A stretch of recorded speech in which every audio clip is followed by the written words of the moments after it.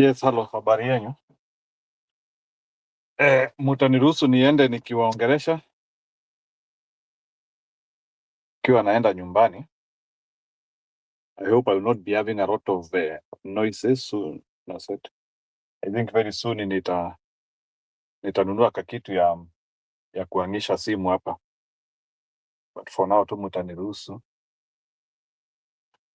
Yeah, it's already 5 in my location, so yeah, I have also to be careful because saa zingine when you are driving and talking, but don't worry about that. I will try to be careful. Ile tu nawafungulia show because this is the only way in which tunaweza fukuza Ruto. So there's no way. So if we pretend we don't want to use all the time we have, Ruto hatuwezi mfukuza, but tutamfukuza. Sasa there is a poll wamesponsor anti poll track. They are trying to pretend sababu ni watu wa Ruto walikuwa wanataka kukimbia hapo wapige kura to still they want to show that Kalonzo cannot defeat Ruto. How can Ruto and Kalonzo be going part? Nimeona saa hii hiyo poll inaoneshana 50 and 49. It was a bit oscillating. Kuna time Kalonzo alikuwa na 49, Ruto ako na 50. Then nimeona Ruto amepita. Kuna poll wamesponsor. How on earth can Ruto even at the poll? Na ndio nilisema the long time ago, wale wananisikilizanga, kuna kitu nilitanga, how elections are rigged, the power of binary elections. They want to create like at hii uchaguzi is a choice between two people. No, we are not choosing between two people. We are choosing one person. The other person has been rejected. But sasa, Ruto is pretending to be a choice. And they want to claim that there is that binary election, there is that binary choices, and Ruto is there. Ruto is there and he is part of choices. Who said Ruto is part of choices? Ruto cannot be a part of choices. So that binary election, which they are trying to promote, Ruto is competing with other people. There is no competition with the Ruto. Ruto has already been rejected. So even those state-sponsored opinion polls, which have been brought to hoodwink people and to change people to think that Ruto is part of choices. You remember a few days ago, we have even been saying Ruto, hata akiwekwa na mbuzi inashinda. Ruto hata akiwekwa na siafu inashinda. So how comes that he is now becoming a binary? Sijui kama mumepatana na hiyo poll. Asante sana Jeeps Corner. Pole sana, these days nimesema tu nitakuwa nikianzisha show as I go home. So as part of trying to save time because saa zingine nikiwa naenda nyumbani I meet myself like nimetumia like 1 hour. So we can spend that 1 hour talking here. Sababu that is the only way in which tutatuma Ruto nyumbani. I have been receiving calls from people and messages from people and people feel encouraged na watu wameniambia hii kipindi yetu tuiweke mafuta kabisa. So and that is what I have to do. So the only sacrifice which I can do for my nation ni to make sure maneno ya Ruto tumeiongea kabisa and everybody is aware that that is a man who should not be able to come back to power again. So I've been talking with many people na watu wameniambia tusijali, people are supportive of our show and that is what is giving me motivation. So saa zingine hata mkiona like I don't even want to have even a single minute of resting. Natoka tu kwa kazi tu hivi then mara moja ndiye mimi huyo kwa show. Even without resting. Kama sasa saa hii nimetoka kufanya macalculations zingine noma sana. Leo nilikuwa tu na today I was dealing with fire and pies. Even without sitting down, ndio mimi hapa kwa show. So, see, I'm not trying to tell you that I have to really work very hard, but the issue which is there is that we cannot afford to waste time. Some of us, we have even eliminated going for fun until Ruto aende. So all the time which we have, the retro time which we have, we better be talking how to change our nation. So, and we hope it's a sacrifice which will come, especially because we have children and we want our children to. So it's a sacrifice which is worthy. So mimi saa zingine hata nikiiti yangu my events siwezi enda because we have to be here. Sijasema ati ni nyinyi mnanifunga. It's a sacrifice which I've said that we have to do. So yeah, and unasema ujaona poll, there is a poll which is being sponsored inaitwa sijui poll track, inasambazwa hata kwa mitandao.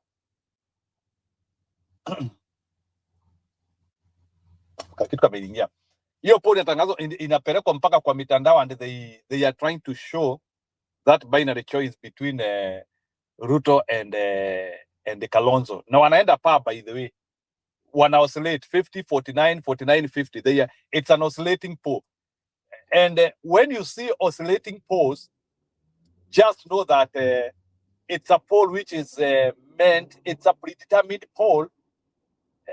They can even be bringing government agents to pollinate because they have very specific reasons why they want that poll to be done. So that is why we have to be very keen and very serious about that poll. It is not our poll.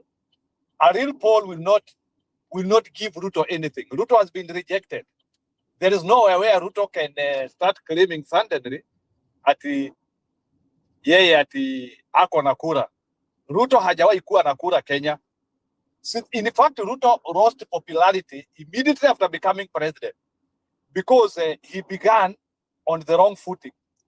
Ruto began by breaking promises which he told the people.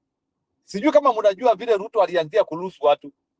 The way Ruto started losing people, he started by overtaxing people. Na alikuwa amesema atapunguza matax. That's how he lost people. I think kuna watu wajui vile Ruto, the way Ruto fall from grace, ni sababu alianzia na overtaxing people. So it is something I want us to analyze. How can a person who started on a wrong footing, a lot of unpopularity, suddenly some polling are trying to tell us that we have a binary election in Kenya? It can be said in another way. The only thing which can be said there is that there are people who are trying to hoodwink us to believe that Ruto is a choice and he is not. So Ruto cannot be a choice in Kenya. And Ruto will have to fail in 2027 because we are the determiners. Sisi ndio wengi. Naona hata mfuko yangu amenifuata. Yeah. So that's how it is. Sisi ndio wengi. Itakuwaje Ruto suddenly he is now getting voters, and you know they are looking for that at Ruto at popularity yake imeanzia kucharge, popularity ya Ruto icharge saa ngapi? Unajua kuna vitu zingine, even as people are trying to pretend that guy has people. How can Ruto get support from where? It doesn't make sense. Anyway, karibuni sana kwa show yetu siku ya leo. Ani unasema hujaona poll, wewe enda kwa mitandao vizuri utakuta that sponsored poll. Hata Mutembei wako nayo. I think it's a group of consortium. Mutembei TV, hata ukienda kwa Mutembei TV, that poll is there. Sijui Politica is there. I think it's a poll which is being done and published in so many other places. But kuna hiyo poll ya Ruto na Kalonzo. Yeah. Ruto, who has been polling in the sub-20s, below 20s, now suddenly we are doing a poll where he is doing at 50, 49. How? Where?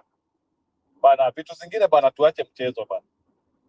They now want to pretend to us at Ruto ameanzia kupata wafuasi. Ruto anapata wafuasi saa ngapi? Anyway, karibuni kwa show yetu siku ya leo.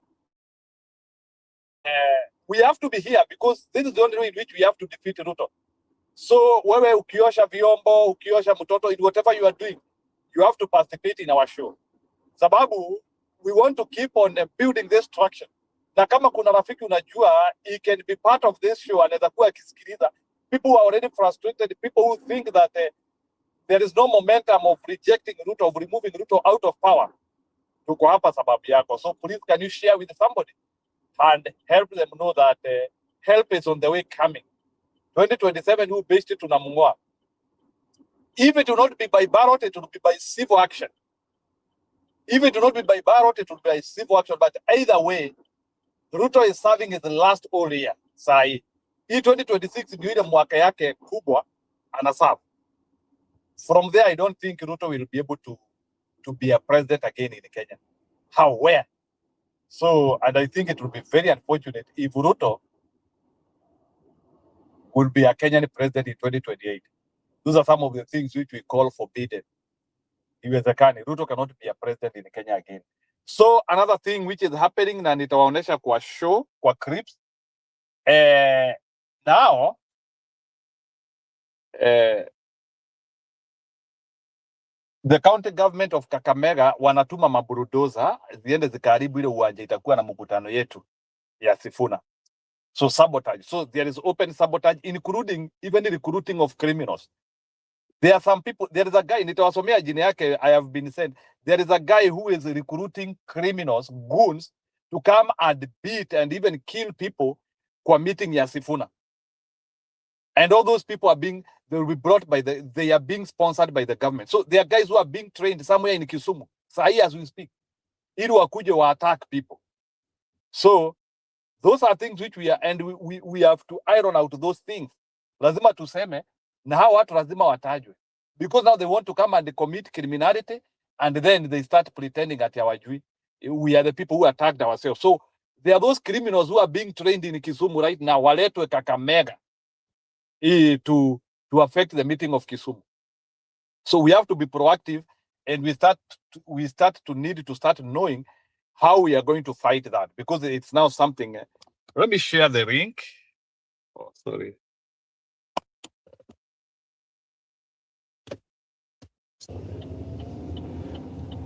Itabidi niende. Time bonga, I overspent time. So itabidi tufuatilie how criminals ambao wanataka kutumika. We cannot allow at every time opposition hawezi kuwa na meeting. At the only person who should have a meeting in Kenya at Ruto na Oburu. Even Murkomen has said that at all our meetings are illegal now. At the opposition cannot hold meetings. At the opposition in Kenya cannot hold peaceful meetings again. At Wezi. And this is what I'm trying to tell the opposition now. We have to rise up to the occasion. Kama ni private security yetu tukue tunaiplan, we have to be doing that. But we cannot stop holding meetings courtesy of Ruto. Ati Ruto amesema sasa sisi hatuwezi kuwa na mikutano. Ati it is illegal. We cannot assemble. We are not assembling because of him. Hii history ya kutusoma yu fana anatusoma. Itabidi aje. And how can the opposition not have meetings?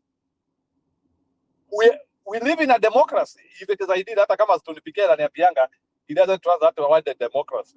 It's Kenyan democracy because it is variable. Everybody has his own democracy. So that's why I call it Kenyan democracy. There is the American democracy. There is the Iranian democracy. Philippines democracy. So democracies are variable. There are those who treat authoritarianism as democracy, which is okay. China, which is really doing very well in AI as well. As other countries are concentrating with the crap and the stupid things, China is busy now acting Jack Chan movie scenes, and the other guy, Bruce Lee movie scenes.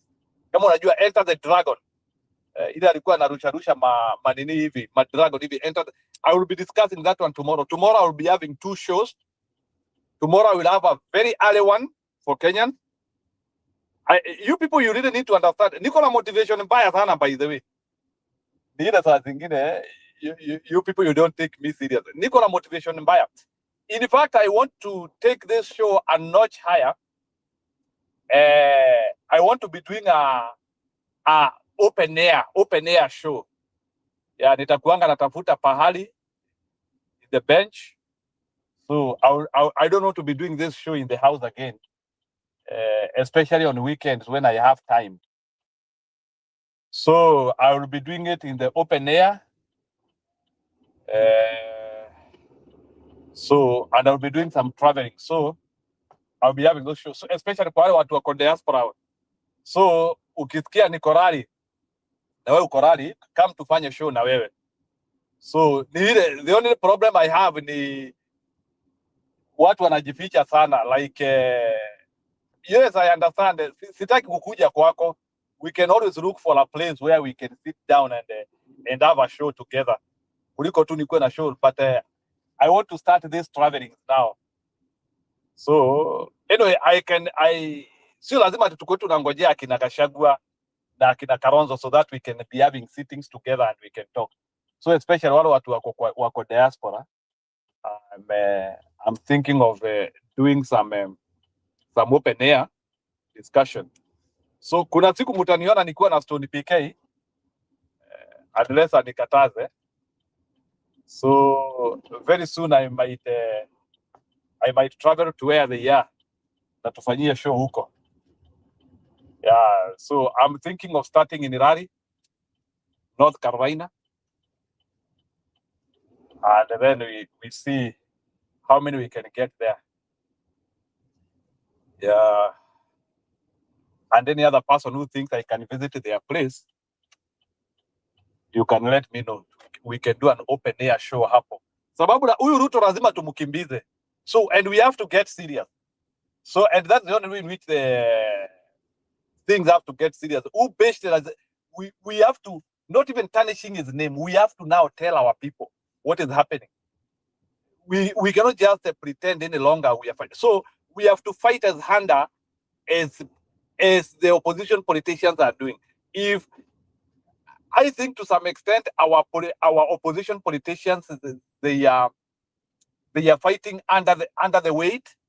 I don't think they are applying the enough force which they need to apply. And we need to supplement what they are doing by being more serious.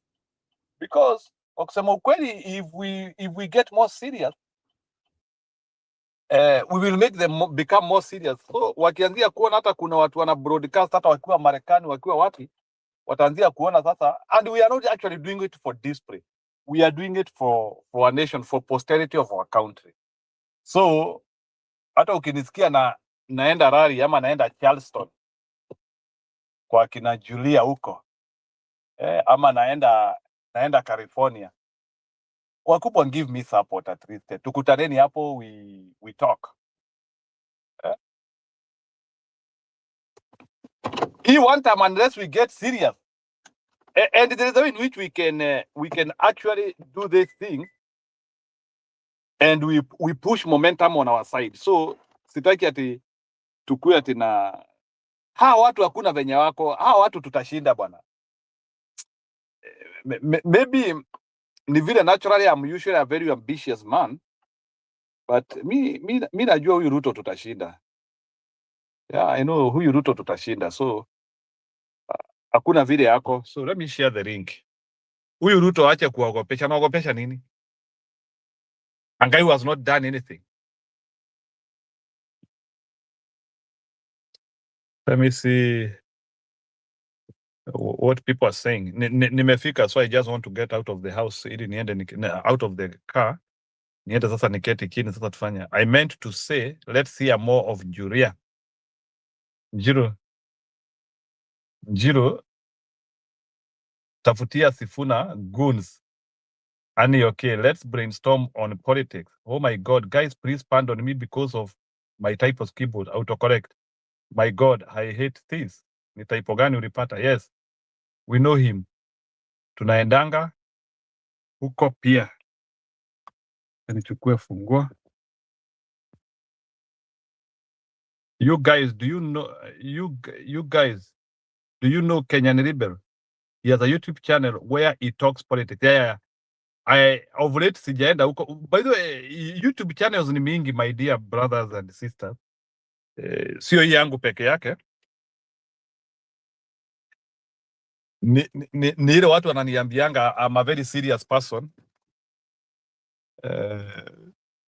So YouTube channel ni mingi, so sio hii peke yake. It's only that I'm an extremely serious person. And yes, I am. So mi nachukuanga vitu very serious. So I'm that guy who fights until I win or we win. So na mimi ni wale watu ambao I cannot let you down. So mnafaa kujua I'm one of the team. Mimi hata Ruto alete 1 billion. I will be the last man left standing. So amfai kukua mkibabaika na hiyo. So kama kuna mtu hawezi nunuliwa, I'm one of them here. So Ruto tunamchapa mpaka 2020. Mpaka mwisho kabisa. So Ruto hatumsamehe. We are not dealing with Ruto temporary. Our hatred to Ruto is permanent. Na hata tukimaliza uchaguzi tunaanzisha sasa vuguvugu ingine ya kumpeleka jela. So Ruto hatuachane na yeye saa hii. Our hatred for Ruto is permanent. Hawezi fanyia watoto wetu hiyo madhambi yote na tumsamehe. That guy has done vitu ambazo haziwezi sameheka. So I'm one of the person that our presidential candidate has to give us a plan ya vile huyo besti tunampeleka court. Na vile na the way we are jailing him 50 years and above. Otherwise that is so ya kusema ati tumeshinda uchaguzi sasa tutulie. Hiyo ujinga tutaacha. Ruto is a candidate of beheading. Yes. So huyo besti kama amfanyie hivyo, mimi siko kwa timu yenu. If Ruto is not going to get punishment on this earth, hiyo story nimemaliza. Ruto has to be punished heavily. Hawezi tufanyie hizo vitu zote alafu tulimwekea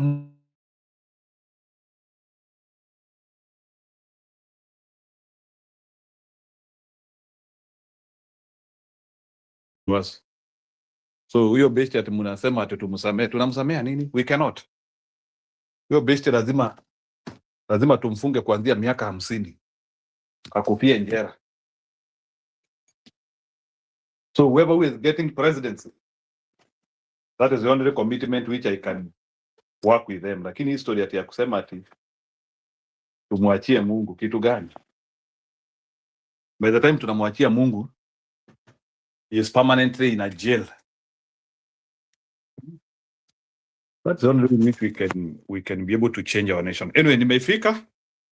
Hata sasa niwakishe computer niwaonea sasa computer. So wale wanataka kuingia kwa show. So before I forget, by the way, Gachagua was also being interviewed by some Kalenjin TVs, which to some extent sort of looked biased. But nimependa hiyo Kalenjin ya Gachagua, even going to his perceived haters, because now there are some Kalenjins now who think like Gachagua is now a hater and he had no enough reasons ya kuchu. Unajua kuna wale especially this very tribal people. Unajua kuna mkale tu atafikiria tu huyu ni mtu tu ya chuki tu. But I like hiyo courage ya Gachagua. Yeah? That capacity to address haters is very important, and those are people who win, by the way. Kwa hii maisha kama wewe ni yule mtu ambaye anjaringi, you can address anyone, you are winning. Yeah, so I'm just transferring myself.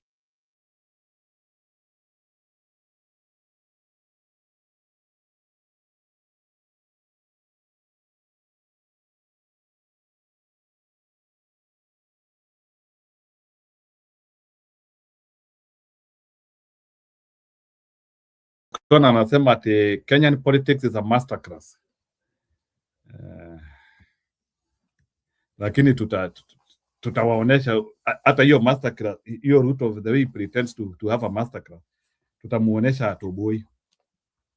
So please, yule ambaye anataka kukuja kwa show anaweza kuja kabla ya vitumia hao wengine. Sasa huu ati ana anasema ati unasema tutupe mawe polisi kesho ama? No, of course polisi wako pande yetu. See, those are people who are coming to destabilize us even in the meetings. So wakileta ujinga tumenyana na wao mundu. So long are gone the days when we used to respect police even if they are not doing the right thing. So if the policeman is not doing the right thing, you have the right time to actually respond accordingly. So Mungu ametupea hiyo neema to think what is good and right. So I'm just looking for people who watumie link. So Stone PK link uko nayo, mimi nimtumie. Nani mwingine anataka kutumiwa link? Leo nitatumia, acha nitumie msimamo link. Nani anataka kutumiwa link? Acha nitumie Rex Mbudi leo asikie akiwa VIP. Nitumie Mbudi, nimemtumia. Mama Mary,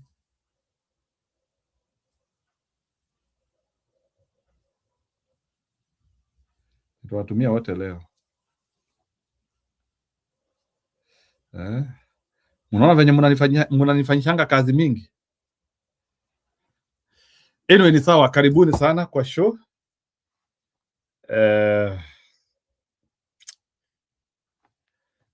I want us to begin. We have to let go Gachagua. He is baggage.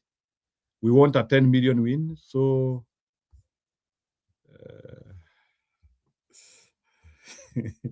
yani kazi yako tu ni kunisikiliza. Some things which I say they are not for saying roundly. So sijasema ati pia nayo comment section ni VVIP sasa. So comment section ni VVIP sasa. Hiyo ndio kusema. So kazi yenyu sasa comment section ni kushare link widely sasa. Ni kurusha. But sasa shida yenyu you don't share the link. Ebu watch hapa bwana. Ebu sikia vile Ruto anararuriwa hapa. Hiyo ndio kazi yenyu. Lakini sasa shida yenyu, mnasema tu acha huyo best tu amalize mate hapa.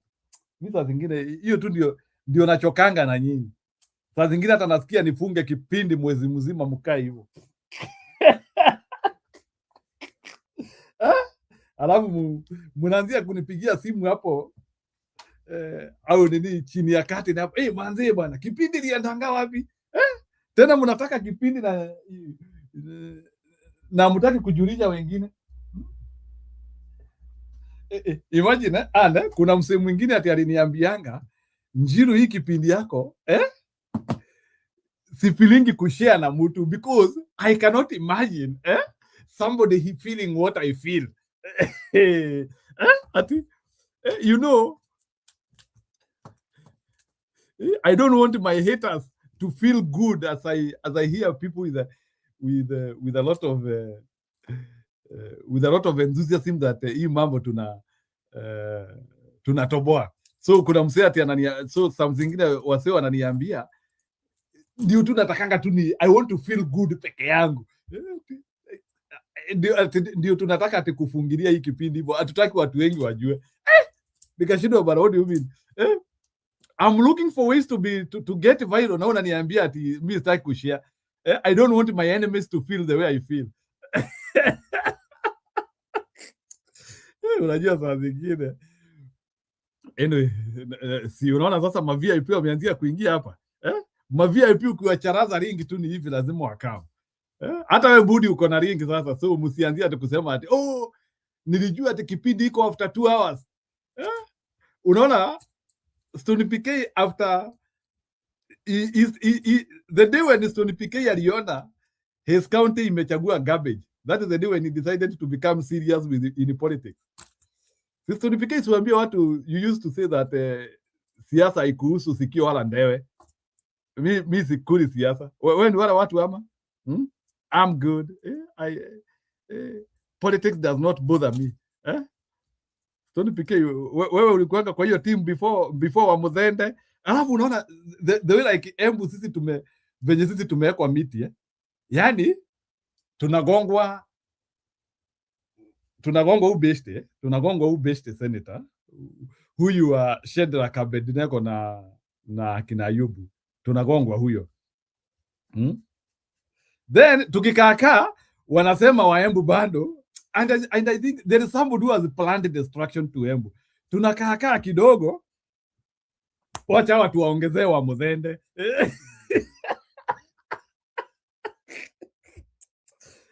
bwana tulipika tunakaakaa watu wacha tuwagongo wa Muthende. And if we are not serious na hii one term yetu, by the way, and we eliminate hii virus inaitwa Ruto atatuongeza ingine Ruto so sahi si unaona sasa Andy sasa akasema hao wagongwe governor anaitwa Kalinda. Can you see like that is the capacity of Ruto? Anyway, Stone PK, karibu sana kwa show. Hebu salimia watu kabla ya nikuengage. Uliniambia unajua nataka kuona, maybe unaweza kuwa uko na story. Unajua umeniambia siku hizi nisikuwe nafanya digestion. Hebu salimia watu, maybe unaweza kuwa uko na story, so I don't want to preempt you. Ona Stone ameenda.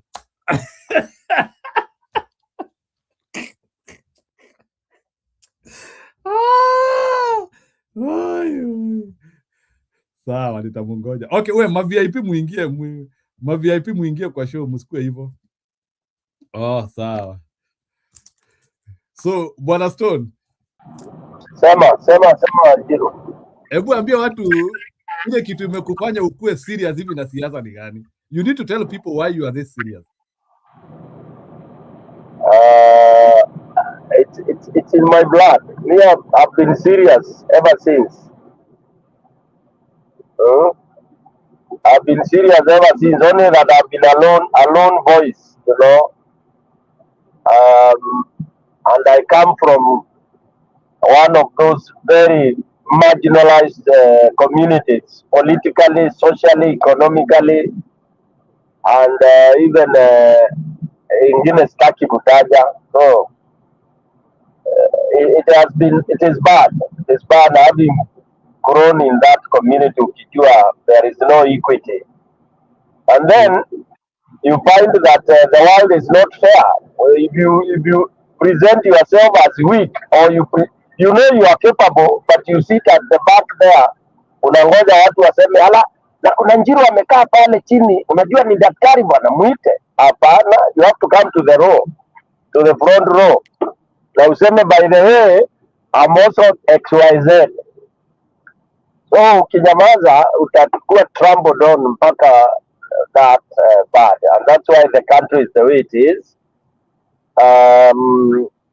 Yes, and it will only take a few that will take very bold steps like akina Traore. Otherwise all these others wala wanasema sijui democracy, sijui rule of law, sijui Machiavelli, sijui nini theories. Ikaa na matheory utakuwa ile JM alikuwa anasema 1 billionaire with the 10 billion poor soul. Inakuwa shida. Good. Yeah. So PK, I know you the more you are getting serious, the more wanakupangia mambo mabaya. Can you imagine wakakuletea huyu senator yetu huyu, then wakatuletea Muthende, and I'm hearing that Itumbi has come in Evurori and Mumenyi trying to bring another throats. And nyinyi mshapangiwa bwana Stone PK extreme, yani nyinyi na lazima ivangwe. Let me correct you. It's not tumepangiwa, it is Kenya. Nilikwambia Kenya ni nchi ya walalahoi. We just shout. It's not only Mbere. It is anywhere in this country. That's why you have Ruto as the president. We are cowards. Ask yourself, how can one person wewe unasema Itumbe is Lebrore? Why can't he be smoked out? Mbona asitolewe mbio mbio? Why? Huko ni kwao. Lebrore is not kwao. Analala wapi? If you know this guy has come to spoil, to do bad things to you, means your community, amekuja huko kununua manyanya, kuwanunulia maembe, kuwapea sukuma. You know the things he does. You take and chase him, eject him away. Mnachukua na mnamtupa, mnampiga anaenda. Fukuza yeye kama mwizi ama burukenge. That's how you do things, man. That's how you do things. Unakuja anawapatia hivi, akiwapatia hivi mnawaambia tumekupatia within 3 hours wewe umetoka hapa umeenda. Thank you for what you are giving us. But sasa within 3 hours tunataka wewe umetoka hapa. Get out of here. Na aende. Sasa anakuja kuwatia mpaka kwenyu. That is rubbish. It's nonsensical, bwana. Doesn't make sense. So Kenyans si ni watu wa kupiga nduru tu. Amefanya, imekuwa, imeenda hivi, you know we are democracy, sisi ni constitutional, sijui, and vumilia, the constitution iko hivyo basi. Wewe vumilia, fuata constitution na mimi nisifuati, tuone nani anashiba. Decorum. Na ma press conference mingi, theories mingi. Noma. Kitu kama ni mbaya, you eject it. Nangoa, unatupa.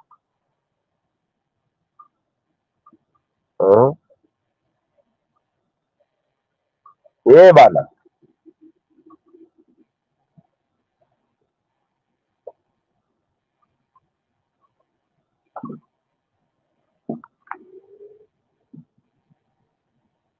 Okay, sawa Stone PK. Hiyo nimesikia. So watu wa karibu show, so we on it. So ati Ana anasema ati Njiro said democracy 10 times. Naitanga Kenya democracy because it's democracy. Ana. So I want to be Stone PK, if you have time, kuna pale nataka kukuanza kidogo, nipe tu 1 minute. I want to begin with Nyeri. Nataka nikuoneshe. What's your topic today? What's your concept? Ni unafanya nini leo? Unaongea juu ya nini? What is kichwa chako nini? We are discussing about Gachagua interview in Kalenjins to Kalenjins TV, the reaction to it, and we are also talking about the planned chaos in Sifuna rally in Kakamega, where it has been reported that there are some goons who are being trained in Kisumu somewhere, waende waka-attack watu kwa rally ya Sifuna. So amidst what Kindiki is doing in Mount Kenya region, so those are the things I wanted to do today. Unless if you have something beyond that periscope, we can still look at it. Is that in order? Yeah, that's okay. That's okay. Okay, wacha kwanza tusikilize huyu best. Nataka usikilize huyu best. Alafu you react to him because ni kama simuelewi. Huyu jamaa anaenda kwa mikutano yote ya Ruto. Trending ni mmoja wetu. Kidogo. Nataka nikuoneshe vile huyu best pamoja na ameongea. Muriega. Nataka nichukue nafasi hii mwanzo nikukaribishe Your Excellency. Asante sana kwa kuja kusimama na hawa watu. Pia umekuwa na sisi, umekwenda pamoja na viongozi hawa kwenda mpaka kule kwa Mama Kanyari kwenda kuangalia hayo maneno na kusema pole. Na zaidi you supported us. You and the president ulitusupport kwa mambo ya hayo mazishi. Ningetaka nieleze kwa nini niko hapa. Tunaelewana? Niko hapa kwa sababu mimi nataka kuelekeza watu wa Nyeri kupata haki yao kwa siku ambazo zimebaki za hii serikali. Tunaelewana? Kwa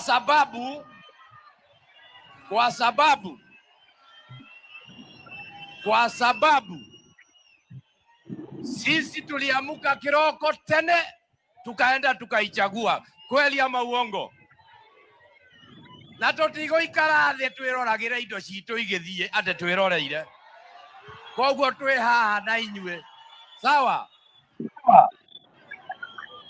Na mimi nataka nimwambie Deputy President, nimshukuru wakiwa na rais.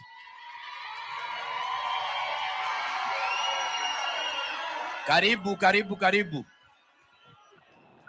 Nataka nimshukuru rais wetu pamoja na naibu, kwa sababu niliposikia kuna mvutano hapa na pale katika hizi sako, Mwangi chairman na najua na wengine, niliwapigia simu nikawaambia watoto wote ni Wanyeri na watoto kusiwe watakabaki nyuma. Leo ni siku ya New Asian Quarter na tutapanga hiyo maneno. Lakini Your Excellency, wewe mkiwa na rais, kwa hekima tukiwa na DMM tukakubaliana, wale wengine nao hawataachwa nyuma. Ndemuragia atiriri andu aitu ngetio kirimu ni ungetwara. Tule hamwe. Your Excellency, toa kitabu uandike hii vitu. Mimi najua ungetaka niseme 2 term sana, lakini kabla niseme, kabla nifanye nini?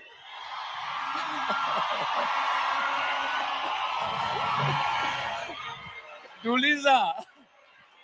Nakai jetia ido, jetia ke? Jade are haha adeke kimwe, igere, idhato, inya, idhano. Huu ndio mtihani ambao tunapatia rais. Tuanze na moja. Dual carriageway yetu itoke Marwa, ije Nyeri, iende Muiga, iende mpaka Nyaribo. Weka hiyo. As many as of that opinion say aye. Si hapo tumetiki. Ya pili, Your Excellency, when you came with the president, tuliwaomba na mukakubali hospitali ya PGH ambayo ilijengwa 1927. Hata mimi nilizaliwa huko. Ukakubali tutajengewa hospitali ya 1 billion shillings. Hiyo ongeza hapo, ikiwa tik tunasema tik. Ama namna gani? Hauneguo. Hapo ni sawa.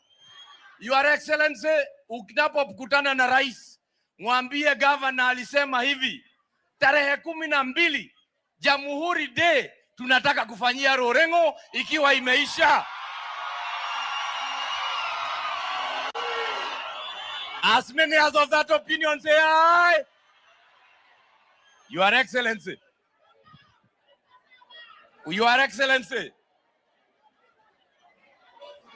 ukitufanyia hayo, utusukumie hayo mambo, tunapoangalia, na tunataka kukushukuru kwa sababu ya hizi soko, kuna nyingine katika karibu kila sub county, na housing zikiisha, sisi tutaangalia hayo maneno. Kanatigwa andũ aitũ rĩrĩa turari kwaria na president muthenya ũngĩ Kanyari akua, ndiramwĩra twĩna mũrigo mũnene mũno, president nĩ aratũteithirie na ciringi milioni 1. Turaria na muthuri ũyũ nake ndiramwĩra rĩu ũrakĩhĩtahĩtwo atĩa nawe nĩwe umĩte kĩrĩma-inĩ, nake araninge ngĩkĩ. Rĩu Kanyari nĩ agũthikwo na gĩtĩo kana ndagũthikwo? Ndamwĩrire atĩrĩrĩ, mumenyerere tutikanaite maĩ, tutikanate mwana na maĩ. Tuwe hamwe. Kwa hivyo tuendelee kujikaza. Your Excellency, endelea kuja hapa. Ndugu niki. Na ukikuja usikuje mkono tupu, unatuletea kakitu. Kanadia. Si ni kweli? Na tunataka kukuahidi ukifanya hayo mambo, sisi tuko na wewe mpaka mwisho. Kanadia. Nikimalizia, kwa sababu nataka nikuite sasa, Dereda Demwirio, the members of the 2 SACCOs, where are my officers wa cooperative? Director ako hapa na waziri. cooperative yenu hizo mbili ziko chini ya uangalizi wa waziri na director. Ninawaomba tena na tena, msifikiria ati hiyo pesa inaweza letwa tu hapa Nyeri, ingepelekwa mahali kwingine, si ndio? Let that, like the mheshimiwa amesema, iwe mbegu ambayo itaweza kukuza your circles to be the very best, mpaka tunaomba pesa hapo. Ni kweli? So nyinyi kazi yenu ni kuangalia. Mama County wanakoroga mzee. Baada ya kusema hayo mambo, nataka nichukue nafasi hii na muda idhererie tafadhalini tuamukire Professor Kindiki. Thank you very much. I just built a budgeting app. What? How? Base 44. Look, it pulls all our expenses.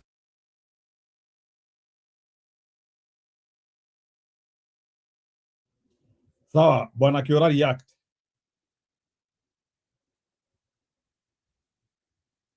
Kiora? React. I don't want to preempt you. No, umenianzishia on a very wrong footing. Mimi huyo jamaa to me nachuanga ni garbage. And he makes me even feel so bad about Mulima, you know. Because he reflects Mulima, by the way. He reflects what Mulima thinks, what Mulima prioritizes. And that's why if we were to go that way, this country haita janini. How do you yani sincerely ati condition yako ni ulete hii. So what is it is how he stands for? Ama what does Mulima stand for?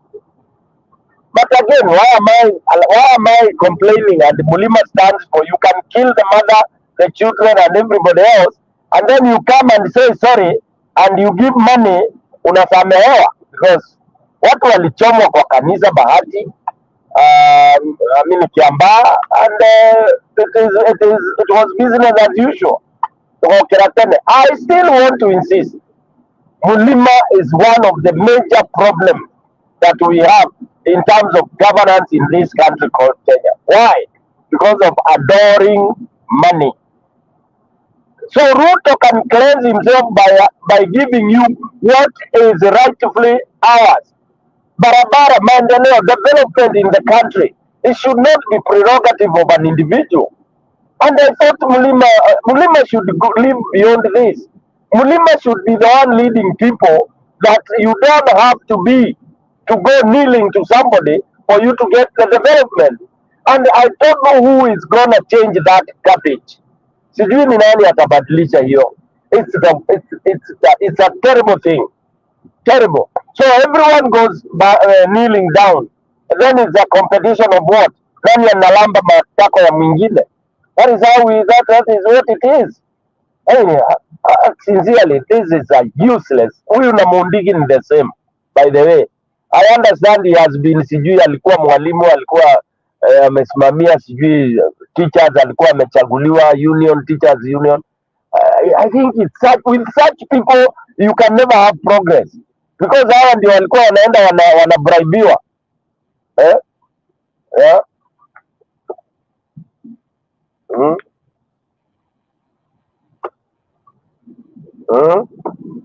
They are bribed and then that's it. Bribed and then that's it. Bribed and then that's it. It's terrible, Njiro. Okay. I hate that kind of speech, and we can't go to the, it is tokenism that has killed our country. Very bad. Actually, I agree, and that is why I was surprised, because, and you can see the people who are urinating in that meeting, ni watu wamevaa manguo za UDA. It's not a very sensible, a sensible human being cannot be urinating that. And then you can see who you governor is now among the elites of Mulima Kenya, and he is busy saying. So according to him, Ruto akifanya hizo project tatu amemutajia. Does he want to tell us now you will come there and now say that now? And by the way, let me ask you, Stony PK, who told Kahiga he is the people's spokesman? He is. That's what Mulima is thinking. But they don't trust Mulima to vote Ruto out. Don't even put your card on that. Na nikuuliza Stone PK, as you talk about that, who told him that those 3 projects, that is what people in Nyeri want? Not people in Nyeri, that's what Mulima want. Mulima wanataka bribe, kuja wengine wapewe pesa, that's it. Hiyo ndio hiyo. That is to see deny, that is how it's gonna be. The people that will save the country out of Ruto is not Mulima. No, it's not Mulima. Don't lay your hope on Mulima. Chana na hiyo. Mulima will be bought. And Ruto knows that. Look at it. Ruto knows he's coming there na magunia ya pesa. Even Gachagua will join Ruto. Don't be surprised. Don't be surprised. Ikiwa umeanza kulialia mpaka kwa TV vile uko broke. Unakuja maziwa ati ile una survive na maziwa ya ng'ombe umepewa na Kalenjins. That's why, I mean, surely. Very disgusting. Very disgusting, Jiro. Those are the leaders. Nataka tuende kwa hiyo interview ya Gachagua, and I want to give you a very small snippet kwanza kutoka kwake, and you react to this, uniambie before that tuende kwa hiyo maneno yake ya kulia. So but feel free to give an aerial view of what you saw in that interview. Kwenye serikali wakitafuta mahali kuna shamba ya kugrab, ukasema kuna mahali alafu pia ukaongelea ya kwamba kuna watu wakubwa kwenye serikali ambao wamenyakua shamba pale Ang'ata Barigoi. Sasa wewe ukisema rais anazunguka usiku yote alali, wewe una ushahidi gani? Na pia uzungumzie hiyo masuala ya umesikia analalamika kama sio kweli, si analalamika yule analalamika ni Sudi na kunitusi wewe ni matatizo sana shetani wewe tunakusaidia mtu mjinga wewe ni mtu kasia wewe unataka kwa kiasi vizuri mtu pekee na mtu utetemesha mwanzo kwamba hapo ni moja sikio sema ngili suru ni hakuna ni wewe ni mtu mfi na baada ya wewe lazima hiyo ni Sudi, hiyo ni Sudi anaendelea waje kuondoa lakini sasa mimi nasikia sasa wewe ni kiongozi sasa naomba nitaka mjue sasa no mzuri mjue wasikizaji wajue mheshimiwa viongozi wanatembea na William Ruto ndio hawa unasikia ile mtu anatembea mheshimiwa Faruku anatumana Uhuru anatukana Uhuru Kenyatta Sudi anatukana mimi majina ambayo hatakikani kutoka kwa mdomo ya kiongozi mheshimiwa zungumzie kwa sababu wako hapa kujitetea lakini mliuliza shida iko wapi mheshimiwa mliuliza shida iko wapi mheshimiwa. Aya, you can react, Stone PK.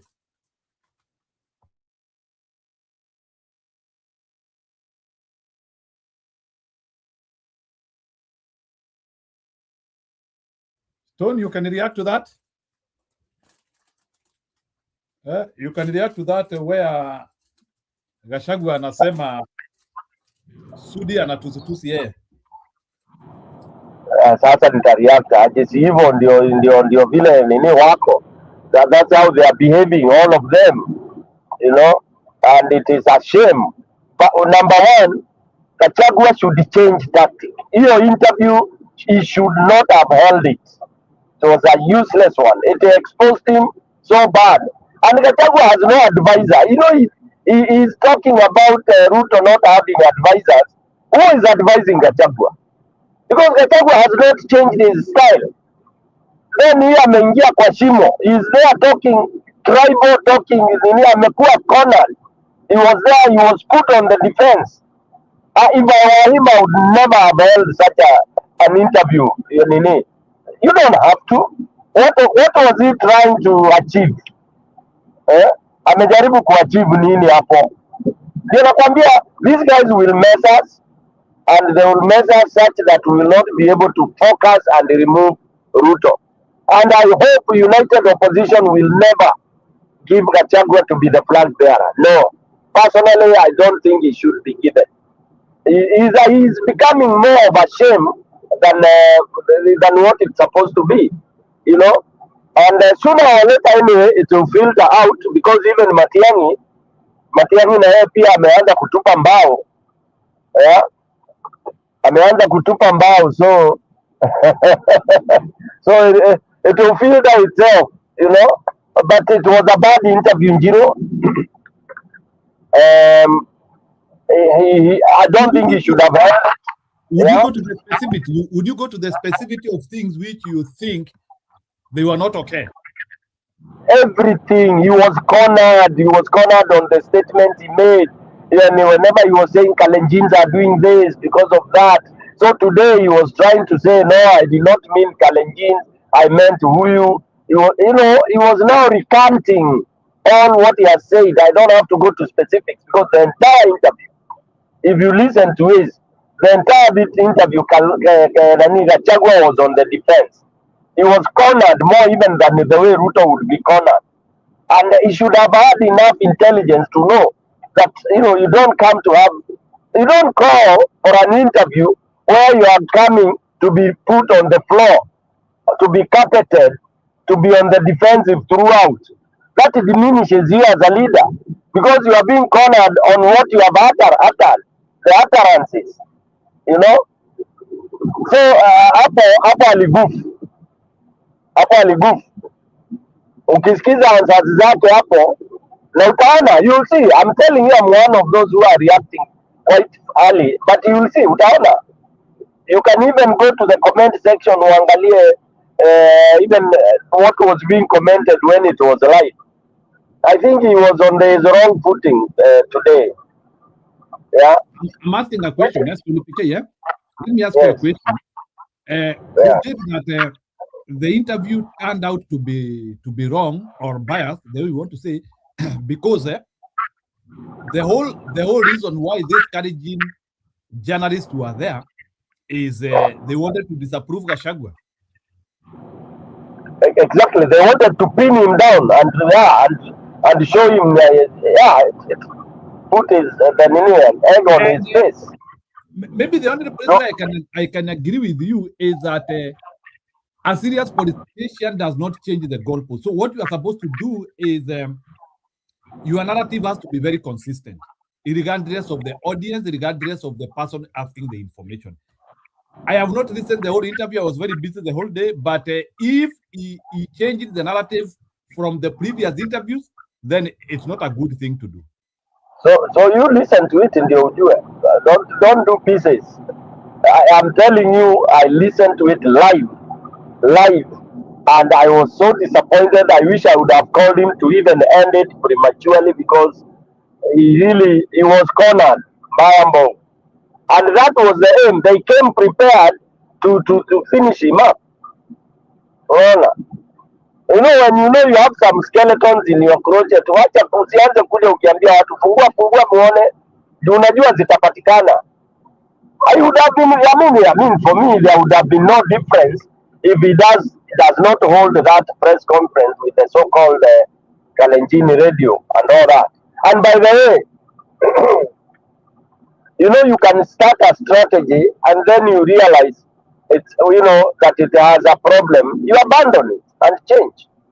You abandon it and change, or then you try to adjust so that whatever is being misspelled and misread, you take time to correct it before moving on. That is what should happen. Gachagua should look at his narrative again. He should go into a room with thinkers and then review, do a short analysis of his whatever, of his narrative and the way he's handling your politics. He should, honestly, he should stop and think and analyze with the people, not himself. Okay? Yeah. And then so let me ask a question about that. Gachagua has been the most probed opposition figure. Now, with what happened today, is opposition dented, or we can still continue that way? Is still opposition on the poor position with that dentation of now? No, one thing you need to know, Njiro, is that nobody is the opposition is not being looked at as one unit. People are looking at the individuals in opposition, characters. That's something you need to grasp from the onset. watu hawaangalia ati, ndio unasikia watu hiyo jina opposition, united opposition is not easy in people's mouth, okay, because it's amorphous. Now people are concentrating on individuals, the characters, so it has not tainted anything. The worst it can do is just tainting Gachagua. It begins to get tainted when that time when they will have a flag bearer. Then if a flag bearer goes missing, then you now start saying the opposition is being tainted. But for now, ukiropokwa ni wewe. Look at how Matiang'i has changed a little, his style of talking. Matiang'i even, for example, hakuna mahali unaenda unasikia akiongea juu ya vile, for example, of late, it doesn't seem to really have a lot of weight on the heinous activities of Ruto, and one time ulimi yake iliteleza akasema yeye anataka tusahau yaliyopita, and then you can't make that statement. So when you tell people to forget what has happened in the past, then what are you telling them? That they start considering afresh, and therefore in that basket, then you and Ruto are the same. So you are new. That's what you're telling people. So people have to be very careful, Nani. So now watu wanaangalia individuals kabisa, individuals, Sifuna individually, and don't be surprised that sometimes very soon things might change so hard from the people. The people might decide who they want for president. I'm telling you. Yeah. Yes. Take that. Thank you. Okay. I will stop there a little bit because I will have to listen to Gachagua, and I come to the same conclusion. I thought that Gachagua was hammering the usual, because politics is very simple. You just have to be consistent. Politics is about consistency.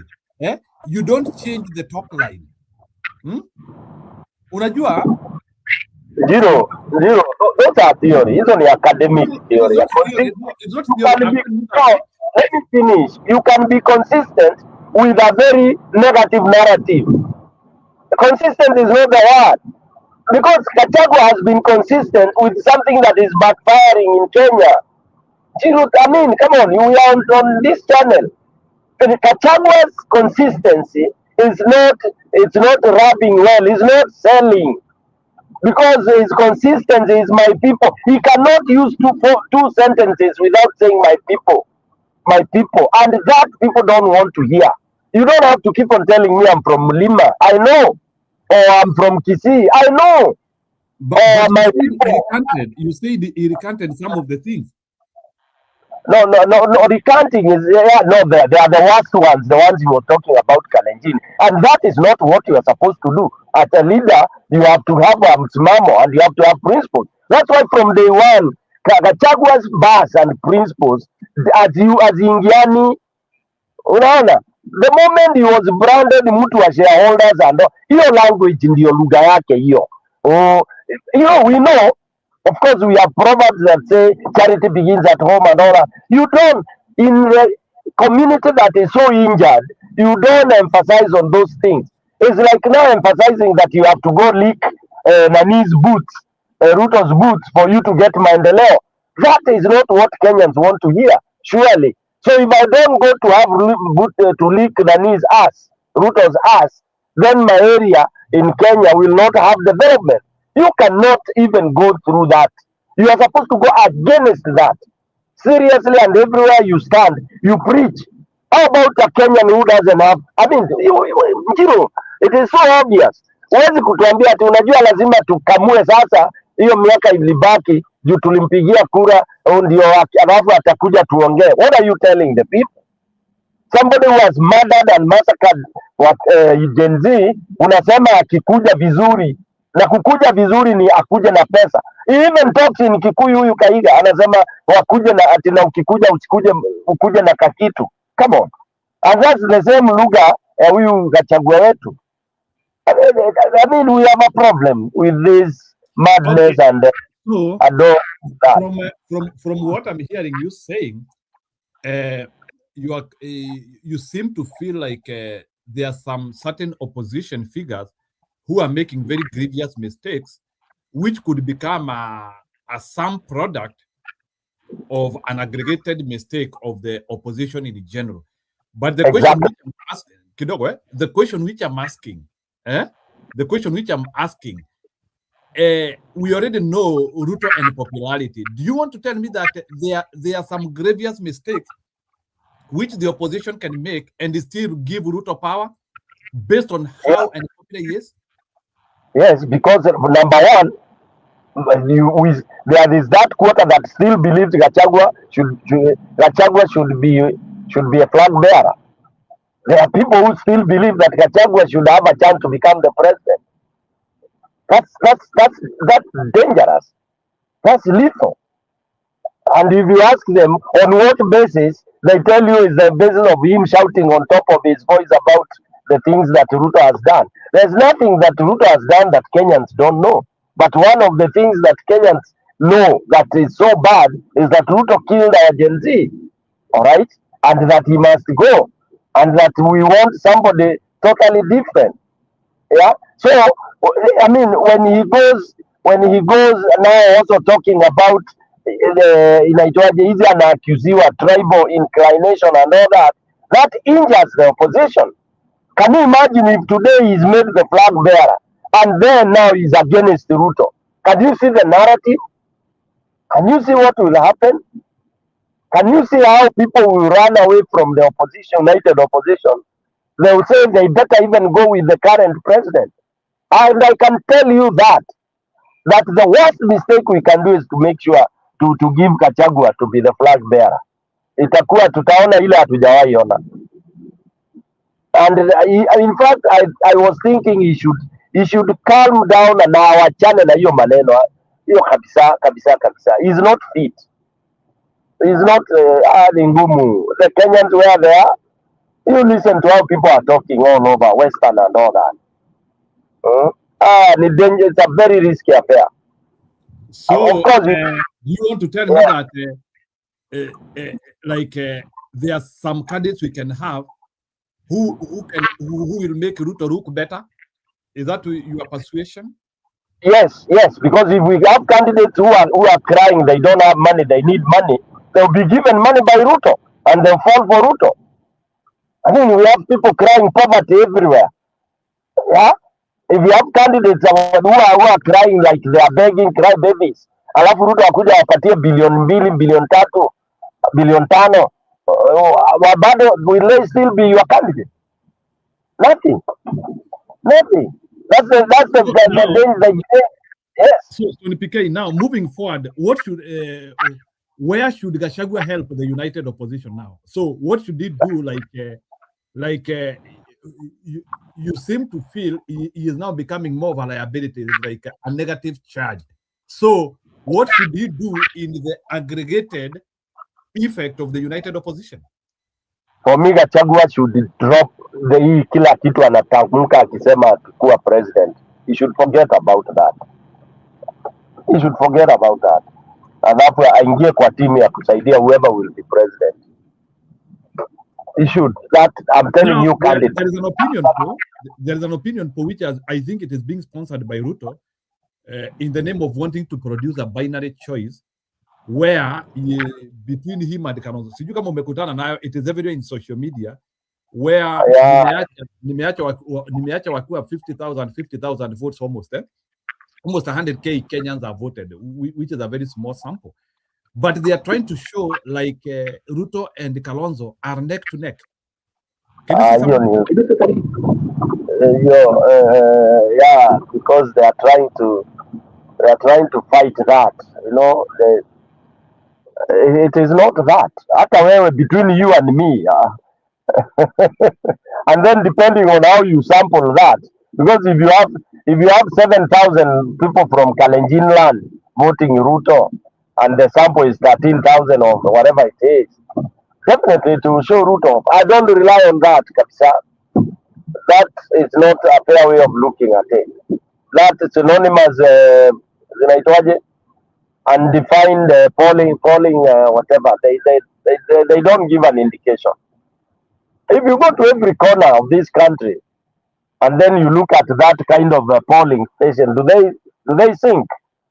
Does it give you any? Does it? Do you want to tell me for every 5 Kenyans you talk to or 6 Kenyans you talk to, the 3 of them will say they vote for Ruto and 3 will say Kalonzo? That's a lie. That's a lie. In fact, out of 10 wale watakwambia Kasongo labda ni mmoja out of 10. And I told you we should be doing some of these physical whatever. Wachana na maneno ya kuuliza poli iandikwe. Hiyo watu watapost the way they want mpaka na AI na kila kitu. But just do a sample, a physical one. You land pale Kevote hapo, for example, hapo market, sample 100 people, usikie vile watakwambia, enda huko Kapsoit, something like that. So hii ya maponi za nini, achana nazo, ma Facebook sijui manini. So there is nowhere somebody would tell me ati Ruto underscore against anybody. Ruto versus anybody, hata si Kalonzo, weka Ruto na anybody, it can never be even 60-40. Never. Now, you know, these binary elections, they are meant to be ground zero for voter manipulation. It is hata akiiba kura watu waseme the election was close. That is what they used to do for 20 years. We were always starting with an election which is close. It's like the American one. Ile ambayo the button turn inakuanga 3%. Yule atashinda mwingine na 3%, that is it. So now they also want to do the same in Kenya, whereby they want now and you know the 3% is within the margin of error. Can you imagine elections being determined within the margin of error? Like the American election, maybe kama Stony PK kama umeifuatilia. Do you know that the American election inakuanga within the margin of error? But it's a fake election. So it's it is within the margin, because you know when you are having data, you know most of the data inakuanga plus minus 3%, especially when so in Kenya, Ruto got 40%, Ruto got 50%. And Raila Odinga, they gave Raila, because you know nikupewa report, they gave Raila Odinga 49%. So inamaanisha it is 1%. So it's an election result reported within the margin of error. And you still take them as definite results. Statistically, you don't qualify that when data is within the margin of error. But I don't know why. Like anyway, like the way you people you do statistics. But that is one of the way in which there must be a way in which the election has to get out of the margin of error. Because if you are within the margin of error, you cannot tell me that people are like almost uniformly. That is what we call malteration of a data, because it is not possible. The data has always to be outside the error. Najua umefanya nini, you have done a natural data lazima ikue outside the error. We cannot be reporting with the inside the error. Anyway, statistician can talk about that, but you know that if data is natural, there's no in which you are reporting within the error. It cannot work. You have used the right word. If the data is natural, and how often do we allow any data, any data anywhere, even when you are doing your own research on it? When do we ever allow natural data? Very difficult, because people have interest. There's something you want to bring out. I've seen people, we go for a research, I see people twisting, kidogo, doctoring and all that. That's what we call doctoring. But can you allow a natural data? Natural data ndio msema kweli. But most of the time it may not give you what you want. Like now, if I am, let's say, we are the opposition. Okay? Now the opposition should commission I don't know how to put it, but the opposition can commission a survey. Now, how do you ensure that survey goes the natural way? Because, for example, whoever you engage to do that survey, they will try to make it to fit or to impress whoever has given them that job, and that's why the error comes in. But if we could get somebody to do it naturally, you interview watu 10, wamesema watatu wamesema Ruto na wengine wamesema, you report it as it is. Okay, you don't start giving sijui marginal error nini. Hakuna error. Uliuliza swali vizuri, watu 10, nani alisema Ruto, nani alisema hivi. And that is why we have always had problems, because people want to manipulate to give a certain picture, to create an image that suits you. Unaona? That's why we put in a lot of science. Like now, let me tell you, Njiro, for a simple example, and I'll keep on insisting. These 10 guys we have, now I think there are 10, who claim that they want to be president for Kenya. Okay? 10 of them wanasema wanataka, but those who will decide ni mwananchi. So if you want to be president, you now, and you come here, 10 of you, which is the most natural way of determining who of you can carry the flag? Tell me that, you are scientists. The natural inamaanisha the simplest way. The simplest way is to look for the one who doesn't have many baggages. Yani, you look like the person who doesn't have a lot of things to prove or disapprove about themselves. Yani, people who can be accepted. People who are not extremely scandalous. For me, that would be the natural way. Okay. So who will do that? Because you are talking of SWOT. We do a SWOT for each of them. Who will do that? Who do we commission? Without interest, like you have to look for people, for just the people, ordinary citizens somewhere to give you that data. Not like Thank you. Interest. Thank you. For me, I would have two phases. One of them, I would tell them to do self-SWOT analysis. Okay? In a room for the whole day. Wakae hapo, kila mtu afanye self-SWOT analysis. Then that one inaweka hapa. Then now we go, second one, we look for people from mwananchi point of view, assorted. Then they also do what they think. And then out of that, we score the people. We score. And after we score, we 0 to 3. When we 0 to 3, then we can do, and of course people say, oh, it's a lot of money, it's a lot of this. We can try to look for a way that we will have people vote. Okay? You better invest in that. We can have people vote either electronically or whatever it is, and you get a sample of, let's say, for example, 5 million Kenyans from all over voting the 3 shortlisted candidates. And that way you will be able to help. But tukianza kusema nani atiana huwa hazikura mingi, nani ametoka sijui Kikuyuni, nani ati and remember the statistics that we've been having in Kenya are fake. I think my friends. I think now you have been listening. Sasa muliansia mambo ya Gachagua, mmekuja, mmeenda mpaka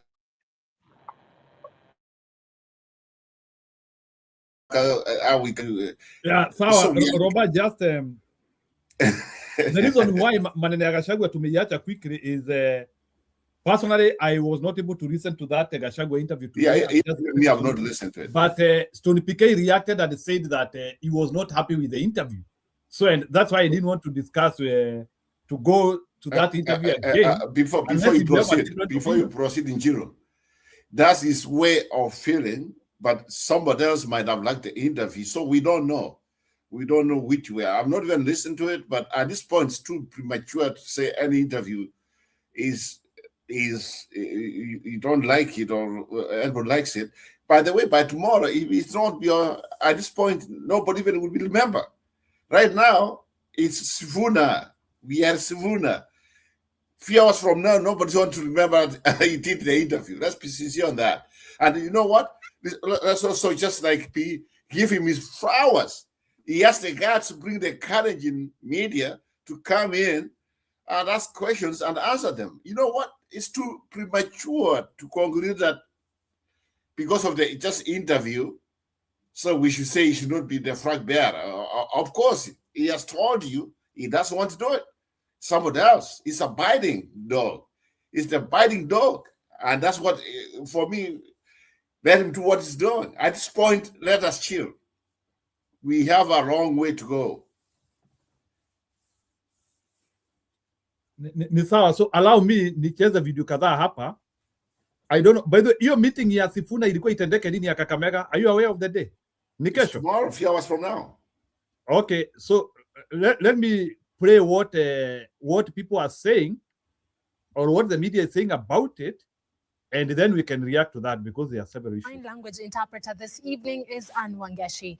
Now, the Linda Mwananchi faction of the Orange Democratic Movement Party has maintained that Saturday's planned public rally in Kakamega will go on despite what they claim as state-sanctioned threats and intimidation. Addressing the press in Kisumu, Siaya Governor James Orengo and Vihiga Senator Godfrey Osotsi, who is also the ODM deputy party leader, vowed that the team will not be cowed into supporting the broad-based government, and instead they will remain firm in their pursuit of the full implementation of the 10-point agenda. The team says they have secured permission from the authorities to hold their rally, as Wycliffe Okech now reports. With only hours left to the Linda Mwananchi Kakamega rally, claims have emerged of attempts to frustrate the movement, with conveners alleging state-sanctioned harassment. We have credible evidence that some senior government officials have been organizing youth to be taken to Kakamega. Already one of our trucks, which was heading towards Kakamega, was hit earlier in the day. Addressing the press ahead of the rally, Siaya Governor James Orengo and Vihiga Senator Godfrey Osotsi accused the state of denying Kenyans their right to free assembly, pointing out the violence that characterized a similar gathering in Kitengela last Sunday. I want to tell President William Ruto that you took the oath to protect the Constitution, and we expect you to give a chance to every Kenyan who want to hold a meeting to do so in peace. They say they have secured police permission to carry on with the rally, maintaining they won't back down on their push for the full implementation of the 10-point agenda, whose deadline is only less than 3 weeks away. If you look at that 10-point agenda, it is not about a broad-based government. It is not about, coalitions. It's about Kenya and the people of Kenya. The team has further reiterated their commitment to protecting the legacy and tenets of the ODM party, even as they dismissed the broad-based ODM faction. Youth leaders in Amalemba, Kakamega County, have urged the police and hired goons not to interfere with tomorrow's planned Linda Mwananchi rally led by Nairobi Senator Edwin Sifuna. Mkutano ikuwe yenye amani, kijana yetu akuje aone kwao, apewe kuku, tumpatie baraka. Reporting for Channel 1 from Kisumu County, I am Wycliffe Okech. Now an update on My journey to trading, like that learning curve, has exponentially just gotten a lot shorter. And a wave of tension has gripped Kakamega town ahead of tomorrow's Linda Mwananchi political rally, set to be led by Nairobi Senator Edwin Sifuna. Residents fear possible violence, similar to what was witnessed in Kitengela on Sunday, where one person was killed.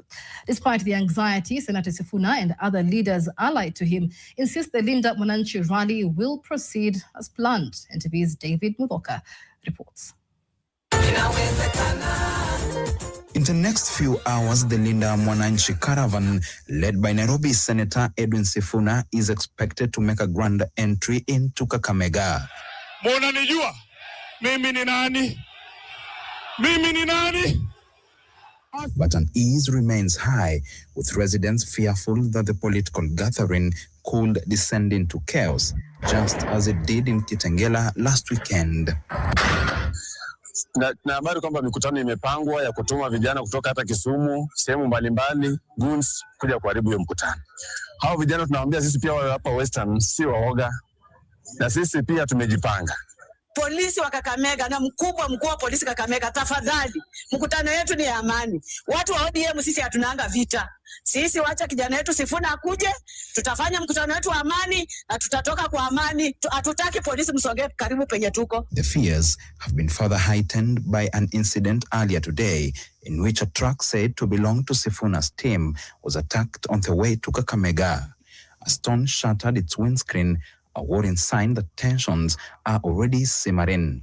Even so, Sifuna says he will not be intimidated, maintaining that come what may, the Linda Mwananchi rally will take place in Kakamega. Writing on social media, he said, and I quote, "Washabatiza truck yetu bana, lakini Kakamega lazima tufike." This is an idea whose time has come. You can throw stones, you can throw tear gas, you can, shoot Kenyans, you can block our convoy from reaching Kakamega. But remember, this is an idea. It has nothing to do with Caleb Amisi. It has nothing to do with Sifuna. This is a manifestation of a country whose generation has come to a realization that it is a time for a renaissance. It is a time for a rebirth. We have never seen a government that has panicked to this level just because Kenyans are trying to exercise their constitutional right of assembly, constitutional right of expression, and freedom of speech. If anything happens to any one of us or to those who attend that rally in Kakamega, we will hold the head of state responsible because he's under oath, under the Constitution, to defend, protect the Constitution of the Republic of Kenya. At the same time, a separate Linda Ground rally linked to Oburu Oginga's faction is also expected to take place in Siaya tomorrow, a development seen by some as evidence of growing cracks within the Orange Democratic Movement, ODM. I am now the acting Secretary General of ODM.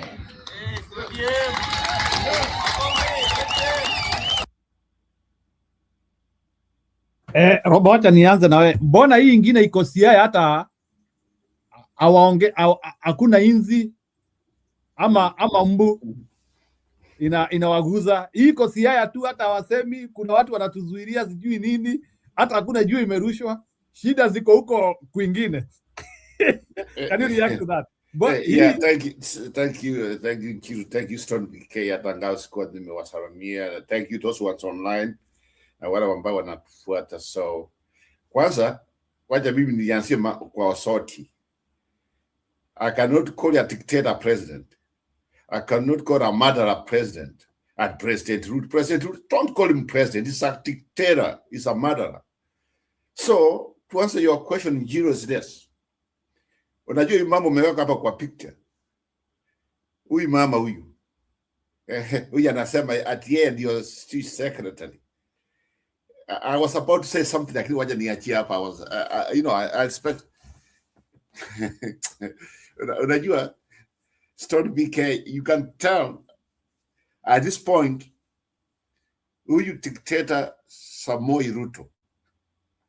Yeah, anafikiri every time in Kenya media, every time he should be the one on the top. They should we should talk about him. Right now, the last 2 weeks, it is. If you realize, Sifuna sucked all the oxygen, all the air from everybody. Ruto has found himself is not making any headlines. The headlines he want to make is just like he's going to fight by doing what he did in Kitengera. And for me, it's not going to work at this point. I don't know what the future holds, but it's not going to work. Here's the thing. How comes we call ourselves a democracy, and yet when the so-called opposition, they are making headlines, it becomes a problem. How? In a country where we say we are a democracy. This is how far we have come, our friends. A few years ago, when dictator Samoei Ruto was the so-called Makamu wa Rais Uhuru government, Uhuru would not mind when opposition is doing their rallies and they are doing everything, maybe speaking or whatever. But how comes this man, who has been in the office now, we can call it almost 4 years, kind of, is uncomfortable. He's uncomfortable when he finds that he's not on the top. On the top of the news is Sifuna. On top of the news is against abortion. On top of the news, by the way, he created this monster. This is what he wanted. I'll say Matafuti ODM. So that's ODM is on the headlines. He wants his ODM function to win. Yenye yeye anataka, lakini sasa yenye anataka is being chased kama kaumbwa kutoka iko msituni. Saa hii function of Oburu is losing. Na hiyo section ya Oburu is the same as section ya yu dictator anaitwa Samoei Ruto. Huyu mwisi. They are losing. Unaona? Sasa where we are right now in Chiru, we can call is just like Ruto has realized that if this one goes on, it's a one-term, and it remains to be a one-term presidency ambayo, in fact, if Kenyans we really wanted, it could even be honest, we could even end this president next week, the day after. Remember when the Kalenjins came in, if it was not Raila, this man could be out of the picture right now. He could be gone. But sasa imefika where he finds that he thinks he can atleta mambo ya Moi, whatever, he thinks that he's the one to run the show. Imefika yeye anatumia the whole ways ile vitu ya samani. It's not working. Unaona? Sasa we see at last my end and advine and where that's what at the end anataka advine nani anafanya nini afanye when kama is something about is not good for him is want to intervene. So Samoei Ruto is a dictator, is somebody ambayo that, and this is something I want everybody to hear from me. Samoei Ruto is a dictator who doesn't want mad system or mad bad system in our country, who doesn't want democracy in our country. His aim is to kill any political party. Si amemaliza ya Musalia Mudavadi, si amemaliza ya Wetangula, sasa anataka kumaliza ODM. Sasa who is jamaa? Is this somebody who calls himself he wants democracy? No, he's a dictator who thinks that everything we should go there and kiss him, like Stone BK said. Everything should go through him. Tuende kumramba kwa matako yeye. Huyu. Yeah? I wish you tampata huyu Samoei Ruto mimi on one room nikwambie Njiru. This guy should not even be a president of our country. This somebody was lost it. Unajua alifikiri atasema Singapore. Atakuja tuambie sijui nini hii mambo ya the thing they have been this function they have been there sijui hii function walikuwa napeana pesa. Unaona? He has realized the people is using hakuna watu wanawasikiza. Is losing. So and that's why I said, remember from the beginning when we said this guy called Bookman. Huyu ambaye mkalenjini wako huyu. This guy, he comes up and atuambia ya kwamba najua whatever happened in Kitengera it was internal or it was something like it was fake. Unajua there's some other people stupid who are serving this government. In Kenya, we are not like Tanzania or Uganda, where the police, they have to tell us at the government of the day, that's what you have to listen. Hapana, sisi tulipita hapo kitambo bwana. Sisi tulipita hapo. Kama our police, they cannot work with us, we will force them to work with us. Watch what's going to happen in Kakamega. Kama hawa watu watakuja waweke kifua mbele as the police wakuje, then they try to prevent or they try to interfere with a peaceful meeting which is going to happen in a few hours.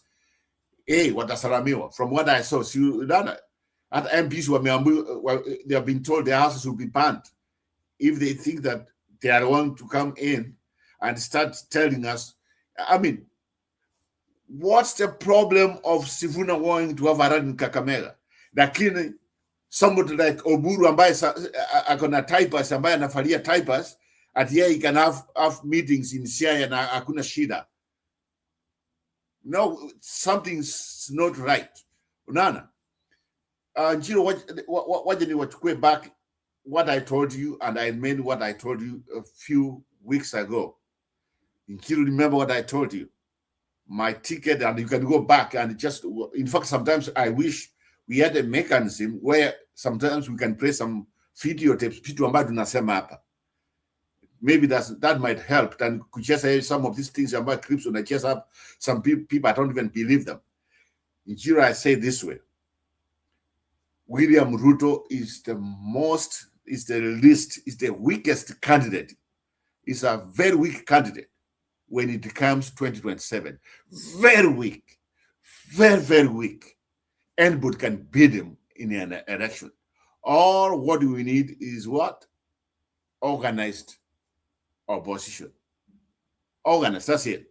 Kwa sababu huyu jamaa, he has been using money, thinking that he can use money to buy election.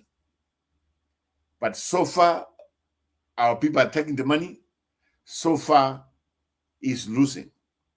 And it's one thing we also need to talk about here. Hii pesa ambayo inakuja na kuwa printed in Kenya, where are we headed to? With this kind of money, we even don't know where it's coming from. Too much money. And this is one. Some people should realize this economy is going to collapse.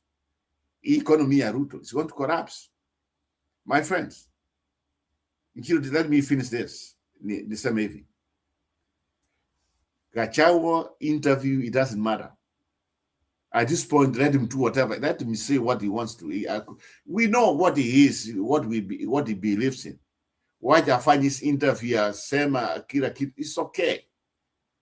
But when the flag bearer or when the team comes in, opposition team, whatever, we know this the people now, maybe a couple months from now, we can start being careful or whatever. At this point, Gachagua can even take his shirt. Hata achukue shirt afanye interview na nguo. That's his right. That's democracy we want in Kenya. Unaona?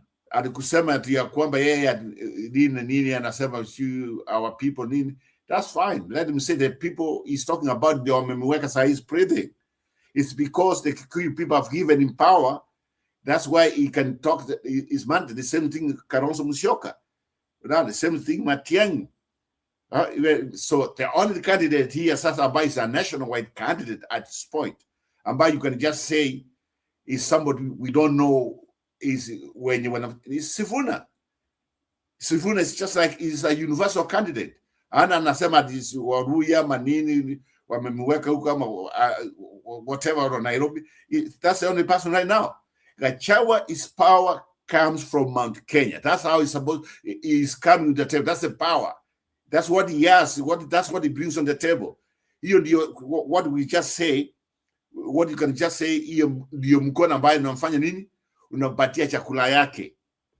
That's the power. The Kikuyu. If that's not him, Gachagua will be irrelevant. We will not even be talking about him right now. So kusema I interview anafanya kama mkamimi, I don't see it that way. I just see it like somebody who's doing interview like anybody else. Kwa sababu that's the strength, hiyo ndio power yake. So at this point, keep on doing what you are doing. Even if it means this tomorrow, if I'm given Gachagua and Ruto, I'll choose for Gachagua. Unaona? Si tulisema hata ukipatiwa umbu na Ruto utapia nini? Umbwa. Lakini sasa ukipatiwa Gachagua and Ruto utapia nani?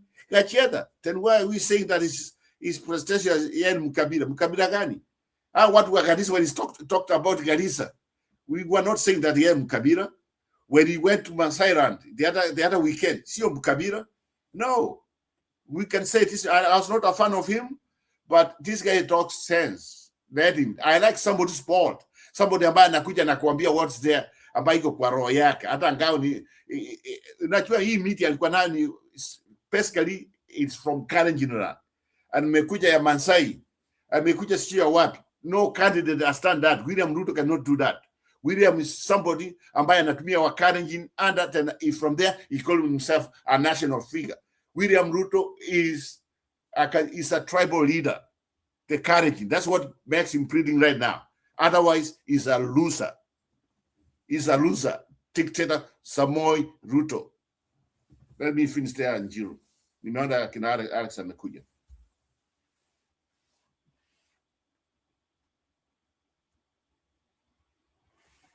Haya ni sawa.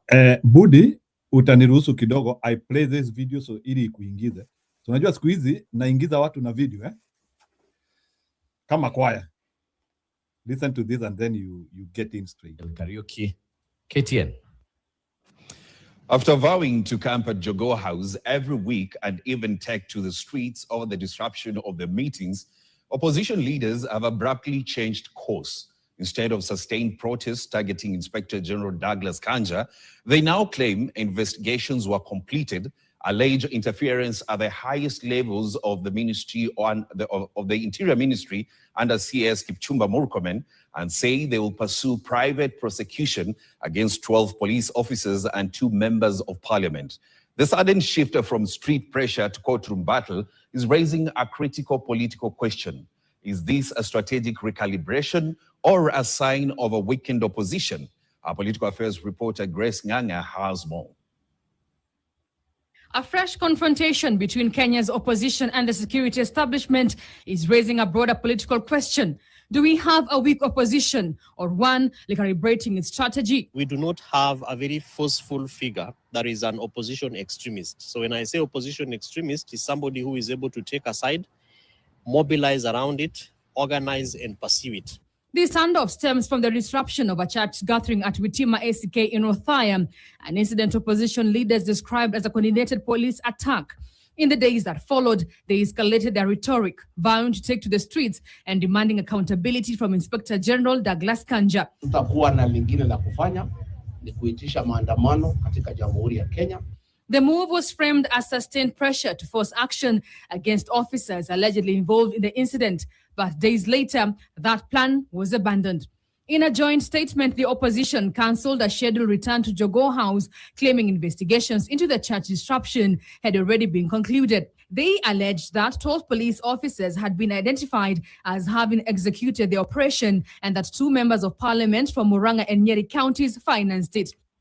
They further claimed that the investigative file, said to be ready for transmission to the Director of Public Prosecution, was intercepted by Interior Cabinet Secretary Kipchumba Murkomen with instructions that no prosecution should proceed.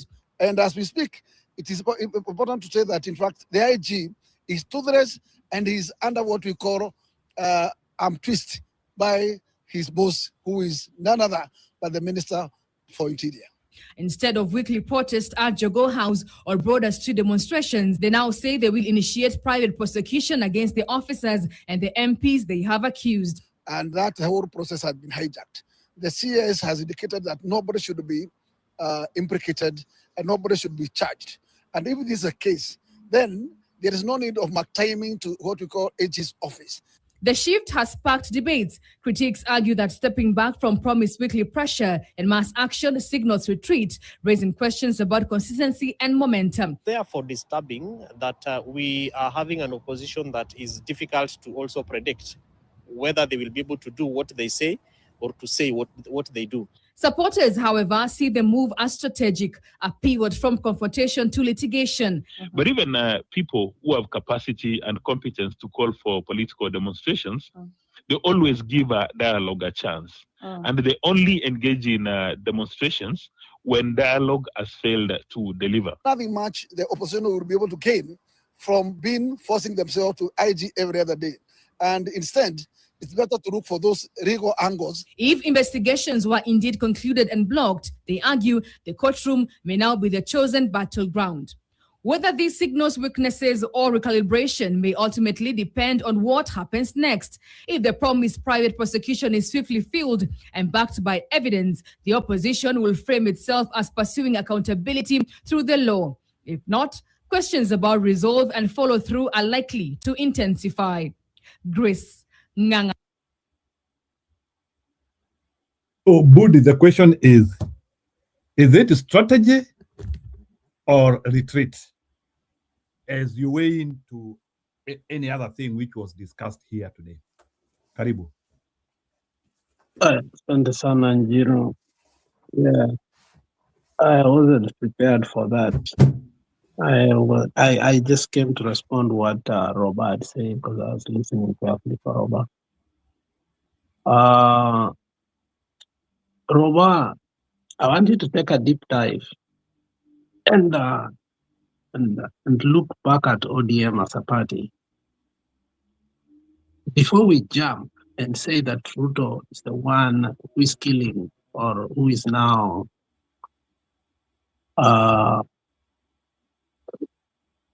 how can I say, Ruto is the one who is controlling the inner circle of ODM. I want us to be honest with the history of ODM. Now that we are not emotionally affiliated to it, or that psychophancy that and the respect we had to Raila cannot be given to anybody yet in ODM. Now I think we are at liberty at least to say things that if we said before, we will be chased or we will never be listened to. If you look at ODM, after the failed election in 2007, from where I sit now, we had a following, a massive following, but we had no leadership. Because everything that happened in turn was never the will of the people. Nusu Mkate was never the will of the people. 2013, Jimmy Wanjigi and Uhuru Muigai Kenyatta in his basement with Raila, it was never our will. At the steps of State House, Arambe House, and where the handshake from nowhere, it wasn't.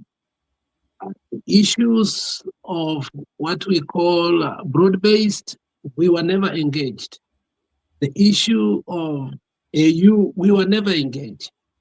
And if you want to know that Raila and his conduits and his surrogates and all the people that surrounded him have never been there for us, it has been a personal property. You saw today in the August house, when Mama Ida shamefully sit there being interviewed, taking a seat. At the time, we are still even not finished mourning Raila Amolo Odinga, person that we thought was all over for us. I can tell you without a doubt, Ruto has not killed ODM. Let's not even lie. We had a leadership that thought what Oburu incidentally told us, hatuwezi kaa bila pao. That was the mindset of Raila throughout. And we never knew it. We thought, we are making a joke out of it, but that is a heavy statement. Maybe he didn't know how to calculatively hold it without saying it out. But I think the pressure was too much. And the guy said, bro, ODM is not the ground.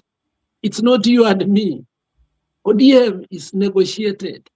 And that is where you come in and think that, Ruto has never destroyed. Ruto has never taken me and you. Ruto has not taken Sifuna. Ruto has not taken Amisi. But Ruto understands how the echelons, the zenith, and the pinnacles of how ODM negotiates with the executives. And that is what he has done. He has done nothing wrong. Kibaki did that. Uhuru did that. Ruto is doing it. So, if we cannot look back with honesty and acknowledge that we've been playing. Look, I don't know. I painfully watched the whole saga because it was like somebody tells us she's worthy. Apart from what Raila is worth somebody comes and says she's worth 500 Niyo million. power ama? Is that power ama ni power ingine wanatafuta? No, that's not. I mean, that's why I say, like, we are making a joke out of it, but Oburu is saying something that is deeper than that, which is ODM cannot survive. Me, as Oburu, as a leader, I cannot survive if I cannot negotiate to be part and parcel of the government. That's what he's telling us. And if you look at the president, who was Raila Amolo Odinga, that is what he did. If you look at Mama Aida, that's what she's doing. Like, honestly, we thought Mama Aida is going to say a capital N or to such kind of thing. And you know, a script is being played that is so complex to us. Now, I was listening to Karoli Omondi in JKR, and I told you for the first time, I think over 2 years, I painfully listened to JKR, the whole interview and debate between Karoli Omondi and the young man, Eddie Okech. Very young, good, brilliant man. And at some point, Karoli Omondi says something without understanding what he was saying.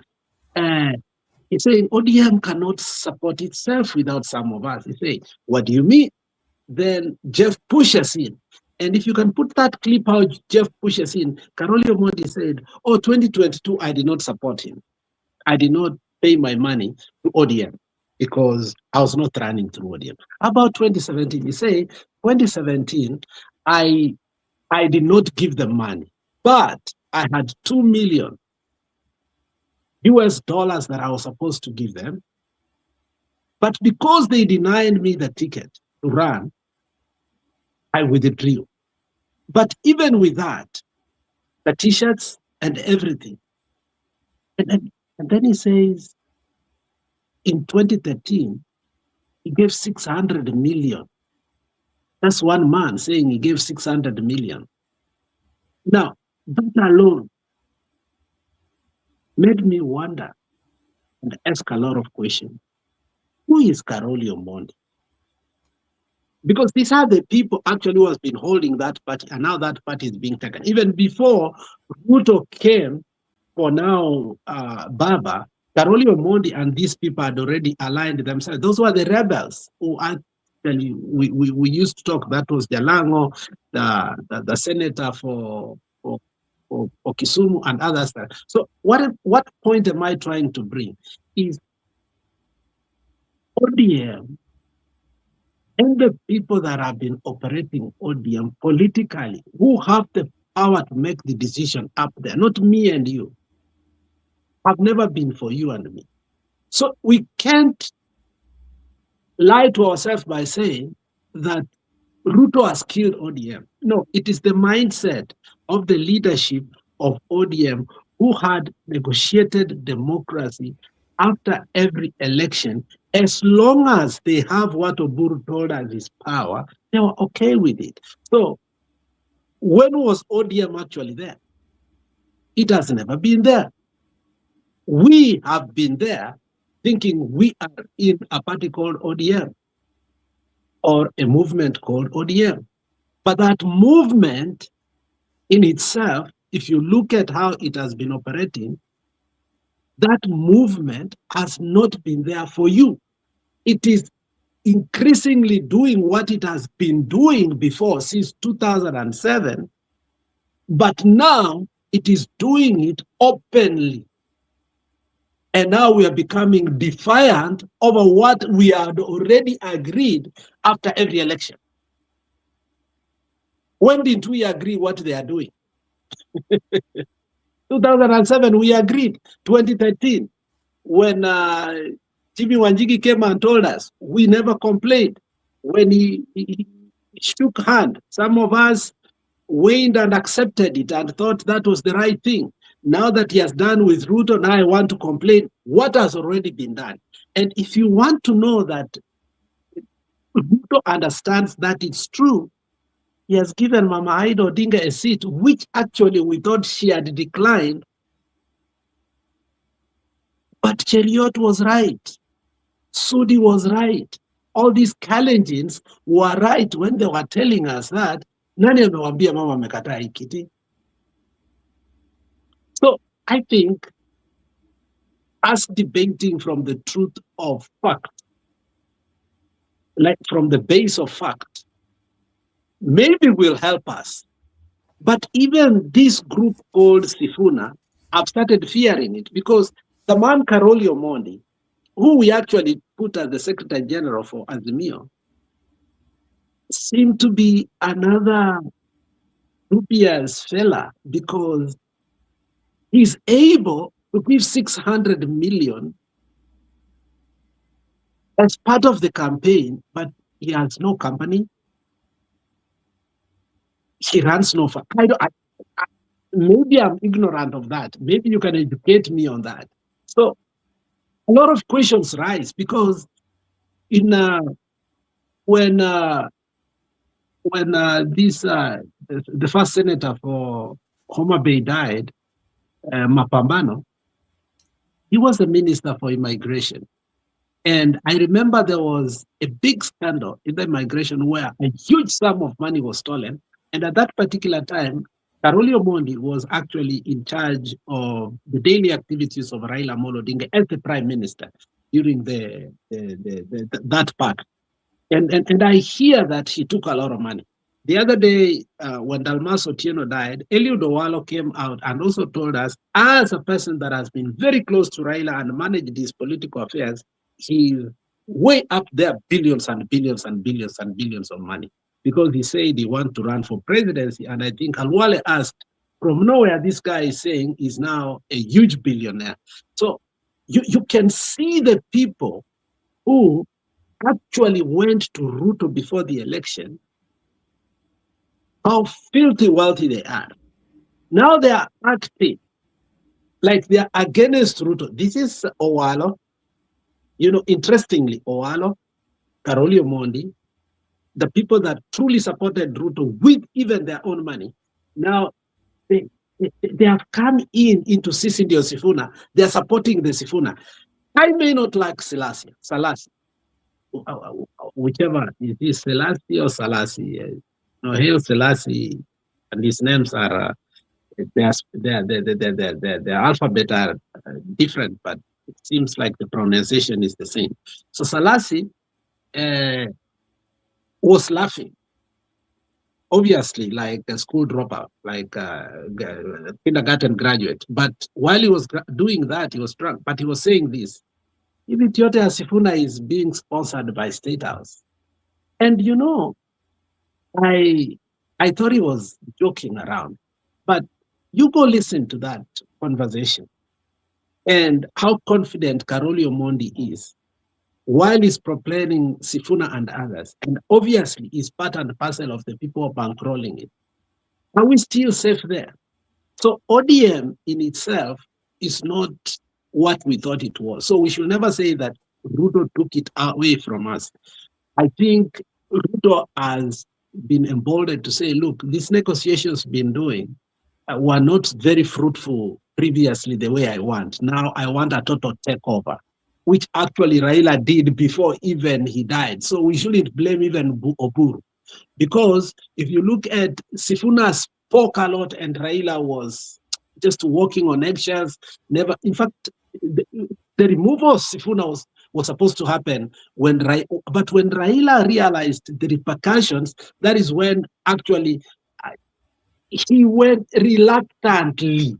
If you look at that clip where he's saying the person that speaks for the party is after Sifuna has been attacked heavily, and actually we knew that Sifuna was on his way out. So even when Raila was alive, ODM had already been taken. Let's be honest about it. Okay, ODM has not been taken right now. And we know the people who did that. Even if we start saying at the Junet Mohammed alifanya hivi, we saw after election, Junet Mohammed has never been with us, but they forced for him to get into the House minority leadership. He was voted overwhelmingly by the UDA side without even us understanding why that was happening. He kept quiet. He went he went ice cold on us. So ODM is not you and me as you have thought. And what Ruto has come for is not you and me. I hope Sifuna and the movement of Caleb Amisi are going to distinguish and understand that if you will be bankrolled, and that is the fear that we have had, we have had with Matiang'i, which actually now is becoming even more serious to me on how he's going to bankroll his campaign, because obviously he can't. So if that is the case, that the people who have been very close to Ruto and who Ruto made billionaires are the ones who are going to bankroll these rallies, where are we headed? Ruto is ahead of us, unfortunately. I may be overthinking, but it's something we must think about. People reveal who they are unintentionally, but when they reveal who they are, we have to question. And if we don't, I think we'll be caught up, whereby, in the end, again, somebody will be announced and nothing will happen. People like Parolio Mondi will tell the Sifunas and everybody, look, we have lost. And they'll say, accept and move on. What will you do? They were the ones who are bankrolling everything. So the Kakamega people who are doing it, and yesterday I asked, why would they blame Uhuru? And do we really need somebody to bankroll these rallies? It seems so, because we don't need to be paid to go to rallies. But somehow politicians get for the huge rallies and successful rallies they bring about. So they are the people who are paid, not me and you. And if Sifuna is going to be paid and Babu Owino and the rest, I don't know if they are going to be paid or not, but the way Karolio Mondi spoke, it felt is a red flag already in our side, And yesterday also, yesterday we had a topic whereby I went back to think over and over and over and over. I don't think it will be easy for us to stop Babu Owino right now. Babu Owino has become a household name, even if I think he has already taken over the movement of Sifuna, and he's part and parcel of it. It's something we have to suck and get used to. Us getting Babu Owino out of there is almost impossible. And if we do that, there will be a ripple effect, trust me. And us trying to come clean and get another person in Nairobi is going to be as difficult as it has never been, because we know Ruto wants by all means to win Nairobi. And that is why you see he's doing all these changes. Why? Because he realized Sakaja may not be the one that will carry the mantle. So the issue of Babu Owino and Nairobi is more complicated than the presidential election itself. Okay. Bude, hii ni katase yako. Katase of you. Hatuwezi kuwa bila power. Ni lazima tupate power. Na hiyo kupata power mpaka wakosi watakuwako. Sawa, Budi, that was yours. So one that lakini huyu mzee he is still the ngo.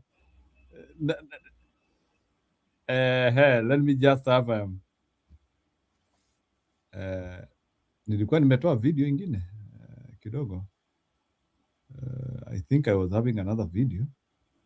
Okay, hiko.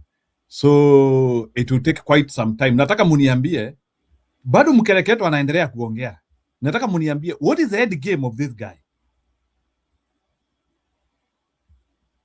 When I talk about roads, it's not about politics. It's about the economy.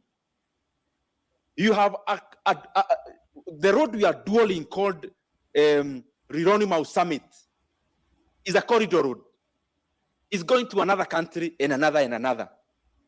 So you come and realize only the part of Kenya is being told. As it is now as we talk, is only the part of Kenya.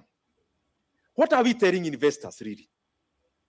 We are just telling investors, look for alternatives. We are a premium economy. A premium economy growing at 4.9%. We are a premium economy. You look for, if you don't want to pay toll, get elsewhere. My friends, we have not reached there as an economy. We need everyone. We need all this capital to flow in. So my take has always been, Rironi Mau Summit Road is being used by Kenyans who pay PAYE, who pay VAT, who pay fuel levy. Fuel levy is supposed to build roads. So they are already taxed enough to build an infrastructure called road. And then you make them pay a toll. This is like renting a house. You are paying rent. You're already paying rent. But because the rent is on check-off, muli-agree na landlord, kwenye unawak, anakutumia pesa through check-off, unakatwa direct. You know, kuna hiyo kitu inafanya kitu psychologically. Ukikatwa pesa kwa transformer level meaning hata haikufiki. Huwa hata huifanyii hesabu, si ndio? So because huifanyii hesabu kama vile unalipa tax, you already paying rent. And then somebody is coming to tell you, where you pay rent, you need to pay money for a living levy. That's what you are doing. And you'll be paying it daily. You already paying rent, which is well valued, and you pay promptly. And it's even cut before it reaches you. Unajua ile kukatia stima kwa transformer? Ile hata hawadili na mita, yani unakatiwa vile huwezi jirudishia. So usakatiwa mshahara hapo na umelipa fuel levy. By the time you are fueling your vehicle, the money for government reaches inafikia government before ya yule anakuzia mafuta. So you are already paying rent, and then landlord tells you, you pay rent of 25,000. You'll be paying a living levy of 1,000 per month. Hata inapita rent. That is not sensible. That's what I've been saying. And in an experiment that will not work, because the economy of Kenya cannot isolate itself to our regional economy, because investors will definitely look to the other economies. Look at some of the decisions we make. Kenya grew by 4.9% last year. How much? Tanzania, with elections, grew faster than us. With elections. Let me not go beyond that. In Embu, Bwana Mbudi, nataka kuanzia na wewe, then nikuje Roba. In Embu kuna watu tunaitanga mudomo sukari. Sijui kama ini Kisimu kuna watu kama hao, mudomo sukari. But not, okay, I'm sorry. This guy, for me, remember where I started. Remember what I told you a couple of weeks ago, that I told you Sifuna and him on the ticket. This guy, it speaks the way I want it. That's what we have been saying. Talk about the economy. And exactly he has been hammering it. The only problem with this guy is because he's a Kikuyu. Because Kikuyus have been producing presidents. He could be the right person, even just for Kenya. But nobody's listening. That's on me. I mean, that's the way I feel. Okay. That's fine. Able to scare. Budi, can you react to this guy? Ni mudomo sukari, or is a guy speaking on reality? No, Ndidi Nyoro is a very interesting fella. Fortunately, I've met Ndidi Nyoro twice. The first time we met Ndidi Nyoro, we was a group of Kikuyu guys, and they invited me for a meeting. And it was a closed-door meeting. At that time, I think walikuwa na Ichungwa and all this rest of the group during the UDA. Is a very good friend of mine called Sam Mireri, who was the coordinator for UDA and Kenya Kwanza in the US. He's been a good friend for years, but politically we've never been aligned together. So he said these are young people, they're thriving, and obviously I will go to elective politics one day. Just join me, we go listen to them. This Bahati, former member of parliament, was also there. And we sat down, and what I see in TV about him was different from what I saw, on one-on-one. He is a genuine guy, and he supported Ruto genuinely. He believed that Ruto and him would transform Kenya. He knew that obviously he had ideas, obviously as a young man, and with the experience he had gotten, kidogo ya capital market, and also his goodwill also to transform his constituency. And he spoke a lot about his constituency, what he does apart from education. He spoke about maternity. He spoke about many things. So from that interaction, I saw a person that, apart from what I hear him speak on the TV, that one-on-one interaction, he seemed to be a man who took leadership with a vision to transform, first and foremost, his people and make them be where they can compete, not only within Kenya or East Africa, but the rest of the world.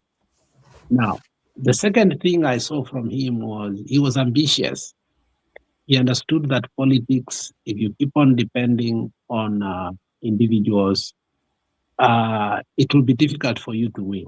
So he made friendship with those he believed that he could do business with so that he could bankroll his election. Because we did ask him about the KPLC and other things, because for a very long time we have heard that he had these KPLC shareholders on behalf of Ruto, which he didn't come out very right. But what am I trying to say? Nini Nyoro is a man who, in his own eyes, believes that he wants the people to succeed and the country Kenya to succeed. So, but Ndindi Nyoro psychophancy had his reputation beyond beyond reproach. That if you've never met him personally, whatever he says, you must rubbish him. And I think Ndindi Nyoro is so unfortunate, because if you look what Gachagua did and Ndindi Nyoro, I think Gachagua did even worse than Ndindi Nyoro. But people are so unforgiving to Ndindi Nyoro. And yet he has paid also the same price as the price that Gachagua paid, taken out of the committees. You've seen him angry. You've seen him being lambasted, but Cheriot was saying, tumeona watu wengine hapa wanatoa pesa ya sini, wanaweka kapros, nini. You've seen him being lambasted. And I think I hear that the beef comes from the fact that he refused to take the deputy presidency, which I don't know about that. But he was very close to Ruto. That is one thing you need to know. He was closer to Ruto than the Kindikis, than the Chungwas, than the Kihikas, than anybody in the mountain. He had the ear, to the point that to be given the committee for budget. In fact, he was supposed to be given a ministerial position. He totally refused. So his refusal from the cabinet position, because remember, there are people who had to resign to be given those positions, like Murkomen. He refused because he understood in politics, you never know. I think at some point he showed that he doesn't trust Ruto very much, in as much as they have done that, they've worked together. So when you hear Ndindi Nyoro speak, he speaks from his heart. But his proximity, previous proximity, affiliation and working relationship, business-wise and personal with Ruto, has made Kenyans not trust him at all. If you remember, when he was removed the chair of the budget committee, he said Ruto stopped picking his phone long time ago, because he spoke after many days later. He didn't speak immediately after he was removed. I think he gave his side of the story later on. But I think he's a good manager. He's a good person, but I think politics is eluding him. I think he needs to know that the politics of Kenya as played today has eluded him. But is he delivering is in his constituency? I think he has over-delivered. So if I was from his constituency, we will keep him for the sake of times like this. I wouldn't vote for another person, given the fact that he has shown that he wants his people to succeed. But I think he is a very unlucky person politically. Why? Because I think the mountain doesn't even trust him himself. Kenyans don't trust him. He may be speaking all these good things. We may jeer him, but I think the trust level, I think, is at zero. And that is why when you put this video, your rhetorical question, what is this guy up to? Not say, listen to this guy, he's trying to do something good. You actually cajoling him and say, what is this guy after? So that is what he goes through. You proceed, Kidogo. Let me ask my question. My question is this: what is preventing Didi Nyoro from combining with fellow younger people like Sifuna? And I think these things which he is doing here, or he is saying, they can actually get a focal point speech like in a Sifuna rally. But why would he still prefer to isolate himself the way he looks like he is isolating himself? And is he aware that Ruto is no longer palatable in Mlima Kenya? Because he seems to separate himself, but at what time will he separate himself to the extent that it might have a political ramification or a political effect on him? Including, remember, the problem of Mlima. Mount Kenya has voted out even very successful people for staying on the reward side of the mountain. So you can react to that. Let me just come in. I don't know whether Stone BK is part of us because he has been quiet for a long time. Okay, so we are the same people who have come here on this network and say, Matiang did this and that, whatever this. So we say it, at least Kenya now, we can judge people from what they have done. So we come here and say this is what he has done on his constituents, which tells me if he was like, some other countries or developed countries, like people who are above tribal, above all these things, who want to see people's records before they reward them, then he can be rewarded because of what he has done and what he says.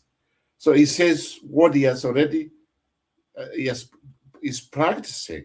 So we should give him his flowers where he's due, because, I mean, what's the difference between when we say Matiang succeeded doing this and that, then also we should tell him what he has succeeded in his constituents, something he can translate or something he can duplicate to the national level.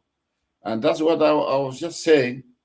I think we need people like him talking about for a long time. We need a candidate who understands the economy. Because at the end of the day, a country to be called a country or a president to be called a successful presidency, you must build an economy where everybody is earning some living, or an economy which creates jobs. Because at the end of the day, if you don't create jobs for your people, and I think at the end of the day, you can see you failed. And that's why I know you guys, you talked about USA politics before, even though the way you put it, if we go inside, was wrong. They mess a candidate or a president for re-election, or a new coming president, maybe somebody has been a governor, for what they have done. If that's not the case, or what they want to do. At the end of the day, it's all about economy. Economy, economy, economy. And that's where we go wrong in Kenyan politics. Kenyan politics, at the top of it, is a tribal. At the bottom of it, nobody's talking about the economy. We should have economy as one thing which defines who you want to be a president in our country. Because at the end of the day, everybody wants money, everybody wants to live happily, everybody wants something in the pocket, everybody wants to go out, the young people want to go out and enjoy. Because you have money, the economy is working. No, not like what Ruto is doing. Ruto is just like, yeah, and pick a 20. You know, it's just like, let's do this one, whatever happens, what it happens. Ruto, if we were talking about the economy, the way he came in, bottom up, and I think these the people who are advising him, and after he came in, he did the opposite. That's why you can see him being frustrated and saying that we are doing things the wrong way. So I agree with you. He might be not one of the people on top, maybe because of his affiliation before, or maybe some of the things. And like me, what I said, what is killing him is because of his Kikuyu. And you know, nobody wants to test Kikuyu presidents at this point. Even themselves, they say they don't want to be run. But I think for me, the guy deserves to be on the ticket or as the VP, because he can bring what's the most needed thing on the table right now, the economy. The economy. We should say about the economy, nothing else. That's the way I just see about him. And that's why I like his candidate. I mean, that's why I like him. So it's like, okay, your question, why he's not associating with, it's too early to say he's not associating, because it's not a couple of weeks ago we heard that he was studying, they have their own part with the Bob we know that the guy from the MP. So we don't know yet. It's too early. We can't just say he's not part of it. Maybe he's also trying to get himself situated what he can do better. I'm telling you, if he joins them, then I can tell you at this point, I can say the opposition is what I'm seeing on them. That is the opposition. That I can just say that one is, I mean, you can see now the country is just headed in a different direction. Maybe now the new generation. So Gachawa can just pack out. The only person that I want to see, the one thing I'm not seeing is the young people. People like Governor, I mean, the Senator Mutua from Cumberland, who can just come up and join this group. Yeah, so they are scared of Kalonzo. Maybe they just see like they want to Kalonzo. We want all these young people, the new generation, to come up. Maybe that's the opposition now, where we are headed to. That will be the people now from the opposition, even if they might not have all the money, or maybe we don't know. Like some of these guys, maybe they have been the government also. They have been crooks. We don't know. So at this point, for me, I just see the Sifuna function. And then Tindinyoro, that's the kind of opposition we want at this point, because we want a new generation. We want new ideas. People like Ruto, they have been there, and when they are given the country to be the president, even though I don't recognize him, or Meikunia. And one term is what I just always say. One term, it should not even be one term. It should be even out by now. So that's my take on him. I think, yes, people should listen to him, and I think they should be given the opportunity in the opposition or whatever government, but not, if Ruto forms a government, it should not be even near there. Because I just believe this guy has a very good chance to transform Kenya with other people's minds, like the Sifunas. The only problem with him, he doesn't have this kind of fire of talks like Bob Aguino or Sifunas. He doesn't have that kind of power of him speaking. He's a different personality. Something also we should also appreciate. Yeah, so that's my take on that one, Alex. You see, Jiro, when you look at Ndindi Nyoro from a perspective of strategy, Ndindi Nyoro understands the present politics does not suit him. But however, he has positioned himself for the future as an alternative, or maybe to inherit Kangata or something of the sort. I think he comes from Murang'a, if I'm not wrong.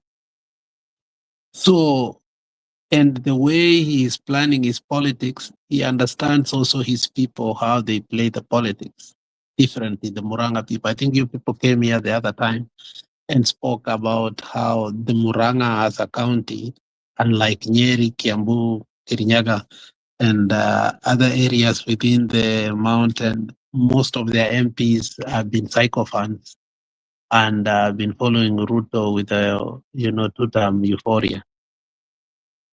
I think he's working for the future, not with the present leadership, because even if it was you and you're coming from the mountain where Gachagua has taken the mantle, and obviously the DCP is going to take the center stage of politics, and he might face the same wrath as Keter faced in Nandi Hills, whereby you might be denied the ticket. Because I hear that also there are not good terms in books with Gachagua, because I think shida ambayo ile wakati Ruto ulikuwa unasikia anasema ati alikuwa anakuwa na shida na vijana wadogo wadogo kila wakati wanataka kutatua mashida. I think Ndindi Nyoro was part and parcel of that group of people ambao when Gachagua was the deputy president walikuwa wanasumbuana sana. So to jump on the ship and align yourself somewhere so quickly when the center right now in the mountain is with Gachagua will be detrimental to him. However, he has positioned himself as an individual willing to work to save the country. When he added that famous debate with Babu in JKL, I think the nation was awoke to see a man who is ready to take the mantle from maybe Kangata. So, Alex, can I ask you a question? A question there. Yeah. So, in fact, I like the point you just said. He doesn't know, like, because of Gachagua with this part. So, let me ask you a question here. Do you think it would be easy for now, Gachagua, if they really want to win, they can come and see Kalonzo, aside Kando, Matian Kando, that have this young, if they want to join, the opposition.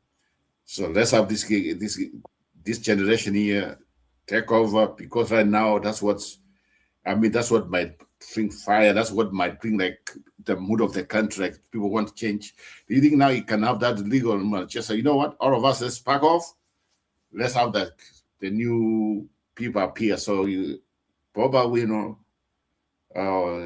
Sifuna and Tintignor. I'm telling you, if that ticket just comes in whatever way it comes out, and I think that would be a very powerful ticket. That's the way I just see it. So, but if you can also just run away and just want from other things, from where Matiang and other things. But for me, I see that's the way to go. Kibagendi to join them, and some other people. This from other people, that generation to take over. I think that would be a historical, and I think that would be a winning ticket, and people they all can buy it. But is it going to happen? I don't know. A good point. If you remember, Matiang'i made a mistake. Go to Kiambu with this lady now, who obviously we've come to know was a Mo. Yes. And the Kikuyus questioned the intent of Matiang'i coming, because immediately he had come from the US. He went to PC, the homecoming, and then I think he went there. The Kikuyu wanted Gachagua to introduce Matiang'i to the people, not Wamshomba. And what has happened to the Kikuyu nation, the mountain, with the betrayal of Ruto, they are more cautious in a manner they are playing their politics. And Ndindi Nyoro is conscious about that, okay? And given the fact that Gachagua is the one holding the mantle, you don't want to rattle that. And given the fact that the people within the DCP still do not trust him one way or the other, I think he's doing the right thing, not to jump ships, but to keep doing what he ought to do. At the right time, they may be able to sit down and have real talks and say, look, we all need everybody so that we can win all these seats, because in the end, we want to deny Kasongo what? this. I think what he's doing is the right thing. If he jumps ships, he will be seen as a traitor. More especially, again, is history. So let him be like that. In terms of party, let him not hook, jump. Let him not be another Moses Kuria, who today say, oh, Gachagua has taken over the mountain. The next day, oh, this guy wants to tell us even who we will marry. The next day, you know, Moses Kuria is so confused and so bitter. And he keeps on like, you know, acting like a child throwing tantrums. However, the person who is more bitter is Ndindi Nyoro, but he's not throwing those political tantrums in a way that demeans his respect, unlike Moses Kuria. So what he's doing is he's gauging and knowing that in the end of the day, I may not like Gachagua, Gachagua may not like me, but for the sake of our people, so that we may not be played together, let me calm down. He's senior to me. And as long as he brings the people together at the right time, the way Raila used to tell Kalonzo, our path will meet, okay? I think their path will meet. Not now. I don't think right now it will be the right thing. But him again going to Kalonzo will be detrimental to that. The mountain just needs to harness itself and have one block. Because for me, I think if the mountain hasn't learned how Ruto played them, and again, they get played the second time, I think it will be inoculate, and they will show the worst sense of political childishness. If the mountain must do one thing, is to make sure that this time around, they must go with their own party. They went and used somebody's vehicle and they were played and there is nothing they could do. Remember, they had almost the best house committees, but they don't have any house committees right now. They're the chairmanship of the house committee. So the repercussion of not having a formidable, robust party. So while Gachagua is spelling out and saying, this is the mistake we made, if he goes again to Kalonzo, I think he will be seen as what? Even though Kalonzo is working closely with Gachagua, the surrogates for Gachagua, not Gachagua himself directly, will start again. Remember when Matiang'i decided to say he's coming to Jubilee? Gachagua himself did not attack Matiang'i, but his surrogates attacked Matiang'i bitterly, if you remember that. So what Ndindi Nyoro case is a conundrum, and he ought just to walk on those eggshells and wait the right time. Things will work, but let him not go keep quiet. Let him be vocal the way he is. And I see he may not be a perfect leader, but the future for him, if he is able to be sanitized, and I'm using this word, if he will be able to be sanitized from its current predicament, I think he has a future in terms of record and the way he thinks. Okay, he has a future. I never saw the governor for Murang'a when he was a senator. I never thought that he could become a very good governor. Tunamuita nani? There was Kang'ata. Kang'ata. There's a time he went for a meeting and he gave mchango, and then Ruto castigated him. Sasa governor anatoa, the coming governor anatoa only 100,000. And akamchomea, if you remember that.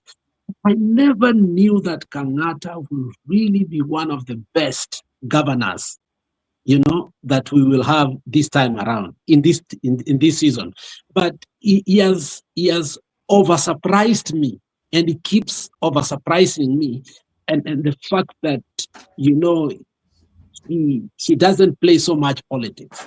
So if he wants to take over, if Ndindi Nyoro wants to take over from him, he must play his politics very safely. The way Mutula Kilonzo played his politics safely to take off from who? From the Kivuta Kibwana, because Kivuta Kibwana was larger than life and was a very performing governor. So, and where is he, by the way? Yeah. Where is he? He is very silent. He's in the lecture room. You don't remember there's a picture that surfaced when he was at break time. Alikuwa ameenda kukaa nje kungojea kuja kufunza watoto. There was a picture circulating in social media. He went back to academia. And those are the progressive mindset. Imagine, after being a cabinet minister, serving all this, you are not jobless. I mean, you have accumulated so much wealth of information and knowledge. He went back to the class. So I think the case of that young man is, let him just be how he is. The future is bright for him, but he has to know that being of a sycophantic has a collateral effect, a ripple effect, so that the next time, even if you become a sycophant, you become a sycophant with moderation. He went too far. He went too far. But I think if Gachagua has been sanitized, he can be sanitized. Okay, I think that one is quite in order. So, Bwana Stone PK, are you there now? We passed you over time. Do you have anything to react to the Nyoro predicament, and how should he live? And maybe as Stone PK is responding, it's just a reminder questions because taki kushinda nikirudia kuwauliza swali tena. Nataka pia muniambie, will Ruto try to gravitate towards the Nyoro with an hope that he could be a person who can actually increase his horde in Mlima Kenya? Do you think as if they can have an interaction point in the future? Stone PK, go ahead. Give me 5 minutes. Okay, that's in order. So, Bwana Roba, unaweza chukulia hiyo. So, do you think Ndindi Nyoro can get an interaction point with Ruto from now and longer, or he is now genuinely off Ruto, even though they have that entanglement, which makes some people to still feel like he can be a Ruto anytime?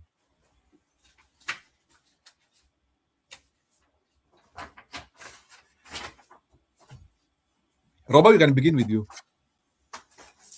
for 2 minutes, and Budi for another 2 minutes as we wait for Stone PK. If you are ready, that is.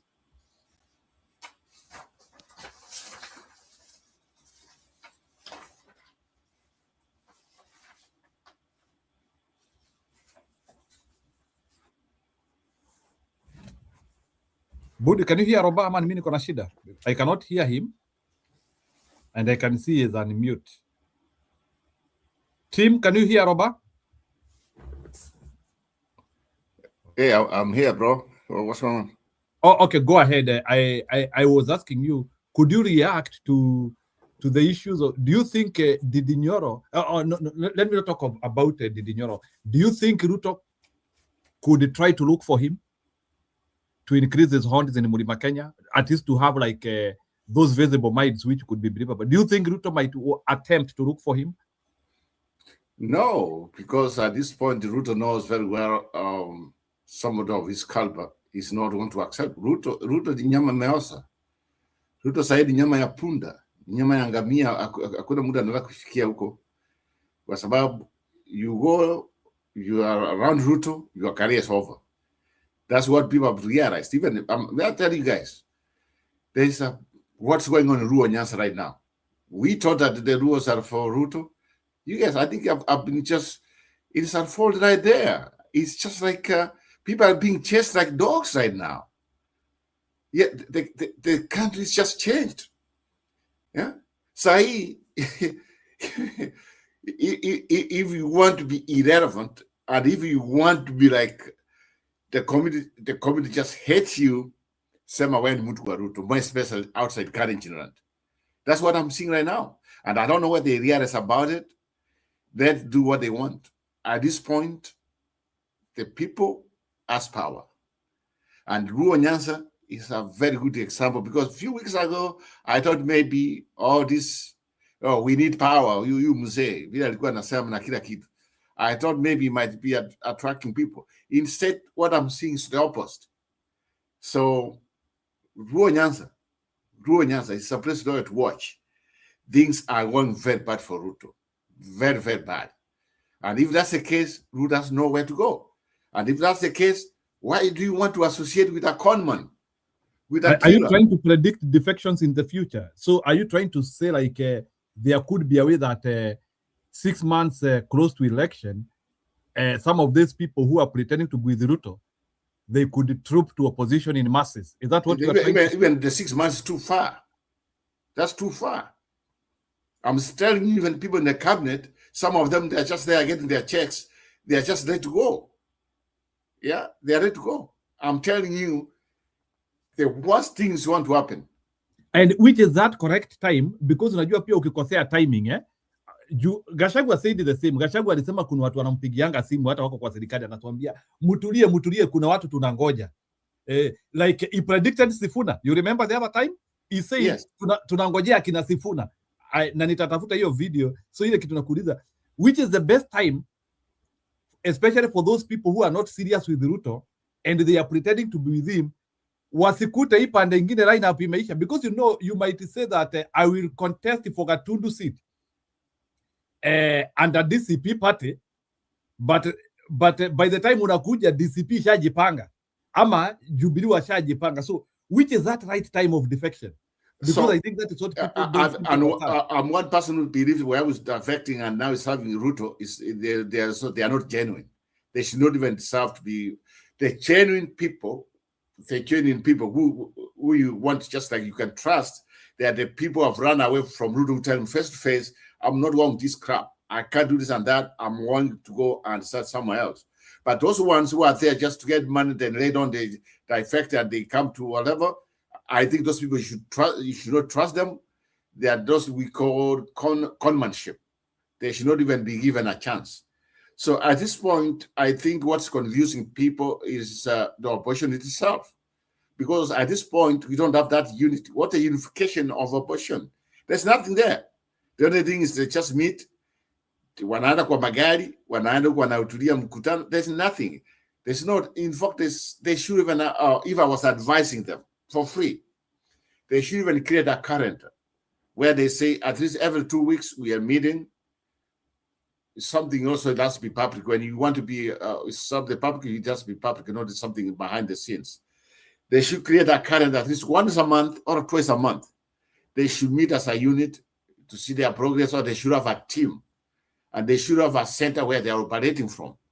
But say the advantage which you can say this conman has is because from his team is just already like Tumbi and other people, they know where they are operating from. It's the opposite of the opposition, because people are waiting that unit. People are waiting that, they are waiting for that, like, what's unification here? Where they have the common sense. That's why I was saying at this point, as Kenyans, parties, we should see parties as irrelevant. People should just come under one umbrella to try to defeat this evil called Samoei Ruto. That's what it should be, the unification. But because people don't know where to go, and in fact, what came out from Gachagua and other people like, unajua nini? President tutaweka one candidate, but after that, kila mtu ni mwenyewe. Those ones also has led people confused. People don't know what to do. That's another gap which has created that kind of vacuum. But for me, as an individual, what I could have just said, it's high time now, it's the right time. We should have one thing, at least one thing, which can unify the opposition. We just know this one unification.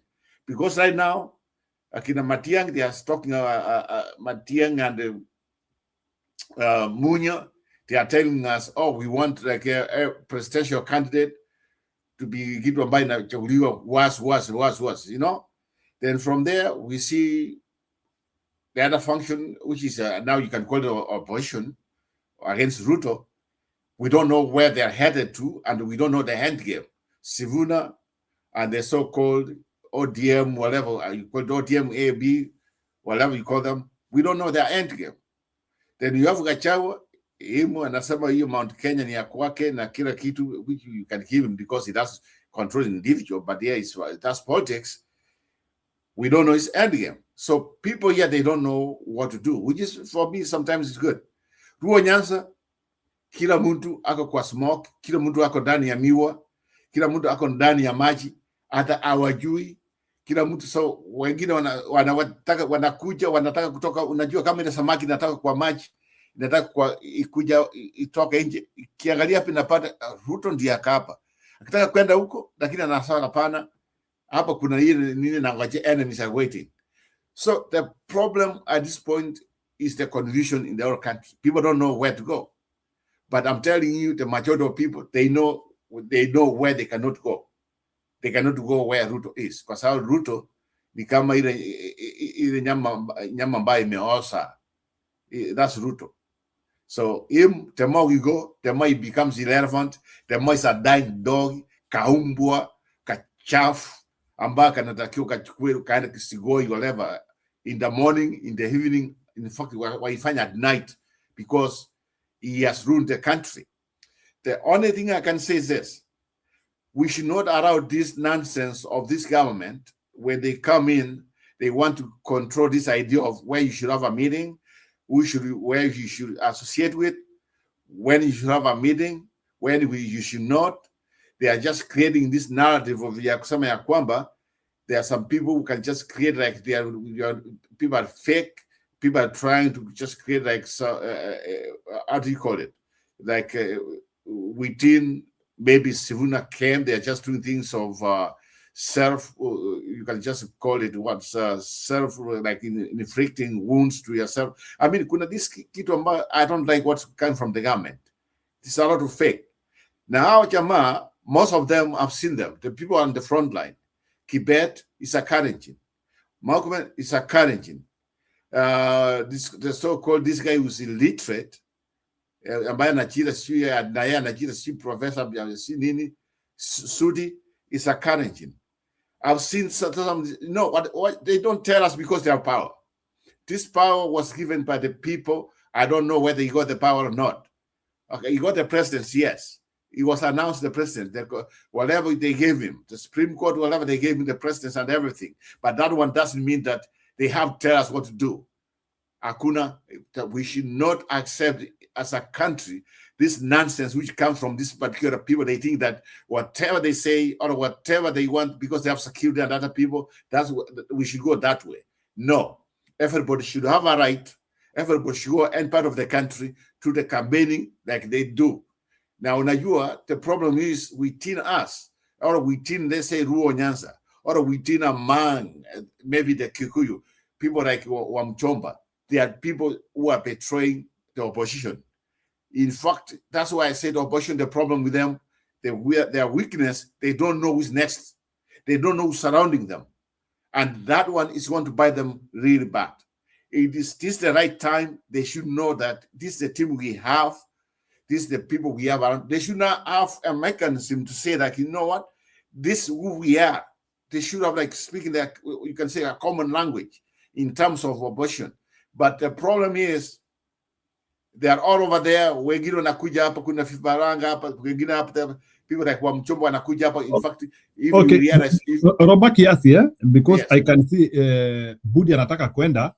Allow me pray one thing here. Budi react, then you'll come again, please.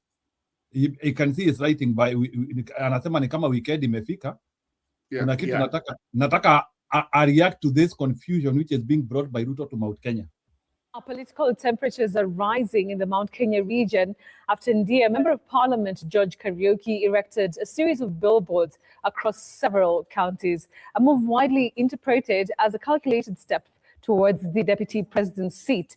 Now, the two-term MP and close ally of President William Ruto now finds himself at the center of succession speculation as murmurs grow over the future of the DP position currently held by Professor Kithure Kindiki. Apollo Kamal reports. Dear Member of Parliament George Kariuki's billboards, erected across the Mount Kenya counties, are causing ripples in the region over his political ambitions given his closeness to President William Ruto. There are many, actually there are more than the ones you cited, but I've not seen any that talks about the DP position or the president position or any other position. It's about road safety. You really can't stand out there and say, I'm campaigning for the deputy president position. In fact, the minute you start campaigning for it, is the minute you lose it. The two-time MP and chairman of the powerful National Assembly's Transport and Infrastructure Committee, in an exclusive interview with TV47, ended speculation that he is contesting the Kirinyaga gubernatorial seat amid growing talk that he is eyeing the deputy president's seat currently held by Kithure Kindiki. In politics, you should consider yourself, carry yourself like the way a lion in the jungle behaves. You go for the best. You don't go for the rest of us. The MP, a founding member of UDA, has questioned Governor Anne Waigoro's loyalty to the party, sparking a supremacy battle with Waigoro, challenging him to contest the governor's seat. I enjoy goodwill from my colleagues, and we teamed up and went to Bere, and we campaigned for the ruling party candidate. I didn't see the governor. Kariuki argues that President William Ruto cannot afford to drop Mount Kenya in choosing a running mate, despite former DP Rigathi Gachagua's onslaught and pressure from ODM, urging the region to support Ruto in next year's election if it wants to return the presidency to the mountain in 2032. But if you reelect Dr. William Ruto with a running mate for Mount Kenya, we reelect him, we give the president about 3 years to work. The fourth year, we start thinking of going to state. We'll be nearer State House than this fella from the opposition who has just got into government. Apart from Kariuki, others who have thrown their hearts in the race for Kindiki's seat, hoping to deputize Ruto in 2027, include Kirinyaga Governor Anne Waigoro, Murang'a Governor Irungu Kang'ata, and Kiharu MP Ndindi Nyoro. Apol Kamau, TV47. Well, if you can... Wanabudi, before you go, can you tell me, is there succession in Mount Kenya? Because is this a media script or what is it? Well, quickly, one thing I know, Kithure Kindiki will not be the deputy governor in the next election.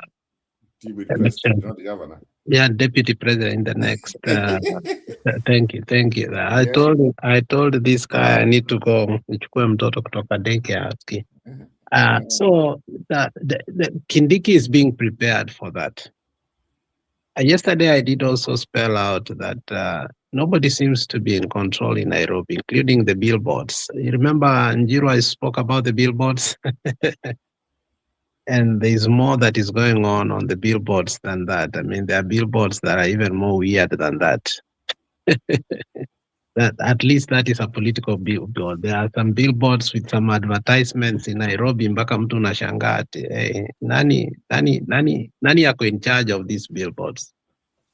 But one thing I know, Sudi said a few days ago, which was actually comic and laughable, that nyi mko na makaratasi na Sifuna ameenda na watu na mnataka iti ya deputy, ni deputy gani mnataka? And you know, that was so comic, but so real. So if you connect the dots to form the line, Ruto went to the mountain, was it last month? Yeah, January, and actually reiterated that how can he choose the people that chose him before over the people who have never chosen him? So it looks like the deputy will come from the mountain, but it will not be Kindiki, because the fact that there is that intense talk, it tells you the Kibaki scenario whereby you put somebody you are able to control. Remember when Wamalwa died, they had to put Moody Awori because they understood the next cycle of politics, they needed an individual to campaign. And when they lost the election, but they took over, they had to bring in Kalonzo. And anybody will tell you right now that your running mate can tilt the election. I don't know how much for Ruto. And for Ruto, I think for him, it's not tilting the election. I think it's just stealing the election. So he cannot put a Jaluo and expect to steal from the mountain. And I don't think he wants to retain. The only reason he took Gachagua out is because Gachagua was too powerful. He wanted a weak person. So he got a weak person that he wanted. And now coming 2032, he will choose a Kikuyu, but not Kindiki from the perspective I am. Unless akuwe vile Moi alijaribu akashindwa, akafika njiani akasema hata saistoti anafanya nini? Anaweza. But from the looks, you don't allow a conversation about a DP while already you have a DP. I mean, that's very disrespectful. And the fact that Kindiki replied to the conversation made it real that Kindiki is feeling that no, it's not just a political talk. It's a real power tilt. He's there temporarily. So the Kindiki has not responded only once. Kindiki has responded many times about this narrative, which shows you that it has weight and which tells you that obviously either the president and Kindiki have spoken about it, whether in length or perusing through it, we don't know. But if you look what Ruto said last time, that leader nikamwambia, ajiuzuru, watampea hii. And you have heard people come to the TV say that Gachagua was offered this and he was told to resign and he will be given this, he will be given this. You've heard that Gachagua also demanded this to resign. So if Ruto is a person who has done that previously, when Gachagua, who was elected in ticket with him, what can't he not do with Kindiki, who he personally did what? Brought him in single-handedly. So it looks like, from even the facial expression of this guy, Karaoke, it looks like when he says the status will be closer 3 years into the second term, then they can start campaigning. It looks like he's also eyeing the seat. So that means Gachagua, that means Kindiki is not going, obvious. That means Kindiki is not going to be the running mate of Ruto, given the fact that we are seeing this. Lastly, ODM or Luo is not going to be a running mate. They better know that from the beginning. They are wasting time. So those are the two facts. Kindiki is not going to be the running mate for Ruto, and Luo is not going to be. Okay. Because the numbers will not allow Ruto to do that. Thank you. Yeah. Alex, I agree with you. Are you done? Yes, I think we need to allow him to go. Yes. So let's allow him to go. Okay, so can I come in? Yeah, you can come in and then Stone PK Akuja. Okay, so here's my take. I agree with Alex. Kindiki will not be the VP when it's all done. Come 2020, maybe next year, a couple of months from now. Having said that, let me say it this way. The one thing you have to realize for this conman, he has reached a dead end. The dead end, Amefika, he doesn't know what to do. So there's this narrative of him. He doesn't have what I call, he doesn't care. So, all what you are seeing here about the VP thing, vice presidents, it comes from his camp, just trying to make it irrelevant try to play it, just play it out so that people want to talk about it. It's just one way, it's politics. But at the end of the day, for me, what every community should realize, you would never trust this man. He thinks he remember the old days. Even in fact, it's very good that we had this new constitution, because before that, Rais anakuja ndiye anachagua vice president. So can you imagine kama Ruto angekuwa na hiyo, he could be the best player, anawaambia nyinyi ndio mtapata au mtapata hii mtapata. But because now you have to run your running mate before the election, he has been caught. And because of that, he has hit that end. Now, for me, it's this. The running mate come 2027 is not coming from Mount Kenya. The running mate 2027 for conman dictator Ruto is not coming from Luo Nyanza. Okay? You guys, if you see what this conman has been doing because he thinks he's smart, maybe he has been caught, look at IBC. What do you see there? Yeah? What do you see there? I don't want to be somebody like I'm not somebody who talk about the religion, because I expect they have a religion, but there's some fingerprints ambao naona huko. Haya. Come another thing, hii mambo ya ID cards. Some people, they are being given ID cards from where? What do you think is those ones being done? I'm telling you, from there you can predict who is going to be the running mate for this conman Ruto. He can do that, but at the end of the day, what wataelekea huko the Indian Ocean, because unasema atachukua Msomali from your dialogue. That's what I feel. I can't say Musomali because that's like I can say the Kenyan community ambaye is pengine is religion. He could pray more religion than mambo ya kusema ni Somalia. I think his religion is not be a factor, because he feels like if he does that, he can maybe overcome the numbers, which right now he knows he's not going to get from Mount Kenya. So it would take somebody who's a Muslim, because he thinks that because of that they want to vote for him. And for me, that should not be. But that's what for me, that's what I think. That's why he's headed to. That's my take on that one. I mean, that's the way I see things. And you can see a lot of things, even from IBC, I can fingerprint Suko, my ID cards, and Akouko. And he has been doing experiment with Luo Nyanza. The experiment rules is backfiring.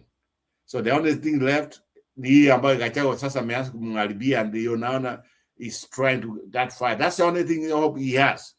And those people, I wouldn't blame them. They can just say, hey, for a long time, somebody's considering a Muslim to be a first, all of them, then they can vote. Maybe they can come up the numbers of Mount Kenya. Or some of the, yeah, that's what I think, that's what you want to do. But there are some Muslims who just tell them, hey, my friend, I can be a Muslim, but what have you done for me as a Muslim? What I want is clean water. What I want is education for my kids. What I want is a job. I'm not going to vote for you because I'm a Christian or I'm a Muslim. But according to Kasongo, that's what he thinks. He thinks he can do that. They can vote, and the people will just follow him because they're of religion. He has named somebody a vice president from that community, which I think he has a right to do. But at the end of the day, we should not vote because of religion. Religion doesn't matter. All the religion are equal. But for him, that's his thinking. I'm trying to get to his mind. I think that's the way he's going, that way, so that he can overcome the Mount Kenya numbers. I don't know, Nchiru. Maybe I might be wrong. Wacha wengine wa react. So Stone PK, can you react alafu tumulete David? Today I want to speak very few. So Stone PK, kama uko hapo, you can react, and I want us to have a dialogue, a long show. If you people, you are continue to be here. Leo hakuna pahali naenda, I'm just here. So if na nimefungua kamera yangu ili msiseme nimetoroka. I'm even cooking with you people. Kama sasa na enjoy mandizi hapa na avocado. So I'm almost this is Naruto, bwana. I'm coming back. Yeah, that's sawa. So anyway, Stone PK, go ahead.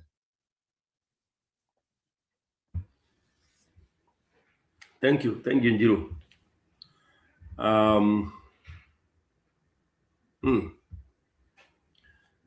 Where do we start?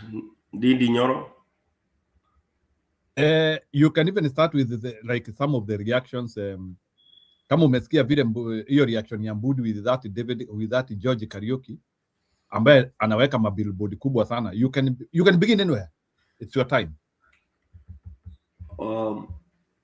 Anyway, I'll just comment on that clip you played for Didi Nyoro.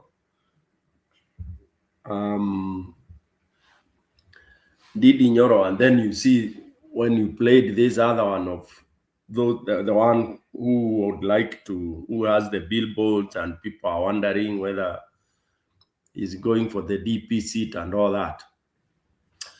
And for me, I think those theatrics is what the opposition should watch and make sure that they are keen to guide the voters so that the voters don't start dancing into those, those stage managed theatrics to divert attention. For me, I feel it is just diverting attention, keeping people busy as the worst things happen, making people to second guess, and then making this as if it's business as usual. Kenyans to forget that there is something very painful that has happened, and now they'll just be brought to the normal chorus that it's about politics, ni siasa. Then they'll forget it's a matter of it's life or death, that it will be suicidal to have Kasongo re-elected, or rather Kasongo sneaking in as the president for the second term. So for me, all these shenanigans are made to kind of just divert people's attention so that people can start talking and disorganize people and all that.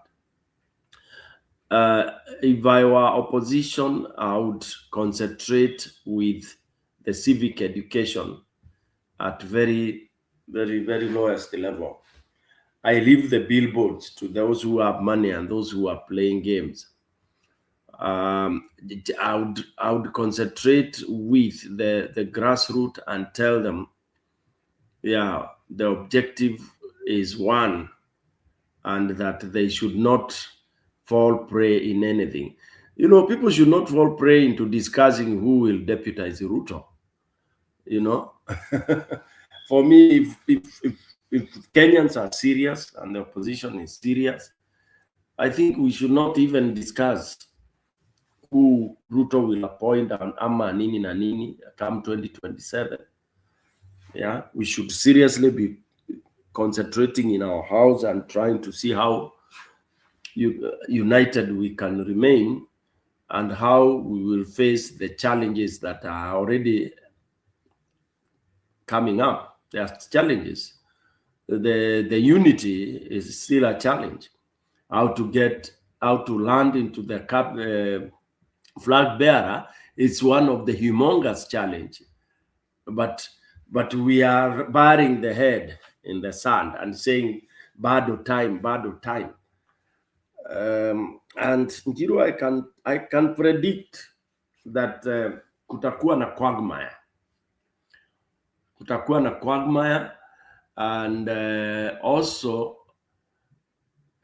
kutakuwa na quagmire in regards to who is really supporting who and who really wants Ruto out.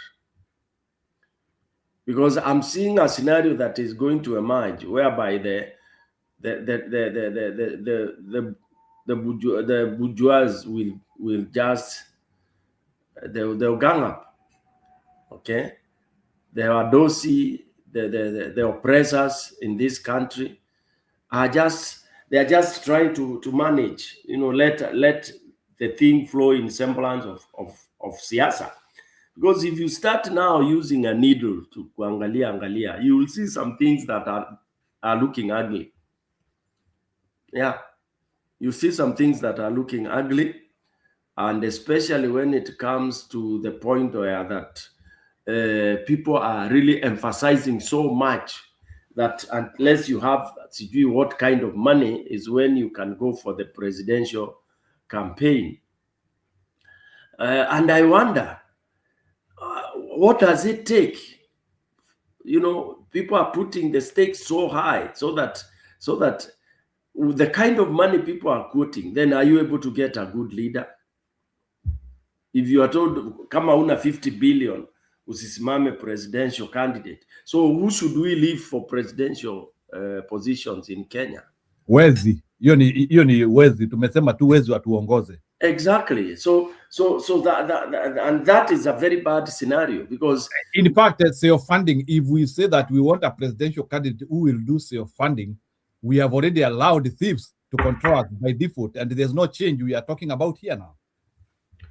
Yeah, and why would the voters, because if we believe the voter is the most powerful, do you need somebody coming to your place in a chopper for you to vote for him? No. And that's a narrative we need to really we need to change. People saying, oh, Kalonzo ana pesa, Matiang'i ana pesa, nani ana pesa. Basi si mchague Ruto basi, ndiye ana pesa. Okay? You know, if it's money you are electing, then why are we here day and night? I mean, why are people even trying to form a united opposition? Let Kenyans then vote for whoever. If it's money is the gauge. Then go straight. Pigia Kasongo kura. Yeah. Because for me, I thought that if you are able to campaign, you are able to reach into various areas, go around, if you have a few vehicles here and there, I think Kenya is accessible everywhere. You don't need to fly. Okay? You start early and you'll be able to cover the entire country, even by road. But again, if you are too old to drive on our rough roads, then you are not fit to be the president. I would love to have a presidential candidate driving while campaigning all the way to Mandera by road, because that way, as you go, then you'll be able to experience and you'll be able to meet people on the road.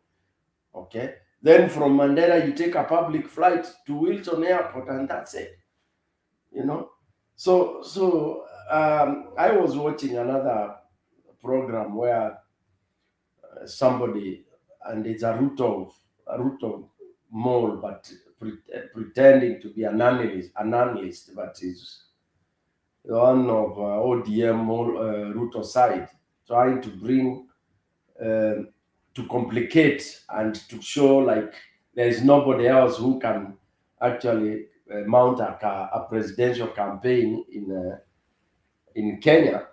That it's only Ruto who meets the bill because of that kind of money. And people have forgotten the money we are praising Ruto has is what has been taken from our coffers, from 190. Yeah. So it is a bad culture, and you see that also goes down all the way, you know, even all the way down to the seat of MCA. You hear somebody saying, so and so says he will contest, akona pesa. So if you are the voter, you're asking whether akona pesa. I mean, surely, have you made up your mind that you really want somebody to provide the services, or you want somebody to come and give you a token or a handout? So that for me, it's very sad. Now, Didi Nyoro for me is suspect. I've always taken him as a transactional politician. Yeah, the politicians that go into this thing, one, with an objective of making money, and two, of course, as you make your money, you try to also to be seen to be serving the people. And this brings me to a point I always say that it is worse to have a businessman coming in to be your leader, and you expect him to really make sure that you get the services, because the services that the government is supposed to give people, mainly it's free. And the business people are not used to giving free things, free services. For them, it's always P&L, profit and loss. That's, they look at everything in the lens of profit or loss. And so you can imagine such a transactional person akuja avae nguo ya, kofia ya the giving, the serving.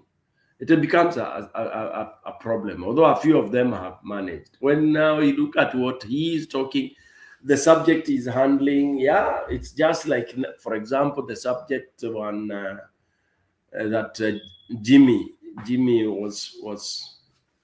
was propagating, that one of the data and all that.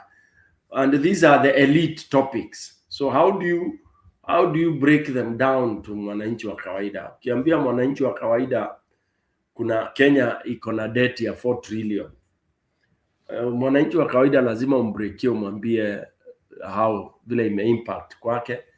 And also when you hear now Nditi Nyoro saying the roads, the development, who is he addressing?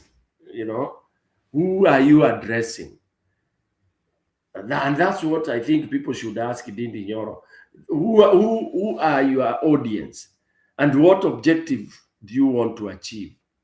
Because for me, it's like going into a market, like the way people, those who go to preach kwa stage ya basi, kwa market and all that. I think they don't have a specific target of who that word should go to. Yeah. So when you just come, you are here, you are on podcasts, you're just talking about how things are, you know, na ueleweki. No wonder he's in that list of those people maybe who are in queue for the position of deputy president. Lastly, when I've been concerned with the upcoming, let me call them forces. I'm a bit worried that when we see the euphoria that is coming up, and then how we have, it looks like it comes up, for example, the Sifuna thing, then there are a lot of other, counter, that you should not come here. Oh, you are coming to kufuruga amani and all that.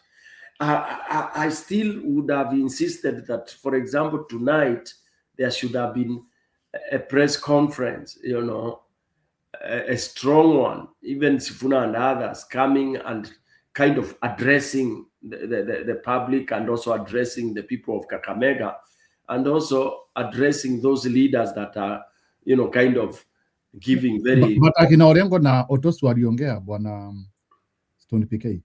Yes, waliongea, but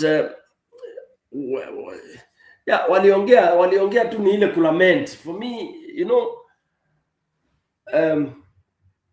waliongea, but where was like Sifuna, Babu Owino and all that, and they should talk as if they are, they talked as if they are, the way Sifuna did a tweet which actually watu wa media wamesoma, a very powerful one, after hiyo lori yake imegongwa na mawe. He did a tweet. Ni vile nimesahau vile nilisema, maybe wala wameona hiyo tweet ya Sifuna, you can share what Sifuna used, very strong words in his tweet. Okay, that's one thing. When we do tweets, who do we target?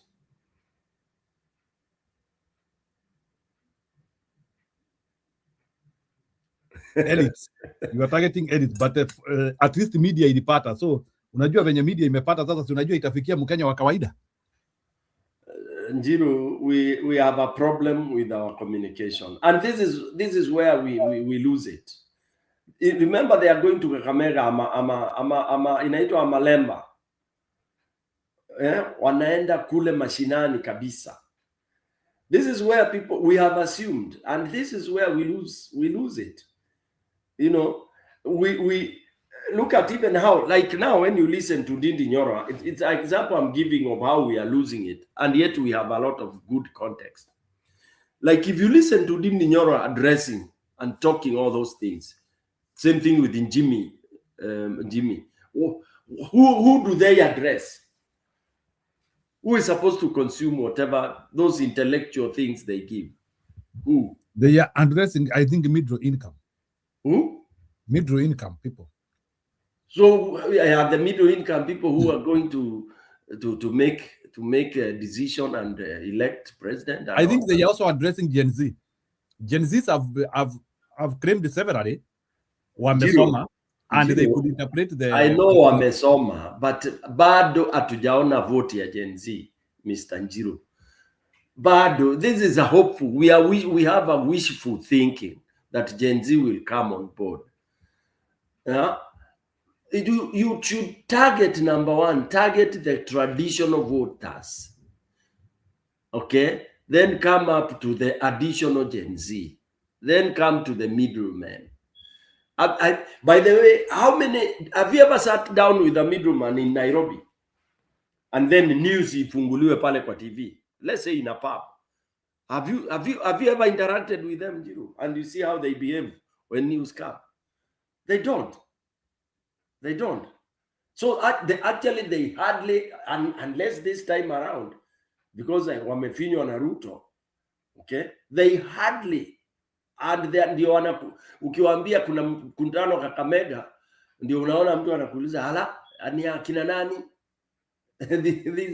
These are the middle class people we talk about, you know. I'm just saying these are things we need to come. But I think that is now the most awakened group now in Kenya, and that's why Ruto is having a lot of problems. Stony PK, we will not be talking of this progress which we are talking about here, including what kama akina Sifuna kuballoon in an overnight, if the middle income is not awakening. I think those are signals that the middle income in Kenya is actually causing revolution, and that's why people like akina Sifuna cannot exist if middle income is not engaged. Njiru, when you look at that meeting in Kitengela, where did you see middle income people? Uliwaona wapi?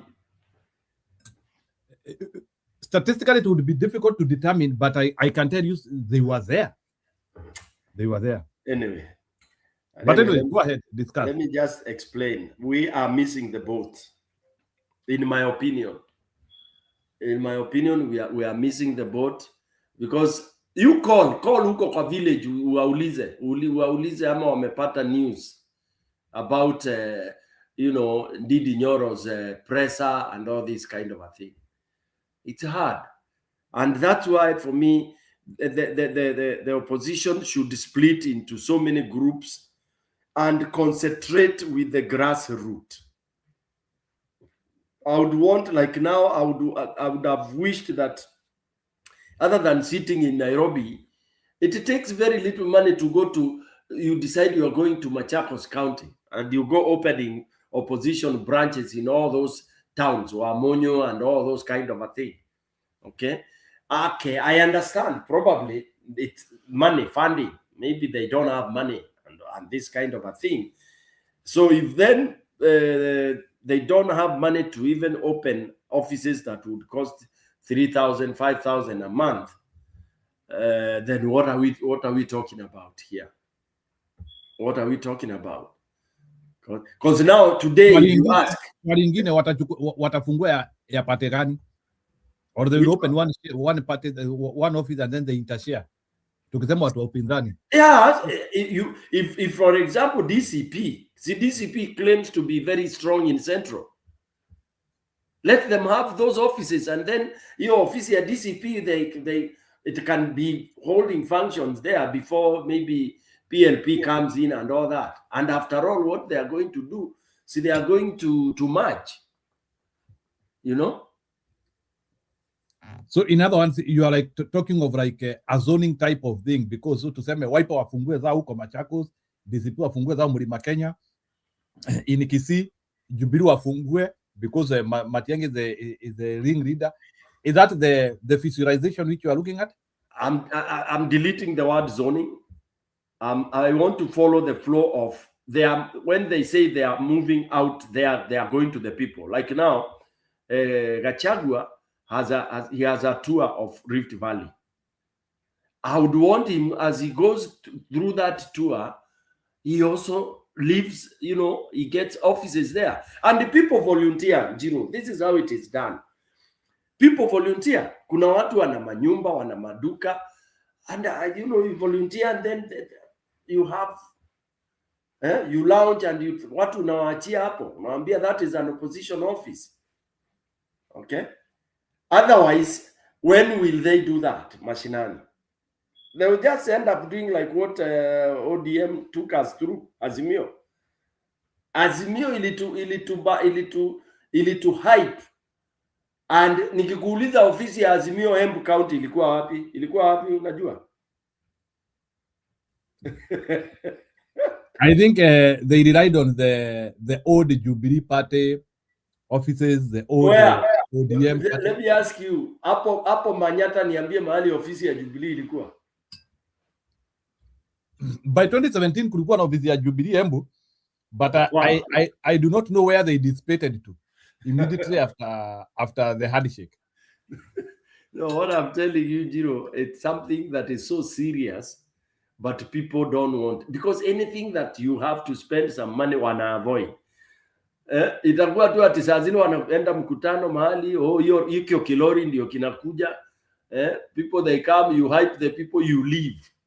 And that's why the best of the parties that ever made those kind of grassroots presence ilikuwa ni KANU. And you see Ruto is copying KANU. He has been trying to do that. Although hata yeye bado hajafungua hizo offices. Because you see Madhakaro is doing it. Nilimwona akifungua ofisi Meru. Huko imenti ndani kabisa. Ni vile she doesn't have extreme momentum, but Madhakaro anafungua maofisi. Yeah, so that's what I'm saying. So when such offices are open, yeah, they should kind of all drum it up and you know, and give the cost. Remember, everybody, people are talking huku mashinani, wanaulizana hii opposition. By the way, the analysis is that opposition is very weak, whether we like it or we don't. That is the impression as of today. People feel that it is weak. You played a clip also here of the flip-flopping nature of what was supposed to be mara tutafanya maandamano, mara si maandamano, mara now we are going to court and all that. Those are very bad signs, Mr. Njiru. Those are very bad signs of anybody who wants to go head on with Mr. Ruto, who is in power. Yeah, we can't go to war with the diplomacy. Kama sahi, sisi ni Sifuna, we are going to Kakamega. Where will these other guys be? Why would they not be there? Si wanangojea Sunday waka-inject huko. Nani Sunday waka-inject wapi? Kwa makanisa. Sina kuanga hivyo. Are you joking? Is that a joke or what is it? No, I'm not joking. Si wanangojea kesho, relax kidogo tunipike. Kesho wanangojea mazishi. If there will be a burial somewhere, you'll see Kudai atakuwa na inject kwa burial na Sunday kwa kanisa. But kesho focus iko wapi ya Mwananchi na radio na TV? Iko catch. Yeah? Kakamega. Alafu, so how would you wait for somebody to die in Kilome ndio uende kwa Kilome huko when all the eyes are focused on nani Kachimeka? You get my point? I think also they also don't want to be seen like destabilizers or as negative energy. So I think some of them, they could be, maybe my thinking, maybe they're saying, let Sifuna roll with this thing, as we will do what we have been doing. Njiru, now you get it. That is the weak link. That is the weak link we had with Gen Z Njiru. That is it. Now when you start saying, wacha Sifuna roll, Sifuna tarol naye ataingia Rivanzoya. My friend, oh God. I mean, we don't learn, and you have put it very well. Though that is the attitude of some people. Atuacha Sifuna atoke na hiyo. Sifuna anahitaji mtu atamsaidia kushikilia hiyo kijiti bwana. Can you imagine, Njiru, take this picture. If tomorrow, kuanzia leo usiku, ingekuwa all these guys are going there. Even if you feel, but unajua sasa hizi ni mawivu tu. You feel like you are building Sifuna. It's not Sifuna you are building. Kwanza Sifuna has not said he wants to be president. Watu wana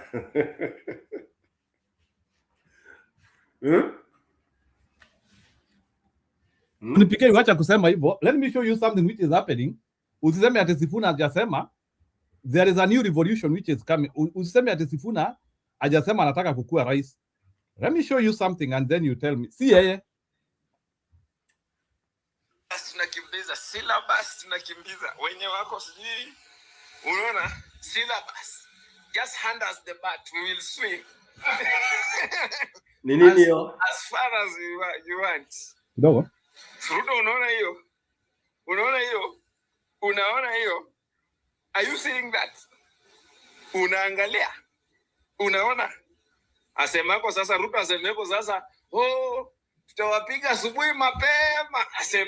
Asemeko sasa. Aseme.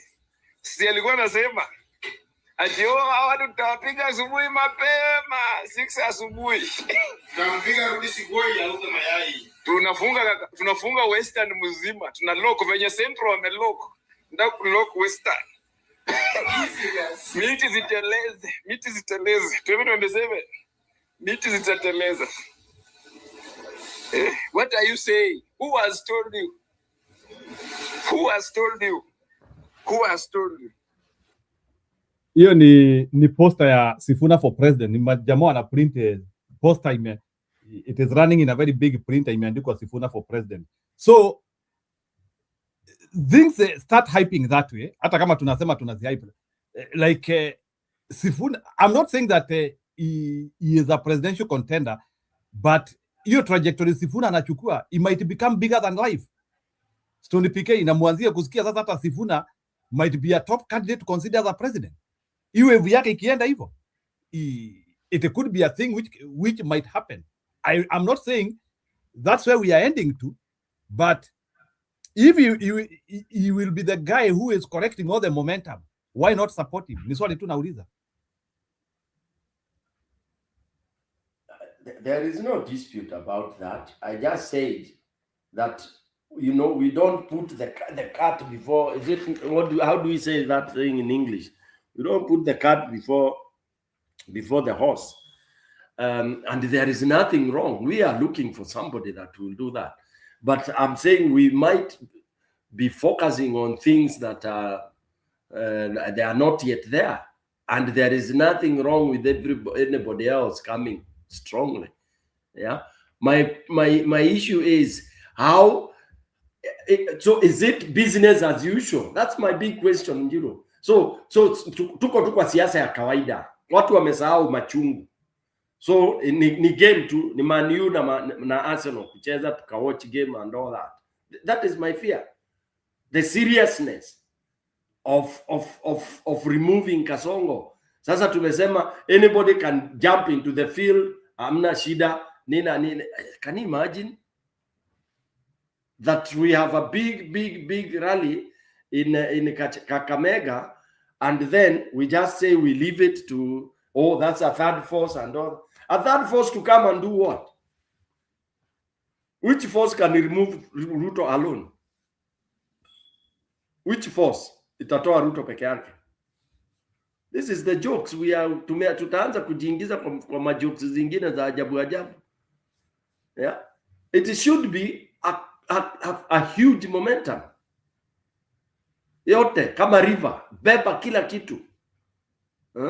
Lakini sasa tukianza saa hii tungekuwa tu there should be two functions in Kenya. Ya tunataka power in Siaya na Kachimeka. Then we expose the two. Yeah. Already wako na meeting kesho wao in Siaya. That I know, that's why I'm saying the big events should be those two in that country called Kenya. Yeah, whereby now we would have everybody else. So you are suggesting hata Gachagua angeteremka kesho? Kabisa. Kwa nini mna reserve? Hebu niambie why kama Njiro nipe your personal thing because sasa wewe ndio uko hapa kwa show. Kwa nini watu wanakuwa na reservation? I think their thing is for protracted and wrong campaign trail. And because they have not yet decided on who is the presidential candidate, that's why they still want to be independent, but they will merge later on. Wow. But Stone PK, unaweza simamia hapo kidogo, tukaribishe David kidogo because I think you overweighted, and we will still loop your discussion again. I can give you all the time. Take it over. Yeah, good. So David chukulia, naona Roba amekuja after kukula mandizi. Inaanza na kuwasalimia hamjambo.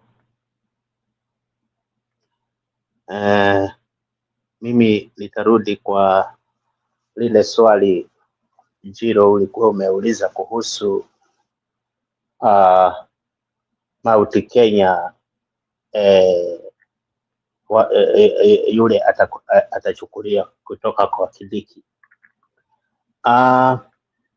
In mind, we have to put our mind that Ruto is a very cunning and tricky person politically. By now, I know, as according to what I know, is on the drawing board. And the region is on the higher bid, as according to him, is number 1, Mount Kenya region. Number 2, Western region. Number 3, Nyanza region. Accordingly.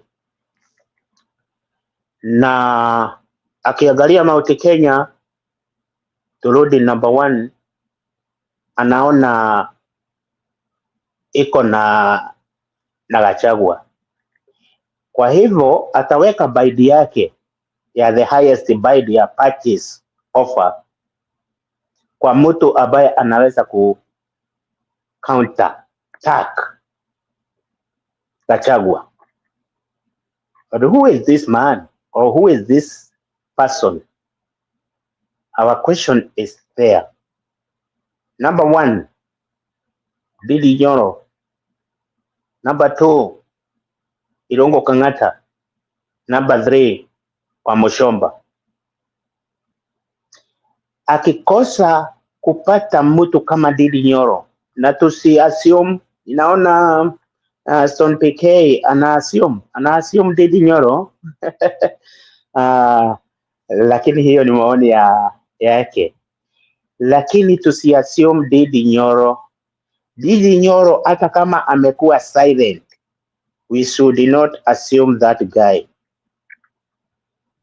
The following ambao iko nyuma yake ni a very big number of people where votes are.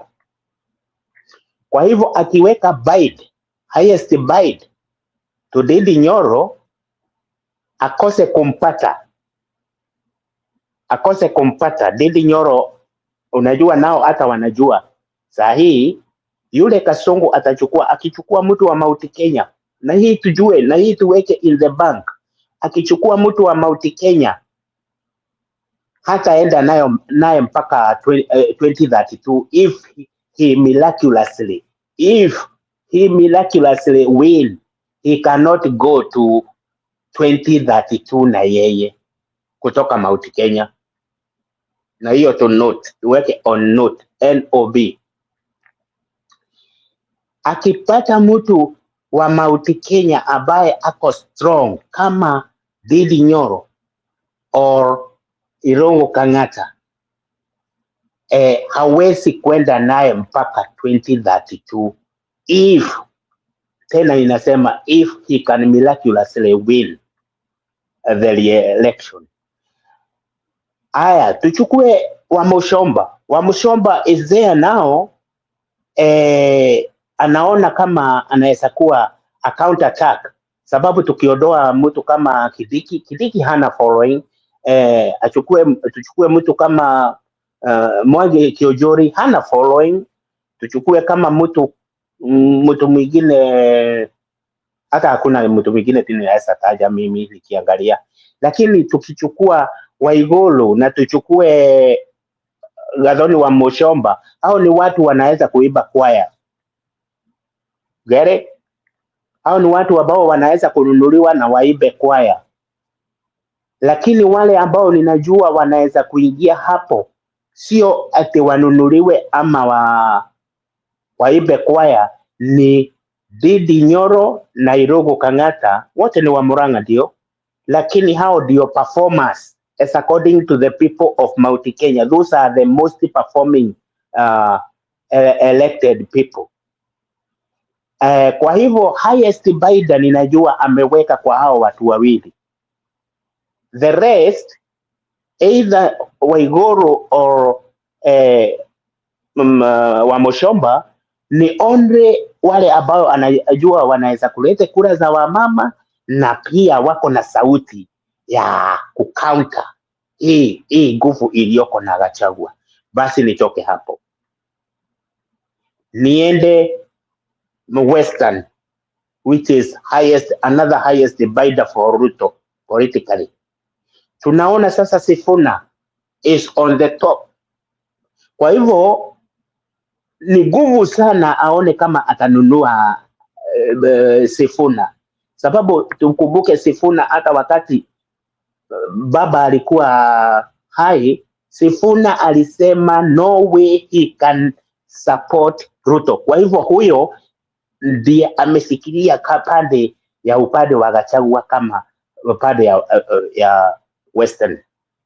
Kwa hivyo yule mtu atatafuta wa ku counter attack Sifuna ni mtu mwingine, anaitwa nani huyo mbunge wa huko Kakamega, alikuwa anasema ate Uhuru ndiye anasapoti nani ajilete huko, amshabulie ampeleke Gatodo. Anaitwa nani?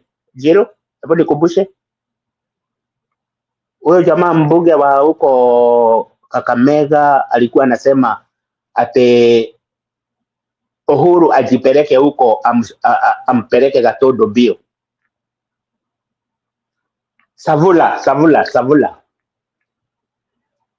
Sasa kwa hivyo anaweza kuweka mtu kama Savula, sababu pia naye huyo ni mtu wa kuiba kwaya. Kwa upande huo anajua hawa akina Wetangula na akina Mudavadi hawana nguvu, lakini akichukua mtu ambaye ako na counter attack mzuri ya kusabulia Sifuna, anaona yule mtu anaweza kuweka huko ni mtu kama Savula, alafu aweze kupata nguvu kidogo kutoka kwa wale already wanaiba kwaya yake, Wetangula na Mudavadi.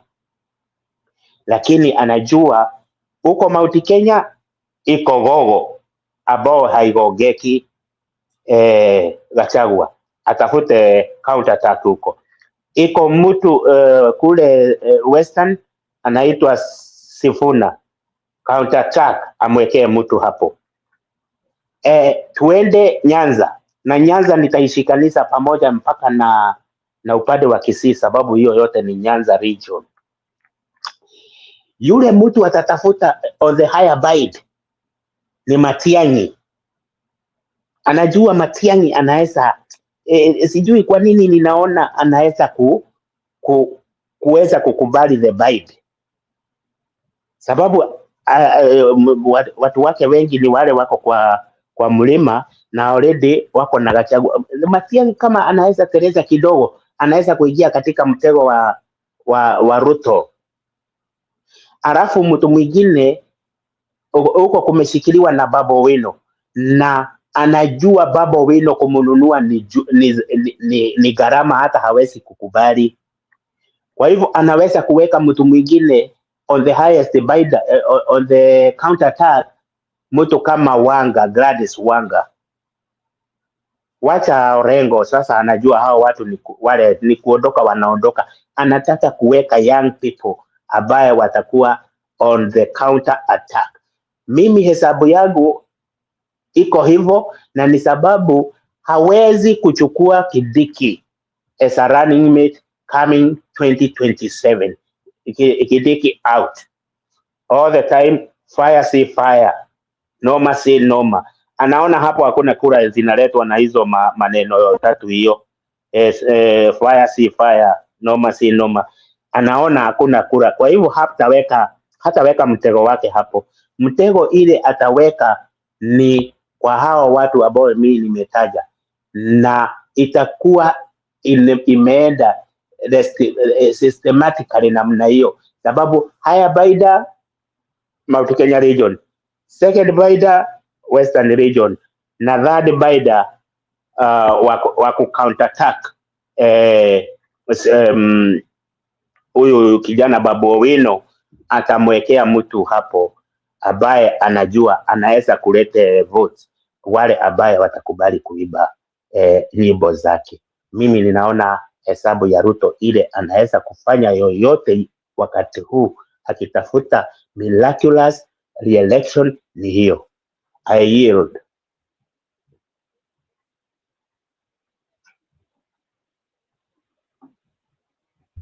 Oh, a small correction, David. Sikuwesema nina underrate Ndindi Nyoro. I just said Ndindi Nyoro amewekwa kwa list ya, if you heard me well. I said I analyzed 2 points Ndindi Nyoro. Nilimuita transactional politician that cannot be trusted. Yeye ni businessman wa kawaida. So nikasema I have a problem with that. I mean, I don't trust such people.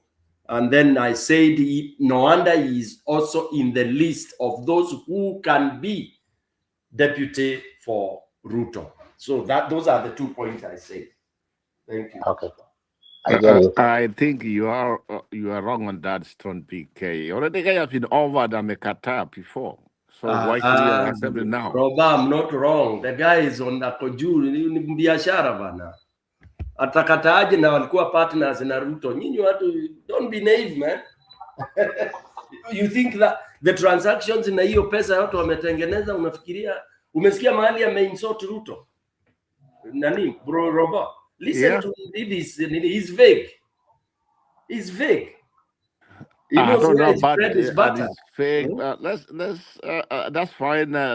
Maybe the way you see it, you might be right, because I don't trust no politician in Kenya. They are conmanship at this point. They only speak when after they go there for a short bit of time, they acquire what they want to acquire, and then from there they change. That's what we have been doing for years. But at this point, we were just saying, why couldn't he just join the rest of the so-called the changing generation who are coming in? But like you said, hey, we don't know. Maybe it's somebody you can trust.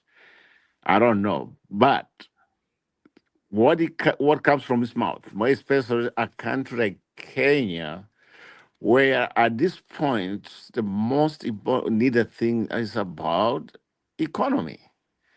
And like we said before, some of us, we have been saying, for a country to be a country or for a president to succeed, the most important thing is like government jobs, to create employment, improving people's lives. That's the bottom line. And when Ruto came in, that's what he promised, going to improve people's lives. And what did he do? He did it the opposite ways, ruining people's lives. So at this point, whatever the things he's making up makes sense. If those things he means to say what he says, like your mambo construction, like taxes, people are upfront, they pay taxes, and yet when the other thing comes in, like your mambo roads, then they start paying taxes when they are paying for the toll stations. I agree with him. And this is not the first time has brought things to do with the economy. And there's a time also, I think he had an interview, and I think we also already spoke about it in this station. And we say that that's what you want. And then, in fact, I remember you brought it up. We said that's the right thing. On top of that, most of us, we have been impressed for what he has done in his constituents. And because of that, we just think he should be on a national level, seated on that table, because at least if we can praise Matiang for what he did when he became was a secretary, why can't we also talk of him, what he has done in terms of being a member of parliament from Kiaru? I mean, that's where we are coming from. So if there's some other transactions which some of us we don't know, more especially on my side, I don't know. But I've been saying Sifuna on top and him just being the VP. And I think from there we go the next level. And that one, Kasongo cannot beat that ticket. That's my opinion.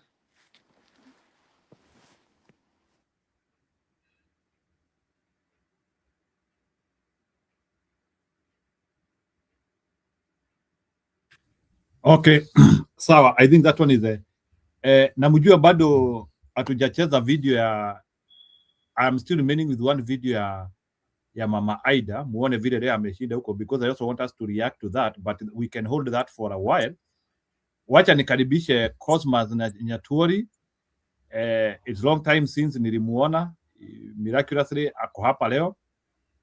So, Bwana Cosmas, do you need any introduction on what we are discussing, or you are already aware of what we are talking about? 1 minute. 1 minute. Haya, ni sawa. So, the greatest fear ile iko na Kasongo by now ni hawa watatu. Hii united opposition ya Gachagua na Kalonzo isiungane na Sifuna side na Babu Owino side. That is the greatest fear Ruto by now ako nayo. Fear ile iko mwisho wake, hiyo akiona wameungana amejua ameisha, na hata hakuna hata kutupa mateke. All right. Nyaturi, go ahead. Yeah, explain to me, please. In one time studio, you can roll with one time. We have talked so many things. I hope ujasikiliza, unajua some zingine tunatakanga.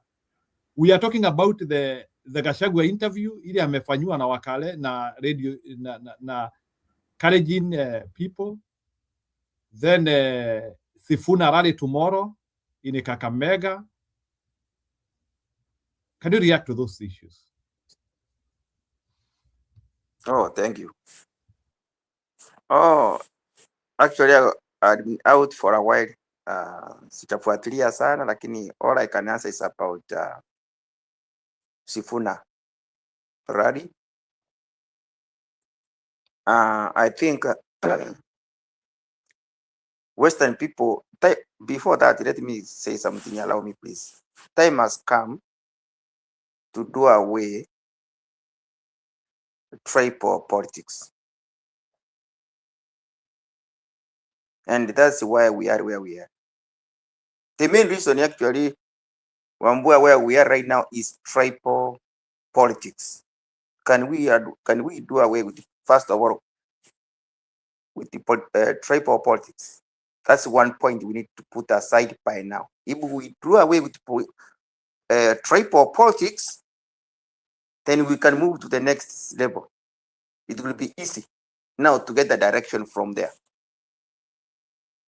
By that, what do I mean? I mean, that's the matter where we get the right person from. It can even be Gachagua. I don't care. So long as we do away with tribal political rights. So let me come to the point of Sifuna. the Western people are always divided. That's all I know.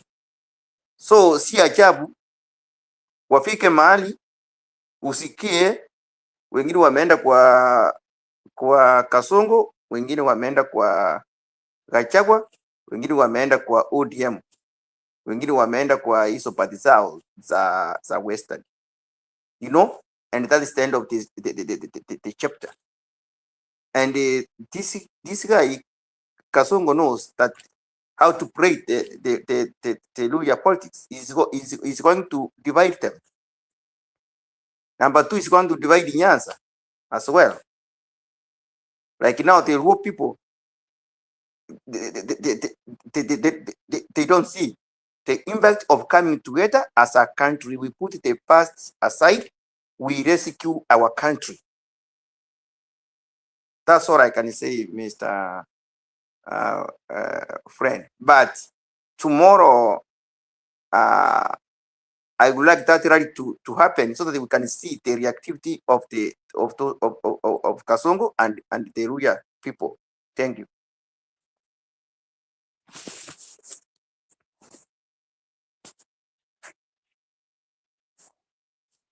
Haya, sawa. So Roba, you want to react ama nicheze video ya Mama Aida?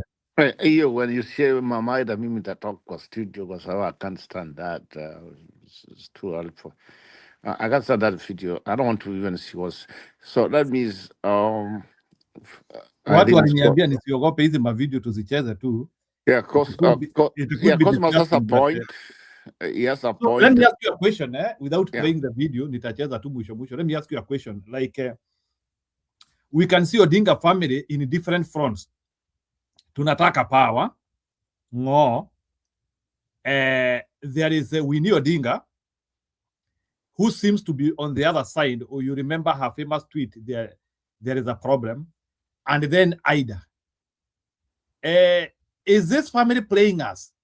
Why are they everywhere? Mbona wako kila pahali? So you can't. Okay, everybody we call ourselves a democracy, and everybody has a right to be where they are.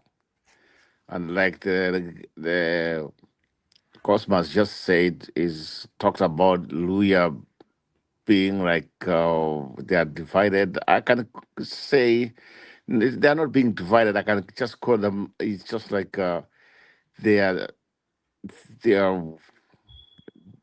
people who can say they have different way of expressing themselves in terms of the kind of so-called Kenyan democracy, which we can even see on the Kisii region. It's the same thing. That's not being divided. It's just because you have to understand them. There's also it's Luya, yes, they call it Luya Nation, but under the Luya Nation, there's a lot of sub-tribes. So that one becomes a factor. You can see Wetangula with Bukusu. You can see Maragoli. You can see all this Sapoti. I don't know. Yes, as you know. So that one becomes very, very interesting. So it's something you can say it's good for everybody, but at the end of the day, what matters is, hey, what have you done for me?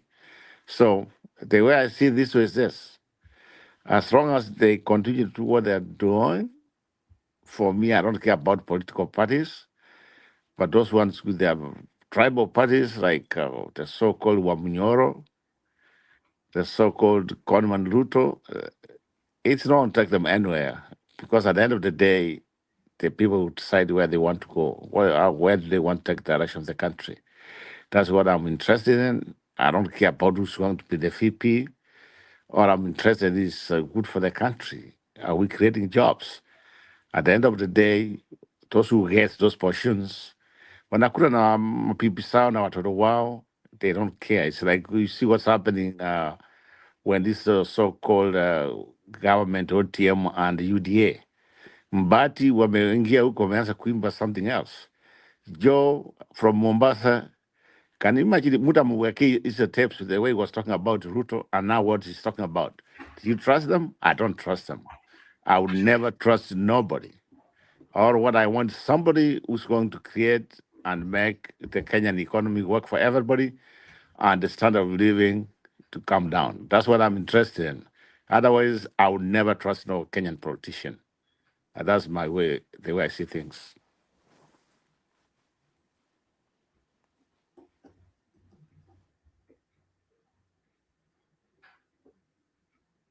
Okay, sawa, mutaniruhusu nicheze video sasa ya Mama Aida akifanyia watu interview. Sijui kama ni interview ama ilikuwa nini. Because me, I didn't see it like an interview. I showed it like a cleansing. Coming late. I wanted to introduce myself after because I don't introduce myself briefly. As super people, we don't introduce ourselves briefly. My name is Millie Mabona, Member of Parliament Super North, and Minority Chief Whip, a member of this committee. Chair, as part of my introduction, I don't have any question, but I just want to say the reason I don't have any question is because in law, we say this loquitur. The facts speak for themselves. Honorable Aida Odinga, aka Mama, is overqualified for this position. And indeed, I just want to also congratulate. Is overqualified. So maybe Stone PK, hebu tusimamia hapo kwanza, tutaicheza polepole. What does the word overqualification mean? It means you are overqualified, so you are too overqualified. Simple as that. You are not fit for that position.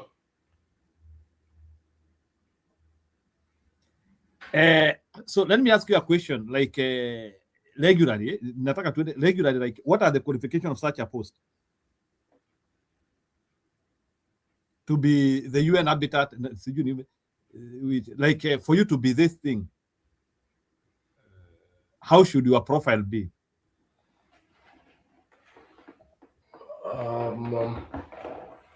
She's what? She's the permanent rep there, isn't it? Yeah, permanent resident for, I think, for UN or something like that. It's like an ambassadorial post. She's a rep. We call them reps. Okay. Yeah, I want to, like Stony PK, there is something I'm not getting here, because the word of a qualification to me, it looks like a glorification of inexistence. Because Aida Odinga, the much he has done in Kenya, other than being a teacher, high school teacher, which is okay, is she was the wife of the most powerful political figure in Kenya. Do you want to tell me that a qualification can be by association? Because you are the wife to Uhuru, you are also overqualified in some post. I want to understand this word overqualified. I don't get it.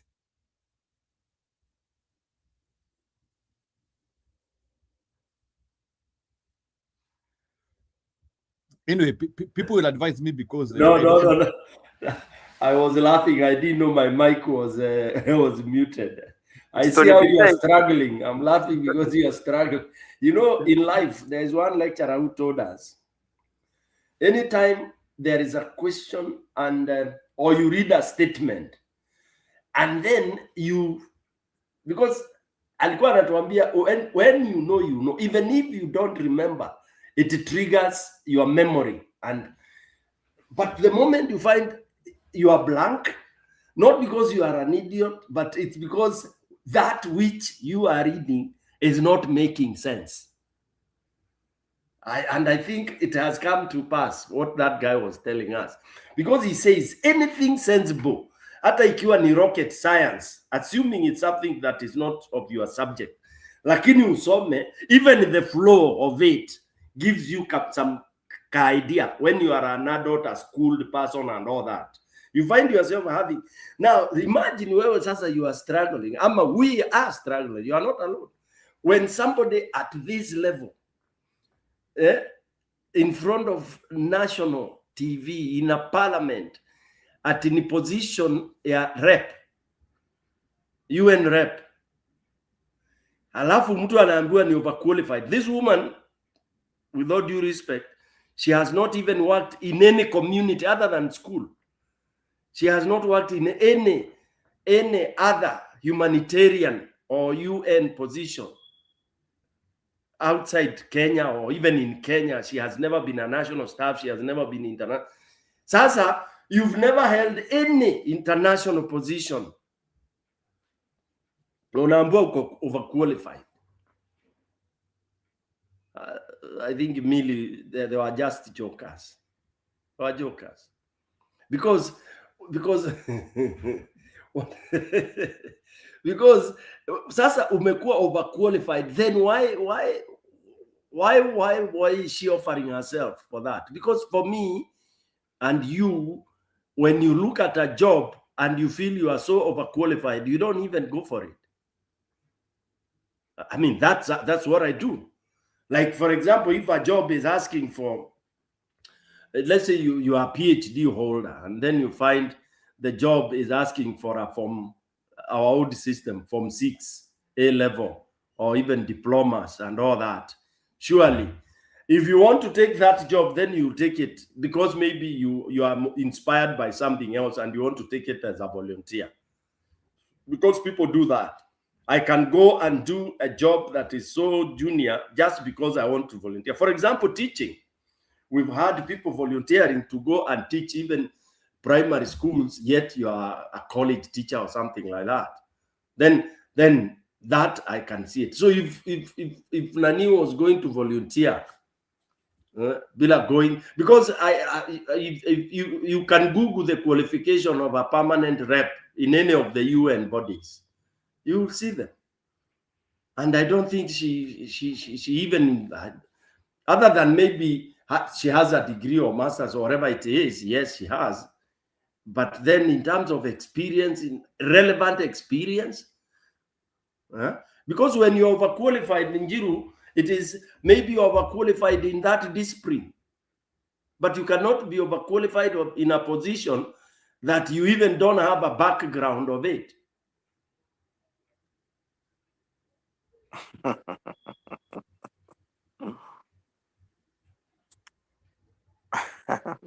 There's nowhere we had Mama Ida working and dealing and writing papers on environment. Kuna? Wacha nisome hizo qualification uniambie nimezipata. Education advanced degree. Advanced degree inamaanisha hiyo ni masters or masters, high. Yeah. Yeah. And the degree has to be in the public health, sociology, law, or development studies. Yeah, and those are the most preferred. Experience, minimum of 10 to 15 years of experience in international development, including program design and management. Expertise, deep knowledge of sustainable development, humanitarian aid, and the UN's delivering as one context.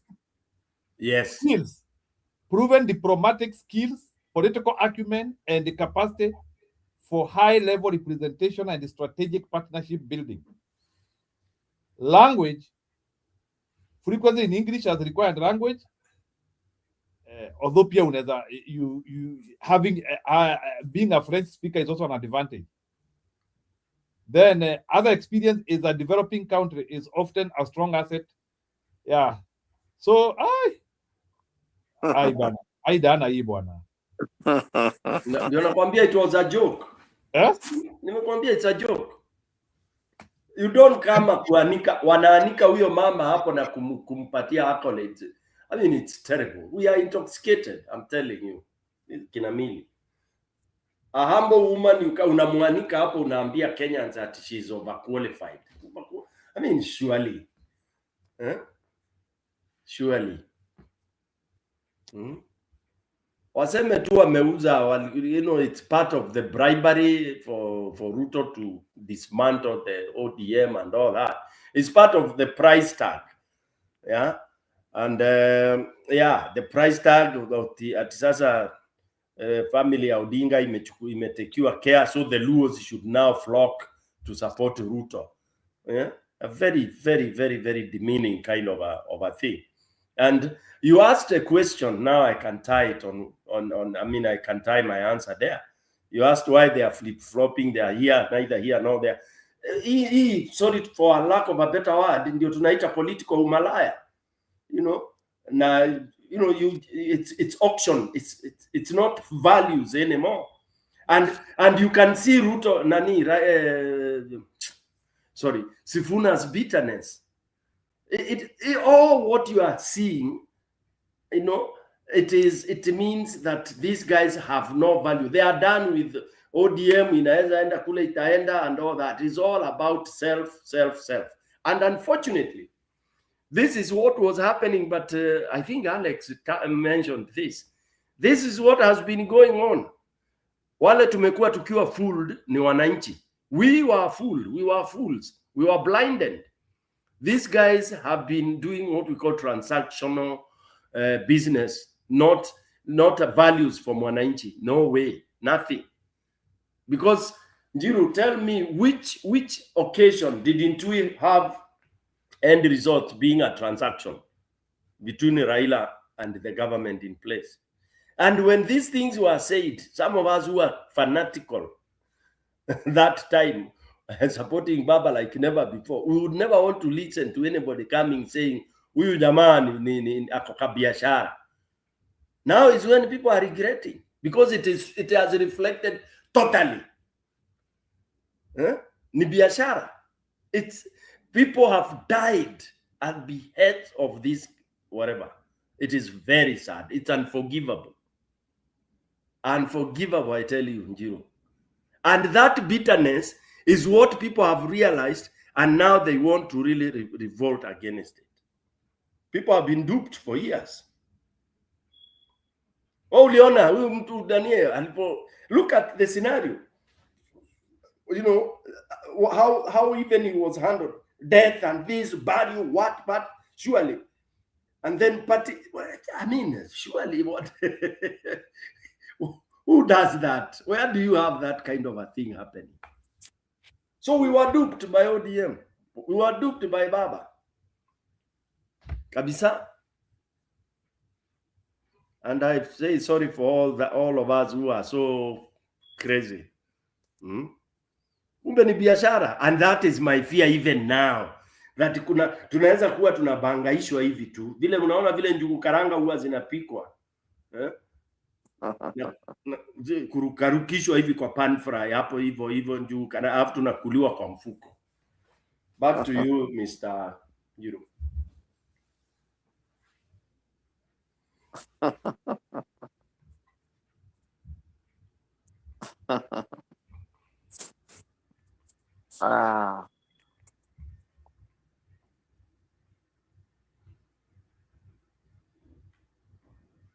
Okay, sawa. So Bwana Cosmat, do you have a point to add there ama Aida endelee kuongea? Tuendelee kusifiwa the overqualification. You can comment. No, the only thing right there is the thing going on there. Everybody can see what's going on there. It's just self-explanatory. Njiru, do you think you don't know what's going on there? The bringing of idea there is just self-explanatory. I don't want to talk about it. It's just self-explanatory. He's trying to please the Luo community through Odinga family. So he's trying to show them that the Raila is dead. I'm caring of this family. He's trying to please the Luo community to bring them into power. That's it. That's what he's trying to pray. And unfortunately, some stupid people will follow that. Would you agree with that?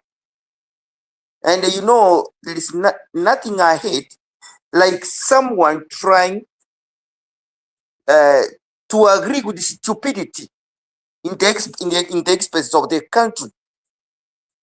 You can see now some politicians from Luonya's community look like someone like this guy, prominent person from Luo, is trying to go with us. someone like who is this? Leave alone Gladys Wanga is junior in Luo community politics. We have there are some politicians from Luo who I don't expect to allow that shit of politics, but they are trying to go in the name of a broad-based government. So you will see them agreeing, you will see them going there in the expense of the country, which is very stupid. I don't want to talk about it anyway. Go ahead.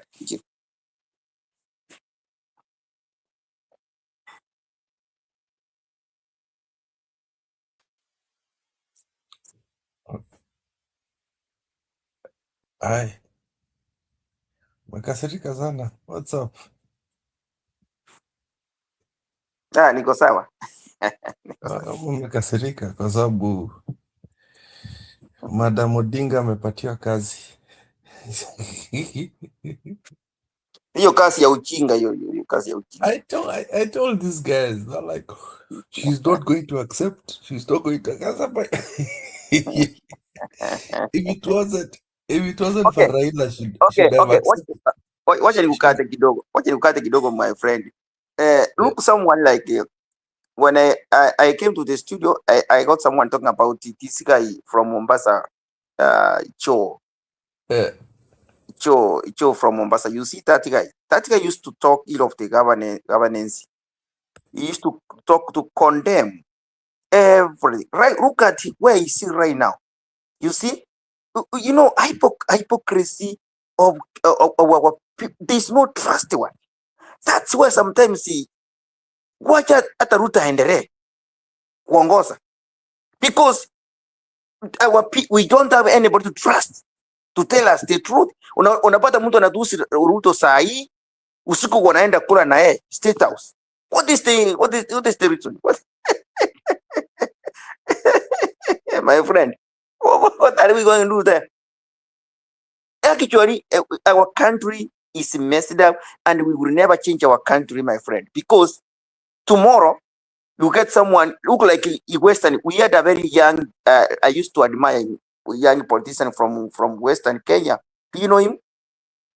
This young guy, he was close to Raila. This is Ababu Namwamba. Look at Ababu Namwamba. Ababu Namwamba was a young politician who was trying to come up. You see, why is Ababu Namwamba right now? Even I may ask you a question from Western Province. Ababu Namwamba is a good example. How he used to be a very good young guy politician. Ever heard of drinking from the poison chalice? Yes, right now Ababu Namwamba, you know, Ababu Namwamba Papa mentioned it, and the guy had a good future in Western politics as a young guy. But right now, look where he is. Even Sifuna, see a chavu kesho aitu huko State. Do you think Sifuna is different from Ababu Namwamba? Boy. I don't trust them. Otherwise, sahi ningeambia Ruto a change some things. Andre na kuongoza Kenya. Sahi tungeongea na Ruto, ningemwambia my friend, change some little things, Andre kuongoza Kenya. Hata hakuna mtu. Have you ever seen anybody that is above 30 or even there is no practical. Ruko kwa Charuo wenzetu walikuwa wanalia, walikuwa wanasema so many things against the government. Right now they are in broad-based government. They are eating. You see? Right now they are eating. Mimi. Wewe mzee, nimechionea mambo. Aro Mogosi. Unagonga watu wangu wa Lakeside bwana. No Mogosi. Acha bwana. Look like huyu jamaa anafanya nini? Anaitwa Stu Wandaji, sijui nani huyu jamaa. Uchusi alikuwa anatusi Ruto. Alikuwa anatusi. Yeah, huyu mwenye Wandai is from Western. That is not a Luo man. No, there is a difference for huyu anaitwa nani? Huyu ako energy sahi. Sindio, he's a Luya. He's from Wandai is a Luo bana. He's not a Luo. Wandai is Yeah, a Luo. Tigai is a Luo. Wandai is not a Luo. Yeah, it's a Luo. From Fanyeni Siaya. research bana, guys. Tigai is coming from Siaya. Tigai juzi tu alikuwa anatusi Ruto wakati wa kampeni, alikuwa anatusi. Sasa yeye akawabisha anakula. Hajaruku Simba Aradi. Simba Aradi alikuwa ameambia Sifuna nini? Anaambia Sifuna. Anaambia Sifuna. Just because Wandai is Kura, called Opio. Just because Wandai is called Opio, mnafikiria ni Mjaluo. Opio Wandai ni Mjaluo bwana. Ni Mluya. Constituency yake inaitwa nini? It doesn't matter, bro. It's just like Mbadi. Mbadi says, I'm a Luya. No, Mbadi is a Suba, of course. But he comes telling us. I think he does what? He tells people is one of the leaders of the Nini. No, Subas call themselves Luos for convenience. When Kazadile kuna Manono, they associate with the Luos, but they are Suba. It's a tribe by itself. Yes, of course. But I'm just telling you, before you think too much, Opio and I is a Luya.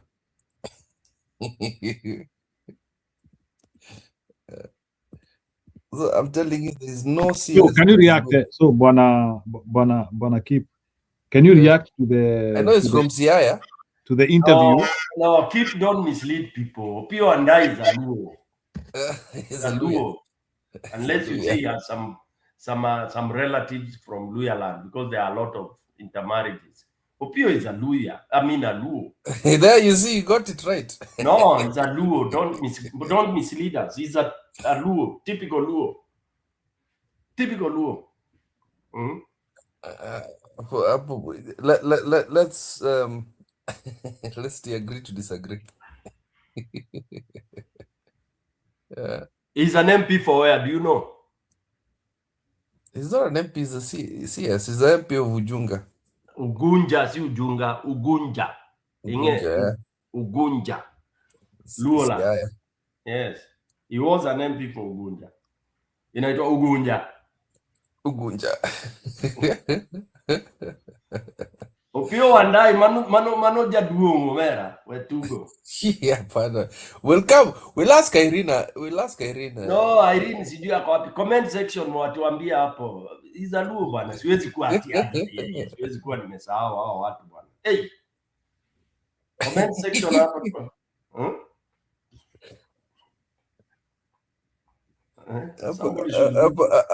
Hapa Raila aliwacheza. Ona Kustoko umetoroka tena.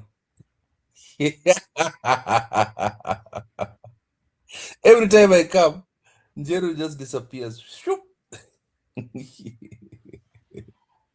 Let me ask you. Si nilikwambia juu huyu mama akitoroka. Oh, yeah, you know the 2 million. Unajua hiyo position ndio nakwambia. No, you are not here when I was telling people here that I'm not excited. I'm not excited. I'm not like.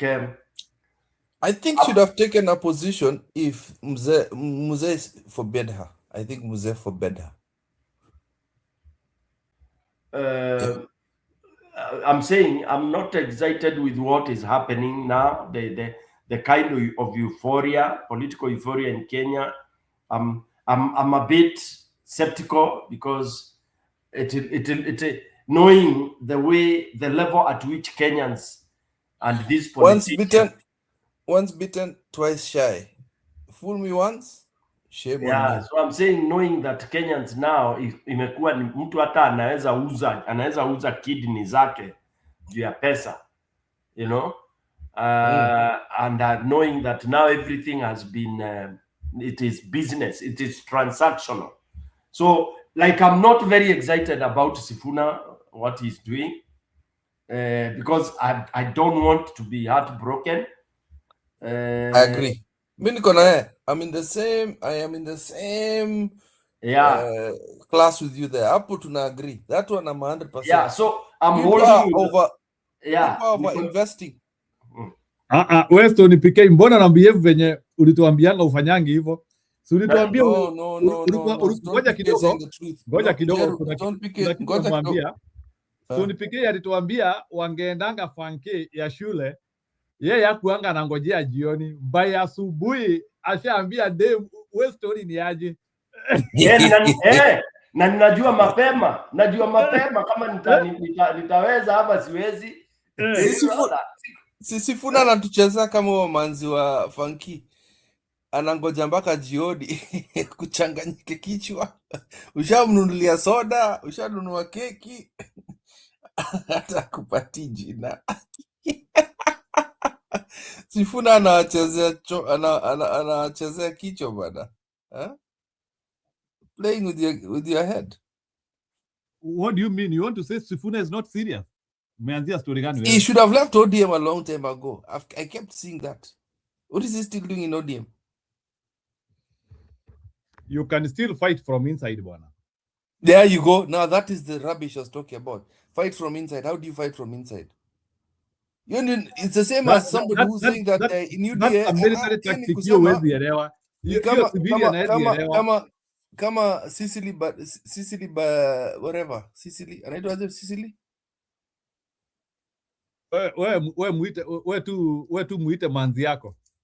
Okay. Sicily used to say that I'm fighting from the inside. That's why I'm in UDA. Those guys who refused to join DCP, stating that they're fighting the government from the inside. Ujinga gani? Ati I'm fighting from the inside.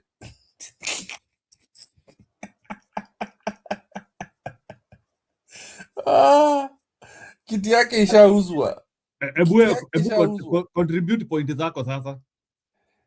Kiti yake ishauzwa. Hebu tuambie interview umeona aje? Interview ya Gachagua na Kalenjins journalist.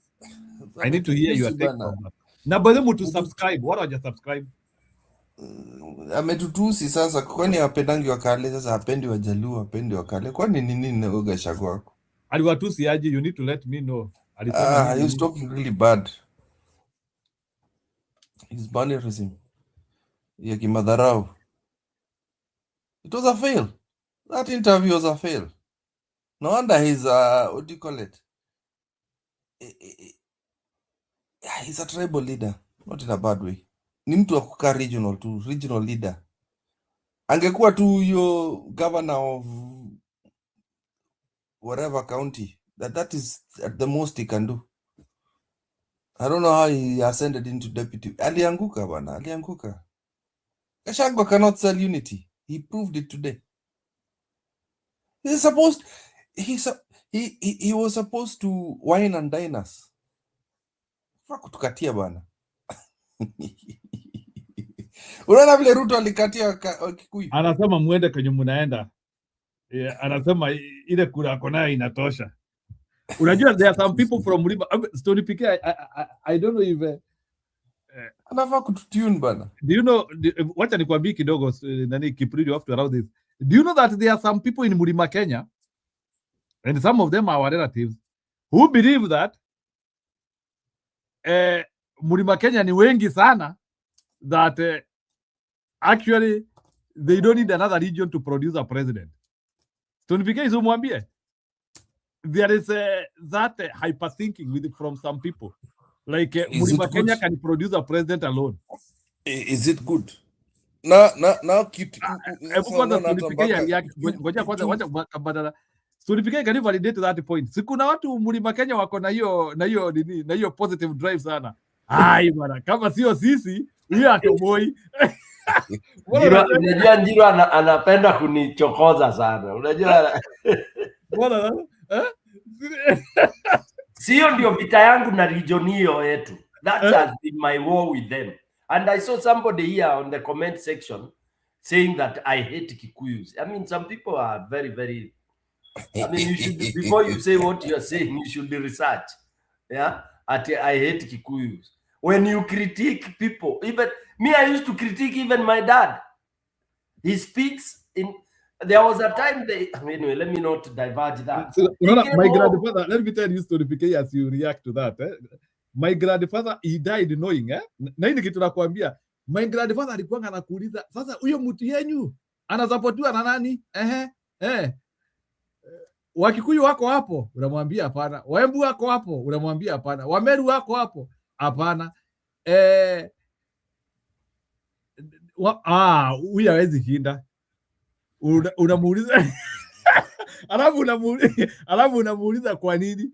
Wewe anasema kuuliza, umewahi panda gari hapa uende mpaka Meru? Venye unachoka. Sasa unajua wala tuangali uthie ya Meru, wewe mundu anogaga. Roria barabara mweno uyu na mweno uyu. Kiu ni kirindi na gitinake. Ndio nimekuambia story yako sasa, react now. Yeah, so keep pole for hiyo Njiru ameswitch to hiyo short wave. You know, hivyo Njiru anasema kuna hii kasumba ambayo, and for me I mourn because I expected it to be, nilikuwa ninafikiria itamalizwa na generation yetu. Hii kasumba ya kwamba one tribe feels superior to others, you know, and you know, but there is a lot of pretense, you know, tuna pretend, tunakata. For me, why I believe in some things, you even have to do what we call truth and reconciliation, you know, where people come and say, yes, it is true. Like now, when we took the trajectory of saying the marginalized community, when we recognized that was step number one. Then we address issues, call them as it is, and then think of how to actually try to fast track them. So the same thing when it comes to politics. We should come and admit that there are some tribes that feel superior to others because of numbers. So for me, when you feel superior to me because of numbers, you are as bad as a racist, as bad as anything that is against humanity. Because mimi nimetoka kabila ndogo, I'm not the one who decided to be born there. Ama sisi tumedecide tuwe wachache. And you who think you are superior because you are more, did you apply to God for you to be there and to be more?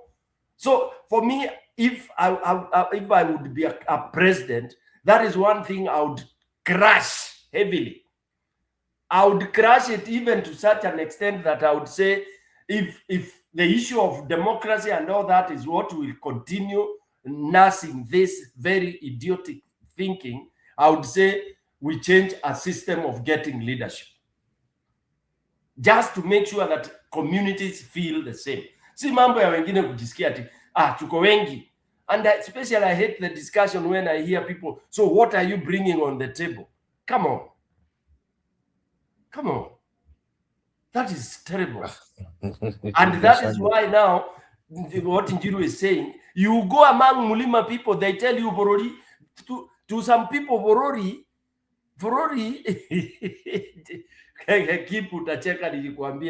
to some people in the village, Borori is everything that belongs to Central. And they believe everything that belongs to Central is the entire country, ndio Borori. And they say Borori wetu. And that's why naturally, even the language most of them use is my people, Adwaito, my people. You know, as if when you are a leader and a president at that level, you stop saying my people, and you stop telling us where you are born. I know you are born, you are a Kamba. You don't have to keep on, wherever you start, your first word is my people from Kambani, my people from Embu, my people from, you know. And that's why I think there should be a revolution by the Gen Z. Look at what happened in Rwanda. That poison, watu walilalia. People, one tribe was saying, hapana, munatulalia, wanaambua nyamazeni, don't talk about it. What happened? Walichinjana ile noma, because it was suppressed, and it was a reality instead of nipping it as early as possible. In Kenya, we sing ukabila. And can you imagine for 60-something years, we still say bringing people together. Kuleta watu pamoja. Unaleta watu pamoja waende kufanyana nini? Watu wako poa. Communities are okay, but you are poisoning instead of you teaching and empowering communities to appreciate one another from whatever corner of the country it is. Umekuja hapo unaanza kusema Sunbike akitaka kusimama kwanza aende kwao amobilize kabila yake. Come on. Back to you, Njiru. Wacha Kipril. Sasa Kipril, with all that information you have had, use it for your own consumption. So you tell me Gachagwa's interview was good then? I got bored. I got bored. Unatupatia ugali na maziwa. Kwara.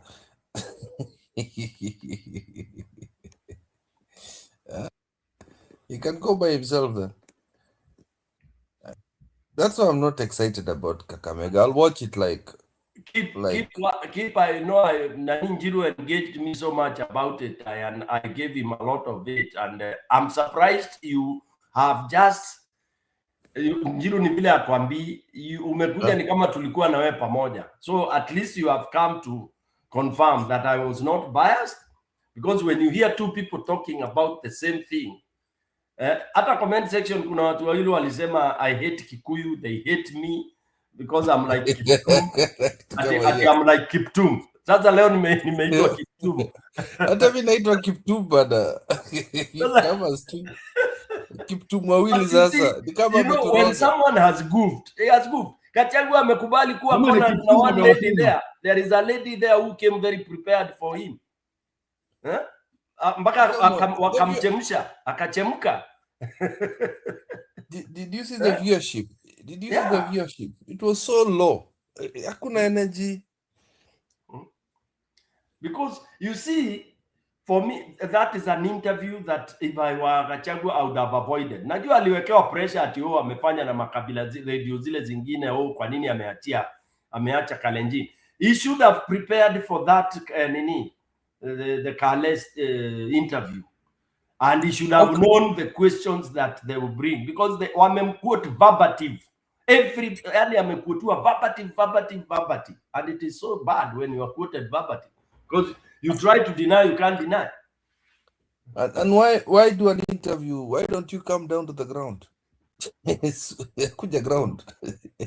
Come sit. You know, sometimes they think you have to do these big rallies. Kuja enda kwa inaitwaje hiyo? Go for a sports event. Go have a cup of tea somewhere in a restaurant. You don't have to announce. PT a town to go see people.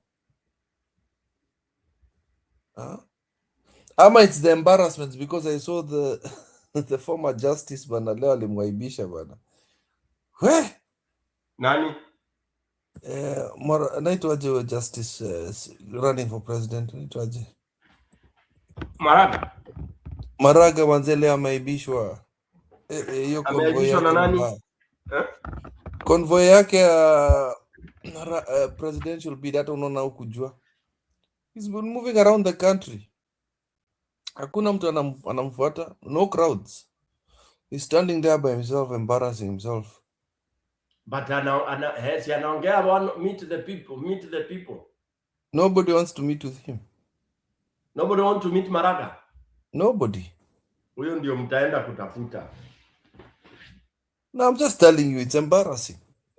How Kenyans are. No, how Kenyans are. Huyo Kenyans watamtafuta. Kenya ikianza kuungua. That's the cleanest. That is the cleanest leader. Lakini wamemwaibisha. Yeah, when they start looking for reconciliator, that's when they will remember there is a Maraga. But let me look for that clip. Weka hapo tuone.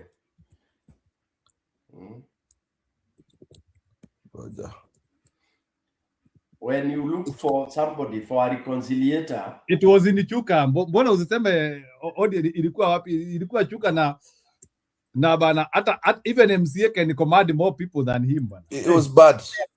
Yeah, hiyo ilikuwa mbaya. Ilikuwa hadi bana watu hata hawezi toka kwa vibada bwana. watu tu wanaangalia tu hivi ile yani David Marara, it was bad. Like no, you guys, I know you because you've not participated in any. You don't know how mobilization is done. No, you see, you don't know. Wacha niwaeleze how it is done. And if you don't do mobilization, and when you do mobilization, you get fake people. Okay? You get people who have been mobilized. For me, I would rather toka naenda from here. I go. I put on naeka my loudspeaker. I talk to people as they stand in their shops and wherever. Staki watoke. Alieka loudspeaker, bro. Yeah? Not done that. Let me look for that clip. Hizo magari zake zilikuwa nini? Hizo magari zake it was a campaign style vehicles, hata ziko na maspika green. Sasa siaongee hapo basi. Uongee watu wasikie wakiwa kwa duka. Why do you want them to come? Hakuna mtu alitokea. He has no enthusiasm. Kwani angesimama kwa barabara sasa? Usimame kwa barabara tu kama Mtava Musiemi ndio vile alikuwa anafanya. Hakuna msi anakuja. Unaona kama vile akina Ruto wanavuka mabarabara. The just tone does not get what we are trying to say. Hakuna mtu alikuwa anataka. Ilikuwa naoma bwana. Siweke clip. Tafuta bwana. Unaona ile yako ya kiambele is much better. Weka clip. Natafuta bwana ngoja. Bad. Monica Wanjiru amesema hata nyinyi ni wakabila. Lakini nyinyi ni wakabila pia. Wakabila ni kusemaje? Defend hiyo. No, wakabila means what? Si the way mnasema Gachagua ni mkabila, si hata nyinyi ni wakabila. Hapana. So we all belong to kabila fulani, ama? Then why are you? I think Monica Wanjiru is speaking in the perspective that then basi kwa nini basi munaingililia Gachagua in that level of tribalism? Negative tribalism. Negative. When you use tribalism negatively to discriminate, to isolate, to label, to profile. Okay. And also it is, again, if I know Gachagua never went to the school of school of speeches and all that, because unaambiwa the way to talk. You like when you are in public service, unaambiwa you don't use I did this. No, it is not I, because it can never be you. You must have been with something. And I is a second persona. Like for example, when they say I and my wife, it should be my wife and I. Yeah, you say my wife and I. Yes, and then if it come on a job, either you are head of a department, you have a team that has made you make whatever policies or whatever implementation. Of course, you use we. Yeah, we and my team and I. That kind of a thing. Through our initiative, yes, we have been able to make some humanoids, exactly, which can be able to replicate, yes, drunken master kung fu skills. Cheza video. We have been able to replicate that together with. I have to make this statement clear. Wacha kuniharakisha, umekuja saa hii. Umekuwa wapi? And we have been here for 4 hours. Sasa ndio unakuja kutuharakisha wakati umefika. We are here for long hours. And we have been able to replicate Bruce Lee dragon enter the dragon. Yeah. Of course, Nabo, because you don't like that. Huyu ni aliyekuwa jaji mkuu wa mahakama ya juu David Maraga, the former chief justice. Mpungie tu mkono, mwambie asante kwa kuja. Asante. Huyo ndio president bwana. Na najua mnafurahia sana na mwambie azidi kuwatembelea. Huyo ndio Urezo. Huyo ndio president. Shida, Wakenya wanataka crowd. I agree as a president, like amejaribu cheza ingine.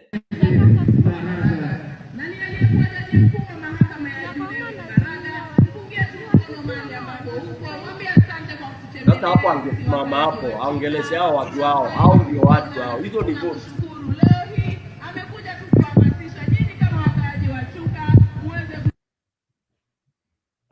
So the beginning nataka kusema angeongea hapo like 15 minutes watu wangekam. Yeah, of course. Yes, those are your votes. Jiru, nimekwambia unaona Mutava Musyimi. Do you know Mutava Musyimi would address hata kama ni mtu mmoja. You address that one person. Yes. Unaongelesha wale watu. I think ana confidence, ni confidence anatembea hivi ama ni timu yake strategy. It's very bad. Njiru, let me tell you, yeah. Hizo gari zote are bored. Kenyans are bored. Kenyans are bored. Ukisimama hapo kwa market, wataanza kukuja tu. You'll start coming. Siangela hiyo pale kuna hizo mandizi, aongelesha wa mama wa mandizi hapo. Awambie mimi ndiye naitwa Maraga sasa. Mimi ndio Maraga na nitakuja kesho. Mko na mashida ama unajua shida, utaenda kuongeongea hapo watu wanaanza kuambia sasa mnana umekuja na nini? Unatuacha hivi. That is what you're trying to kill. Karibu. Karibu. Asante Stone. Nimekaribishwa. Haya, react. Hebu react sasa to story ya Aida sasa. Nimeona mmepea Aida gari kubwa sana kabisa. Aida, have told you, Aida joined that thing because the husband has gone. I think Raila is very controlling, yeah? I think she was forbidden from taking any seats or anything. I remember when he was still alive, the biggest seat she could take was Bishop of the Anglican Church. Inaitwa canon, sio bishop. Ni nini mbaya? Sijuangi hizo vitu. No, I think one was canon na mwingine alifanywa leader. I think ni Catholic. Hizo makanon manini hizo hatujui. Hizo. I'm a Catholic. We don't know those things. Canon. Yeah, ni canon. He is a canon. Those are very serious positions, bana. Where keep where what pagan? Where you are a pagan? Keep real. Who doesn't know you are a pagan? I'm a Catholic. When a pagan. And so what? Mkae na hizo madini zenu za wazungu. Tukae, I rather nikuwe pagan. Yeah. I rather be a pagan. What is the problem? Unaona umekubali where we survived. We survived very long without Christianity or Islam. Nini? Kwani my great grandfathers and those people, did they have Christianity? Yeah, call me a pagan and I don't mind. That's why I never use my Christian name. Yeah, fine. We were fine without those religions. Yeah. So unaweza kaa na hiyo cardinal zako hizo. Cardinal.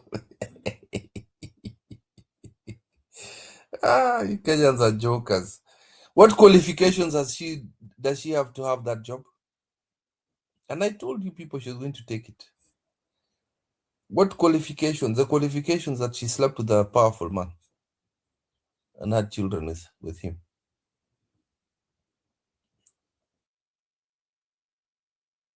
Yeah. I think you're okay with it because Trump has given jobs to his father-in-law, son-in-law, daughter.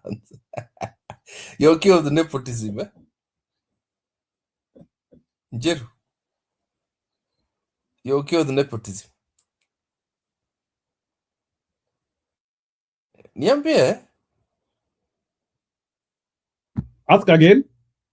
Are you okay with nepotism? Why ask me such a question?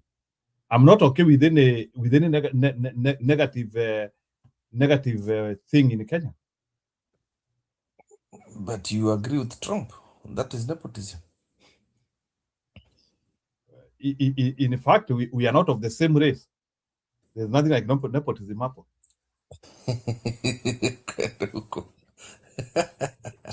Trump is a white male, I'm a black male, and we agree.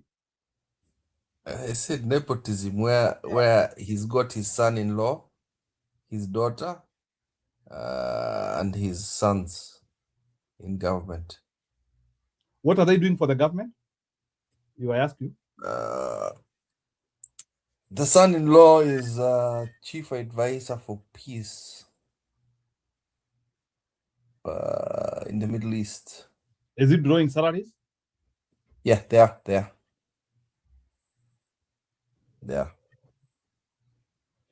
As much as I know, Trump 1.0 was not drawing any salaries. So I don't know if his family people or his family members or those who are in, because like this time around, Ivanka Trump is not involved in the administration. Trump 2.0, Ivanka is not anywhere. I think she decided not to help because of the propaganda which you are coming to bring here. So there's no propaganda. She's wisest. She's the wisest of the Trump children. I'll tell you the truth. Who? Ivanka. Kwani ulikuwa unamtaka?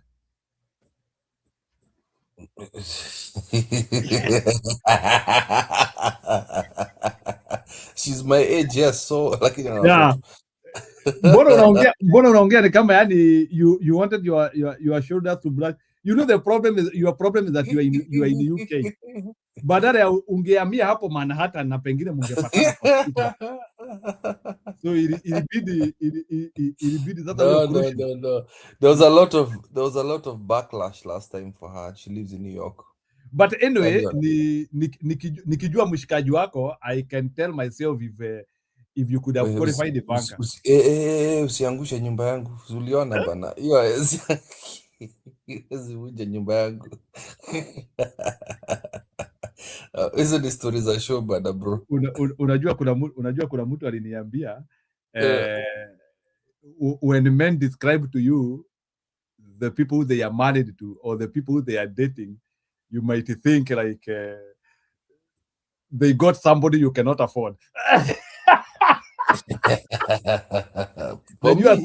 Najua sahi ukinigonga description ya manzi yako you're talking as if you've not seen her.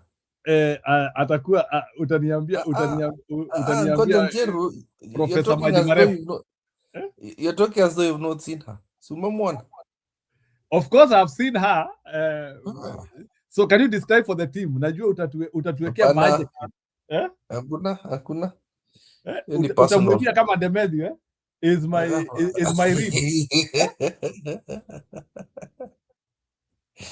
Can you talk about your rib? No. Can you talk about your rib? Siongee story ya rib yako. Hakuna. Hiyo tunaachia hapo, ni personal. Mimi nitaoa humanoid sasa. Kama ma humanoid zinafanya ile mambo nimeona ikifanya huko China, nitaoa humanoid moja. Na sasa na bibi yako sitakufukuza kwa nyumba, naye acha zako. Utafukuzwa kwa nyumba. I have to run. Naamka baba. Wewe ni sawa kimbia. Naona ni kama narrative imewaishia. Yeah. So right. Tomorrow, by the way, keep reading before you go. Tomorrow I'm having 2 shows. I have an early one and a late one. So you can choose whichever you want. So kesho naanza mapema kabisa. So that is I think let's say. By the way, let me ask you a question. Can StreamYard connect to TikTok? StreamYard and TikTok? I would have to check that. I'm not sure. Yeah, check it, because none of the likes of Akina Songa can be joining with his stream. Sorry? Songa, so you have his number. Songa usually has a very good stream in the morning. He's one time by the way. Kapisa, one time all the way. Unataka tukue tunashare stream yake hapa? Unachukua stream yake ya mchana. Where does he usually talk? TikTok. No, I'm asking, like, his audience is where, like, is he talking from Nairobi, home? obviously. Ama Nairobi. kwa bunge la mwananchi? So, No, and by the what is the status of that bunge la mwananchi? Bunge la mwananchi ilienda na Ruto ama? Ilienda na Jaluo. Sorry for the Luo people. It's a Luo affair now. I'm sorry to say that. Aya, ni sawa. So Because you can't talk shit about Ruto. You can't talk shit about Ruto or any nimeona other. hata vile ati wakiwa hapo ati mnapaita Kongowea. They were threatening Sifuna wakiwa hapo, lakini saa zingine hao watu wajui kutumika wanatumika. Anyway, later. See you later. Bye. Okay, kesho ni siku. Yeah, bye. Yeah. Stone, nataka kukuwekea zile vitu unapendanga sasa, because I don't want to bore you. Nataka kukuwekea Aida because you have already had Aida is overqualified, so I don't want us to speak.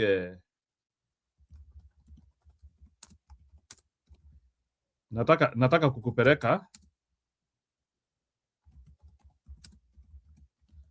kukupeleka kule unapenda.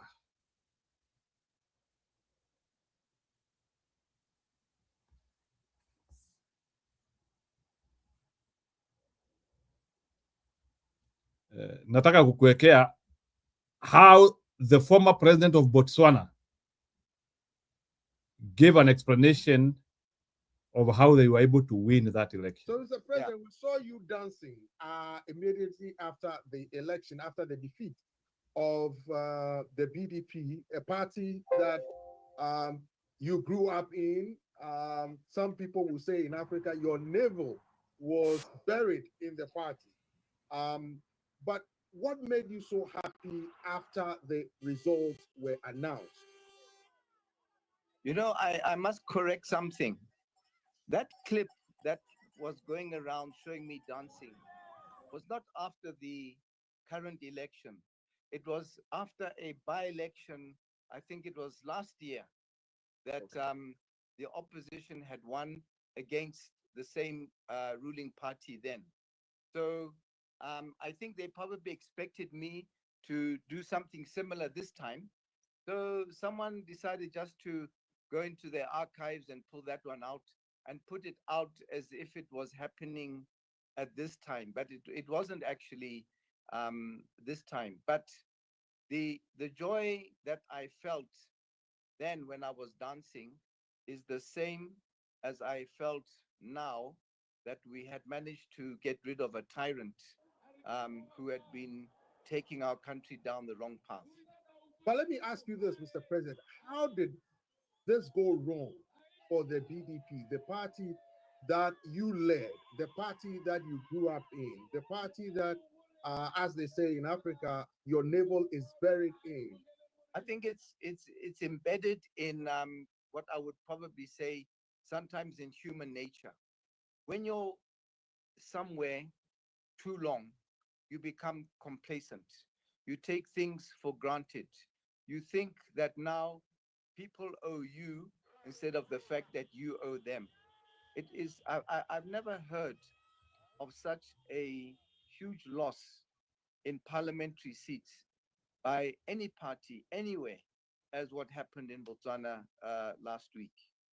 But Mr. President, some people are blaming you. Your critics are saying you literally handpicked your successor. He was your vice president for 80 years, and you gave them, in spite of pieces of advice that, you know, they are equally qualified people that you could choose from. You went ahead with him, so they blame you for the challenges that they experienced. Yeah, I think he was my vice president for 3.5 years, and I totally accept the blame. That is why I have consistently and regularly admitted to the nation publicly that I made a mistake.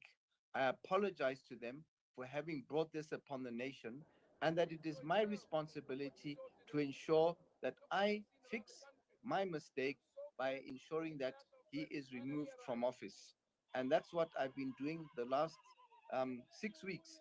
So, Mr. President, what are your expectations of the current president, newly installed President Duma Boko? Because he said he dares not fail the people of Botswana.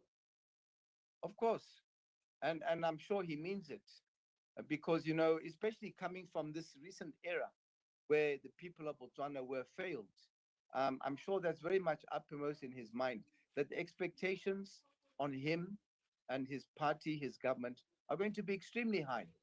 And it's at a time when the economy has been run down, and people would obviously expect that all the manifesto promises that were in there should be delivered like yesterday. But, you know, it doesn't work like that. Life doesn't work like that.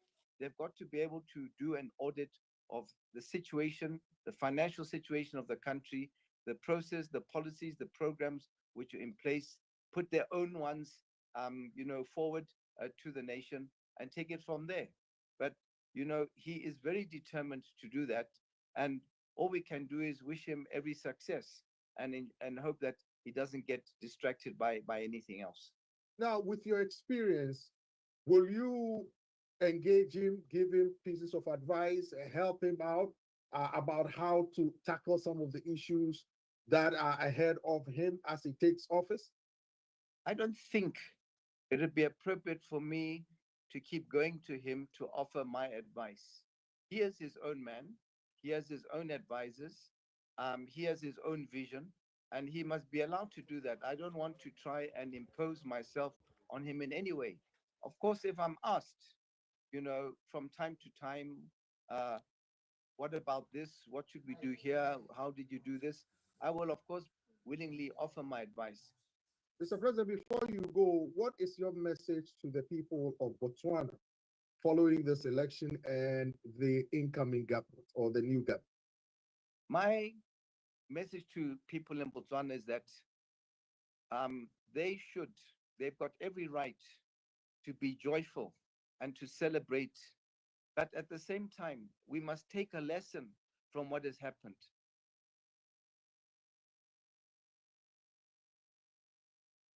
So, okay, karibu sana Joseph. So Stone PK, the reason why nimekuwekea hiyo ni I want you to react to, like, Botswana did not shy away even when Ian Kama offered help, that he wanted to, and he endorsed Duma Boko openly.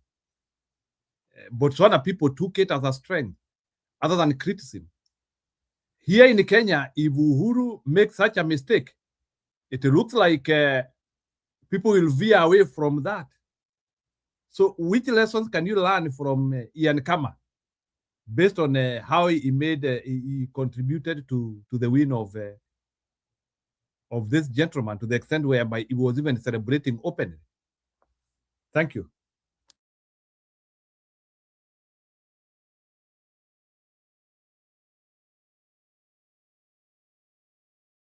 Stone, time yako alafu tupate Joseph. Yeah, I hear you. Remember, Njiru nilikuwa nakwambia we should be playing some of these clips. And I quoted Botswana, I quoted Senegal, I quoted, some of these very succeeding, countries that have they have made a leap into, dramatic leap into another world of real transparency and support. And the example I gave mostly was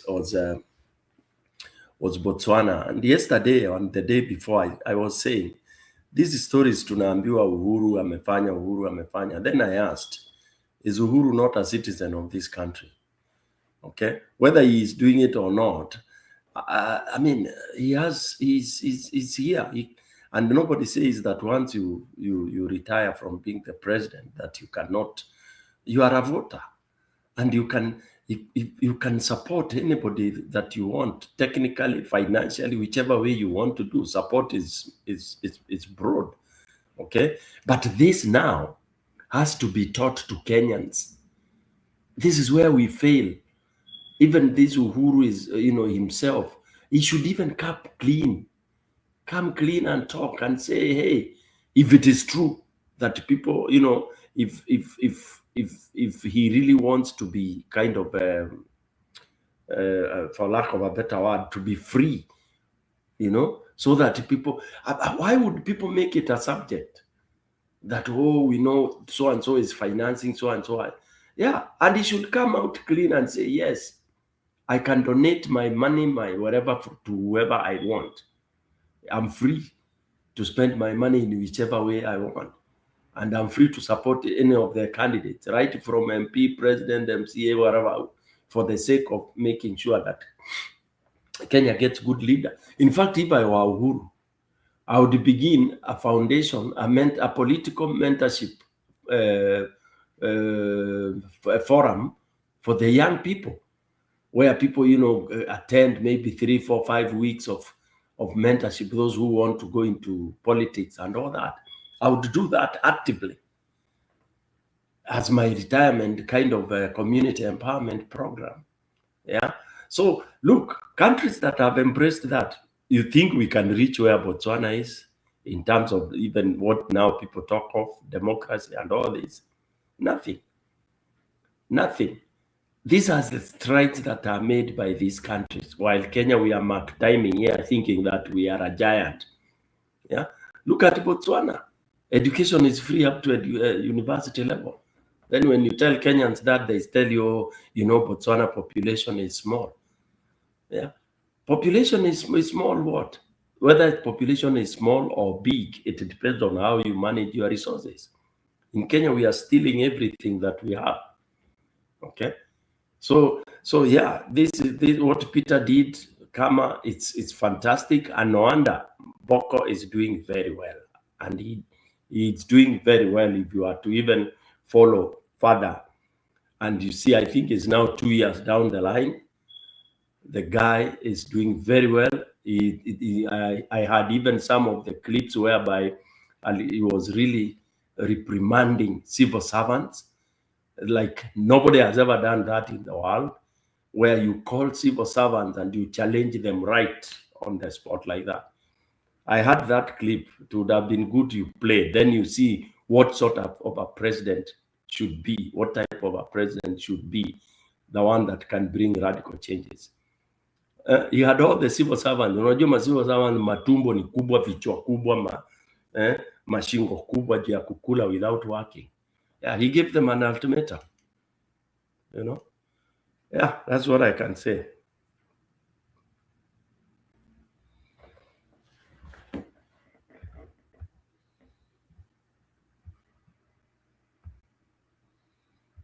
Haya, ni sawa. Joseph, karibu, you can react. Sijui kama umefuata show ama umetoka kwa usingizi directed to here.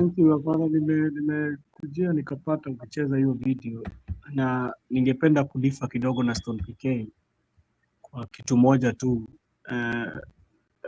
It's not that our democracy is not growing. Our democracy is really growing because the president who is right now took over from a president who I think that we could have never thought.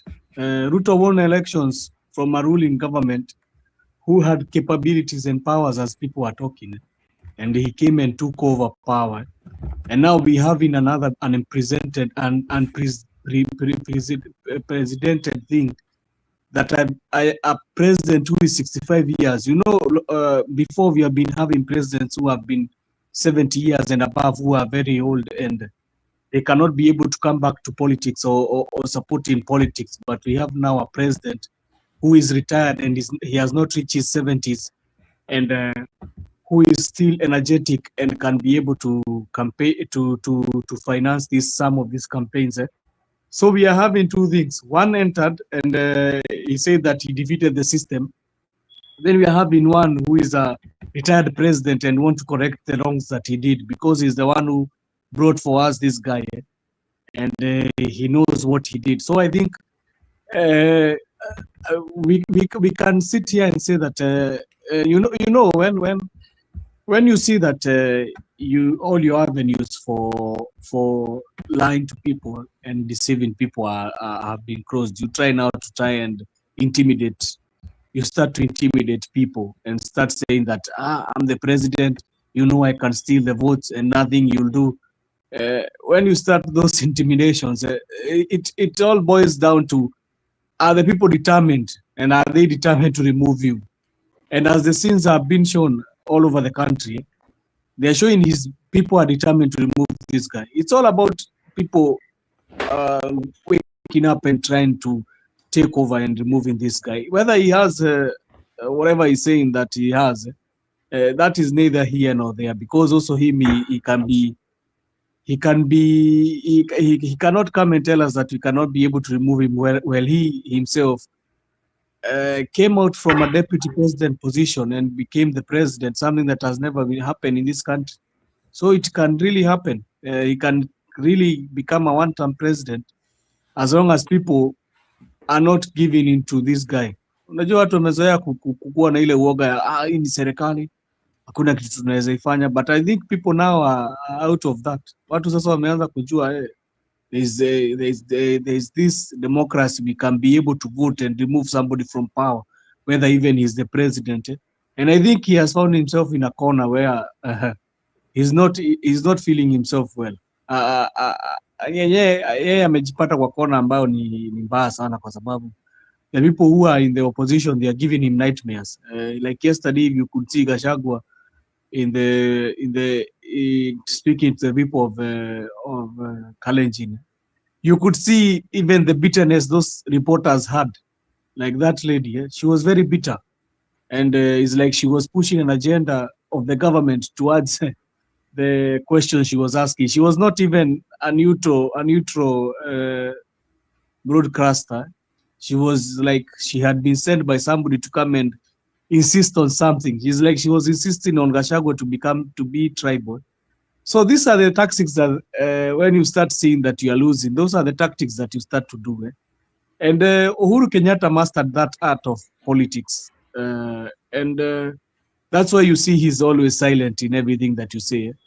They might abuse him, they might do him anything. He has mastered the 48 laws of power. Which one is silence? And when you silence them, he was being abused even before even Raila had died. But you saw what happened. Ruto was ashamed in the whole stadium. A whole stadium of around 50,000 people, 40, he was ashamed by a whole former president.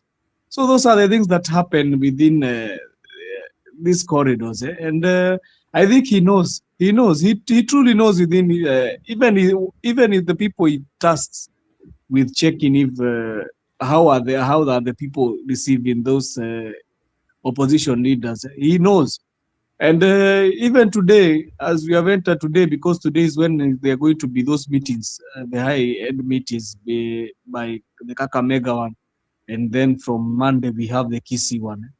If he continue to do something and throw for them tear gas, he's still having a nightmare. That's why you hear Gachagua telling you that this guy already knows the boat sailed. He has been left alone, and now I think they are even trying now to raid into his backyard now. So Jiru, I think it is possible for us to be like Botswana.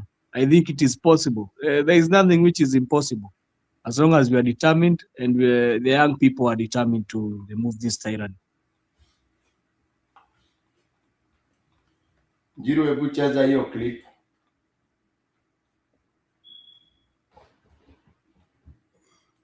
Haya, fungua sasa upande wako. Devastating, I can tell you.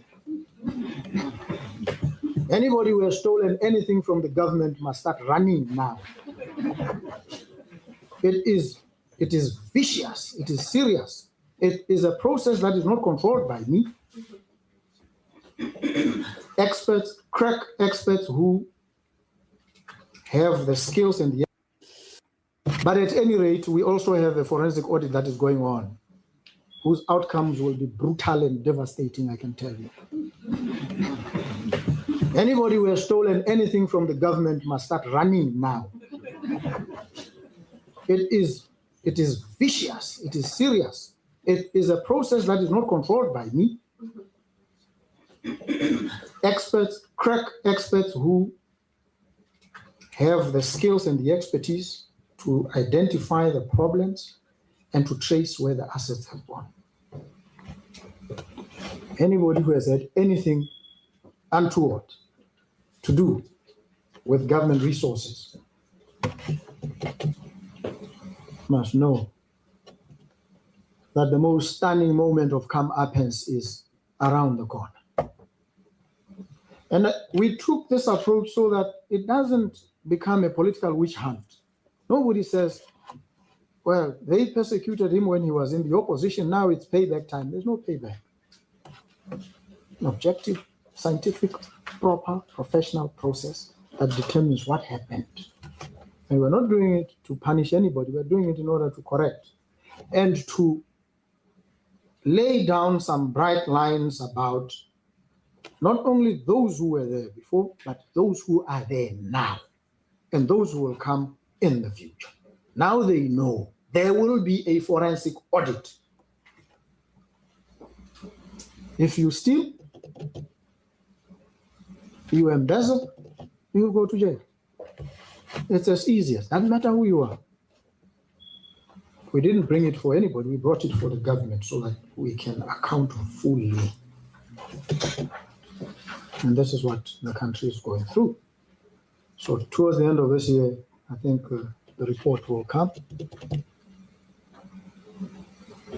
And we will begin the whole process of seeking to recover these assets. These guys were saying, look, the country may actually be assisted immensely once it recovers and claws back all these resources. And they were saying, you know, as we are digging, it's so scary. We get scared ourselves. We want to stop. we freak out. We pull this string and there's a hole. But it's not for anybody. It's not a witch hunt. It's so that there is full accountability. And this is what the country has to do, so that but at any rate, we also have a forensic audit that is going on, whose outcomes will be brutal and devastating, I can tell you. Anybody who has stolen anything from the government must start running now. It is vicious, it is serious. It is a process that is not controlled by me. I think amemaliza Stone PK, imerudia tena. Go ahead.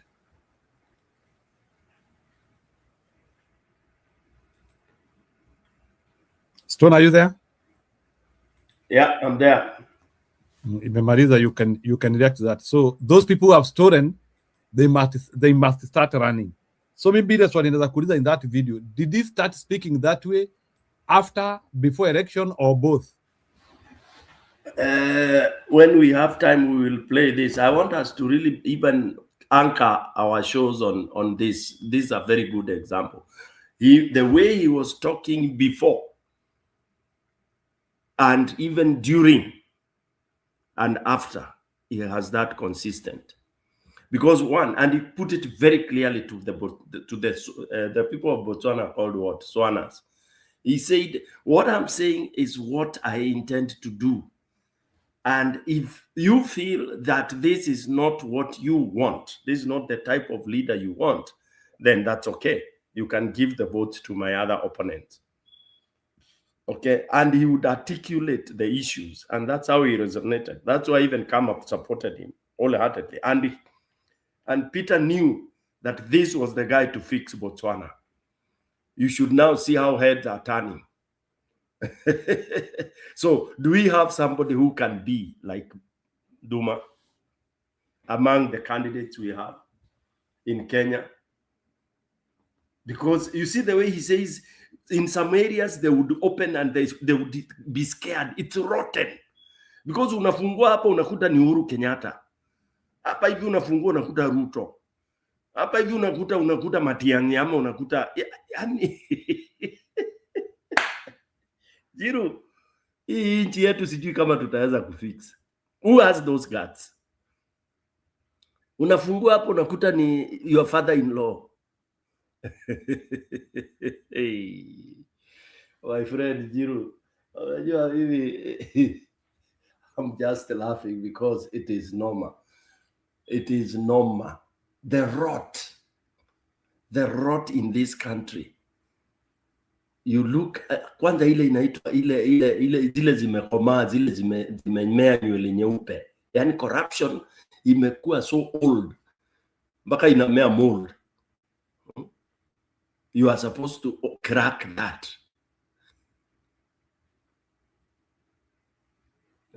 You're supposed to crack that. And it is doable according to Boko. So it's doable in Kenya, but do we have people with those guts? Those are the kind of parameters that we are supposed to be looking when we are assessing these presidential candidates, not whether they are driving in Chuka and they don't have crowd. That should not be a parameter. In fact, I would rather elect somebody, even if he doesn't have a crowd, but someone who can come and assure me that, like the way Boko is assuring me. Back to you, Njiru. So I can see Enlightened Girl hapa anakuongelesha. Enlightened Girl are misguided. I'm not supporting Kalonzo, and neither am I. And I don't distaste Gachagua, but I give my opinion, and I always give reasons why I critique. I don't critique just for the sake of it. Okay, I say what I think as a person. I don't need to rally people to think differently. For me, up to now, I don't think. And by the way, even Kalonzo has not been my best of choice, if I'm asked. I have always said here and Njiru on this channel and other channel that he's too soft, he's too biblical. Kenya doesn't need somebody who anaongea alafu anasema sorry. Any leader who talks 2 sentences and then you apologize, you can't transform this country. This country needs a ruthless leader. In fact, Ruto would have been very good if he was positively ruthless. Positively ruthless is whereby he is punishing corruption, but he's part of it. If, for example, he was saying kila mtu hiyo pesa anasema tunakatwa inaenda kununua madawa and services are provided, we would have taken that. Yeah. So we need, and I keep saying, we need a tough and assertive leader. And we don't need a transactional leader. Gachagua is a businessman. He has that record. So when you have a president who is commercial, you run the risk of somebody being a dealer-wheeler. Yeah. So those are things that Enlightened you need to get to know. And it's not that because in interest they are to contest anywhere or that. In fact, there is nowhere where a presidential candidate will help an MCA or an MP in any case. And they don't even help. And even those parties don't help individual candidates at all. In fact, it is the parties that need the individual candidates. Anyway, back to Mboko. So do we have a Mboko in Kenya? Do you see a Mboko in any of our candidates, Mr. Njiru, before Joseph comes in or Joseph coming? Hakuna mtu amejieleza because hakuna mtu amejieleza beyond like sijasikia mtu amesema atajeru Ruto other than Muturi, who nilisikia akisema kidogo, but I know Muturi is not very ambitious on presidency, but ni vile tu tutakubali tu kuchukua hii kile tuko nacho, but I don't see aggression. No, Njiru, you don't have to name names. I've had people, I've had 2 candidates, 3, very assertive, saying that, number 1, the rule of law will have to happen surgically. What else do you need? And anybody who has done whatever to the country, the rule of law will take effect. What else do you need from that? You don't need to say utashika huyu na huyu. The rule of law will go. Ndio mkono ya sheria hiyo. If anybody... go ahead, Joseph. PK, the problem is, you are the one also who came and told us about a pool of the club of presidents. And they have tentacles everywhere. Even some of them have the tentacles even in judiciary, and others have even everywhere, even in registry charts, as even when they leave also the office. And some of them even have owned Kenya. We know, like almost even quarter of Kenya they are owning. Even right now, I know this one who is here now, Huyu Kasongo. He has quite a share, big share of the money that he has looted, which has been put into this club of presidents, as we call them. So I think the problem is actually not even the people who are going to come if they are going to jail, because yes, they might come and they might jail or they might not jail, but the problem actually is we have a very good constitution, but our constitution came very early when we were still a very, I think what we borrowed, some of the values we borrowed in our constitution, like the rule of law, was very dangerous. It was very good for the human rights, and people getting their rights well. But you know that one also came with how the politicians got their way out. That even when you are arrested for this so-called corruption dealings, you can be able to go to court and you seek to be given a bail, and then when you come out, you can start now interfering with the witnesses and interfering with the case itself. So I think it is a matter of, can we have a government who can be able to come and streamline some of the laws that we have in the country, and also a legislature that is going to be able to curb these laws, that when you are found with such corruption dealings and you are detained, that you cannot be given even any time to be able to go out and influence witnesses or be able to deal with the cases that are there. So PK, I think that is one of the reasons that we are having, that cannot be able to be like Botswana the way they are doing. I think those are some of the reasons.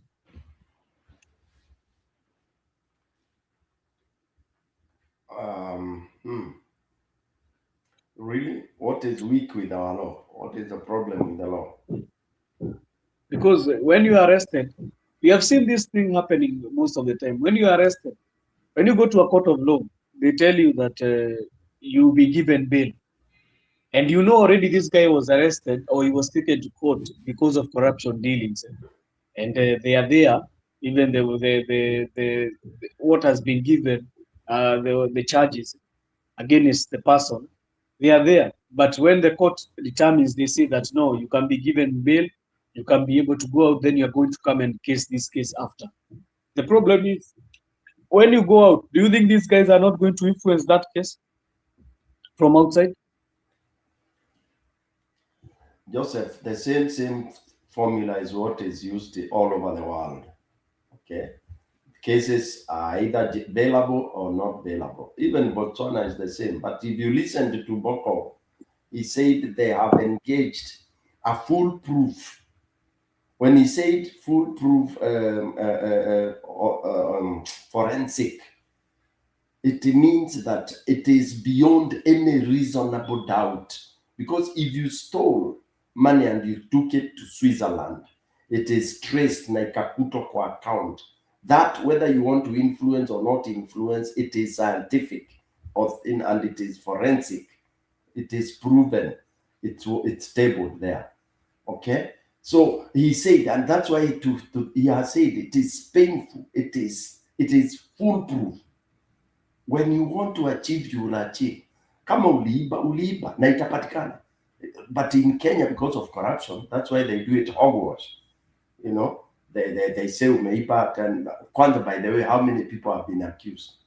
Hakuna watu tumeletewa, other than that guy Waluke, and the case was beyond anything, and he was even jailed, and he went and served some bit of whatever. But then, because of our corrupt nature, which Boko has now put in place, you can't appeal. If you are sentenced and it is proven, you appeal and you get jailed again. Okay? Meaning what? It is building the integrity of the people. Unless you tell me in Kenya it's impossible, then we surrender and submit to it. Thank you. Njiro is gone. Yeah, so that's what I think. If we feel, because it is a matter of having a very assertive leader, and people will follow. Because the law has to be activated. It is the law. It can't arrest people by itself. It has to be carried and, activated by people. It is the police. It is those bodies that we have. We have so many bodies of anti-corruption and this and that. Kwanza ni kuingia na kuzidismiss zote and decide whether we want to have one or two bodies that will deal with corruption. Like Singapore. Singapore, you have only 3 arms that investigate corruption. Three bodies. And they're independent of each other. Hakuna ile inaongeanga na ingine. And they have full mandate to arrest and charge.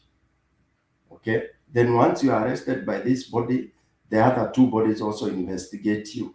So how you are going to corrupt these 3? Itakuwa wewe but wewe ni angel. And it works because you are beaten by 3 fangs.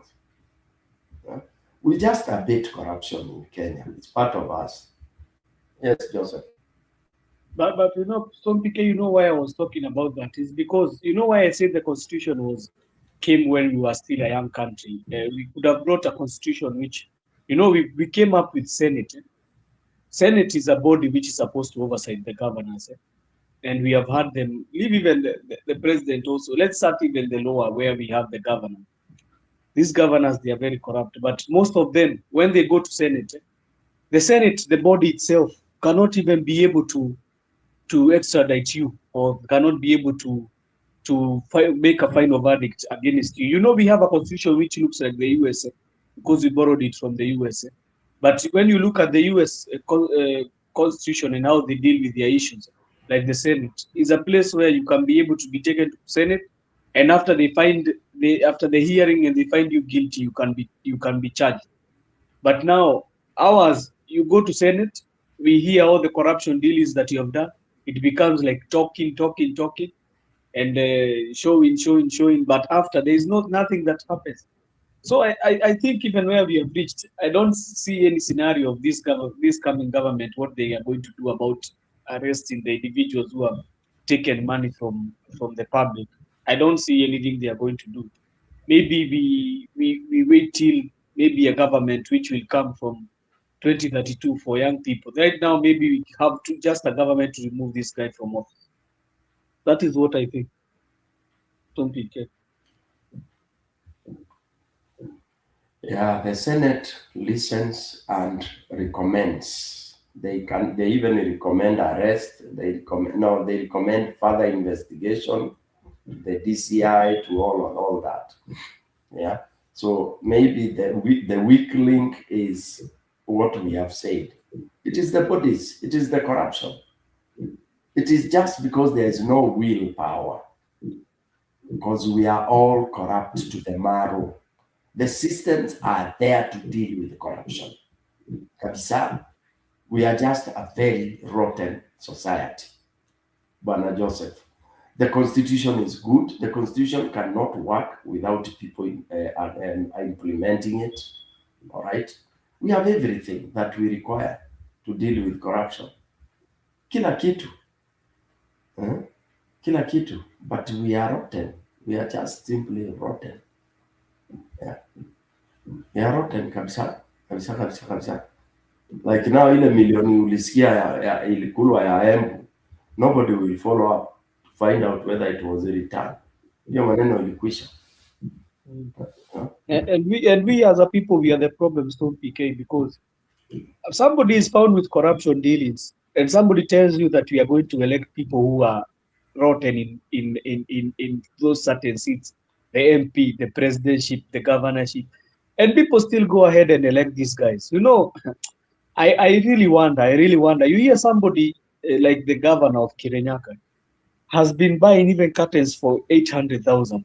But you yourself, you go and start saying that we are going to vote for him. And when he's found with these irregularities, like the one the governor for Embu was found with, that he can be able to take money and take it to a Boda forum, wherever he's saying, because we think that was stealing public funds. But you find people, some people in Embu, they are saying, no, you are fighting our governor. You wonder, what do people really think about their future, and what do people want with their future? Then after they hear the money has been stolen and they are not seeing the developments in Embu, they start saying, no, why are you not trying to arrest this Karinda? Why you don't want to give us development? Why are we staying like this? Why we don't have roads? Why we don't have hospitals? This thing also boils down to us as a people. Exactly, what are we doing ourselves? Because we have somebody like Waluke who was even jailed, but still is a member of parliament.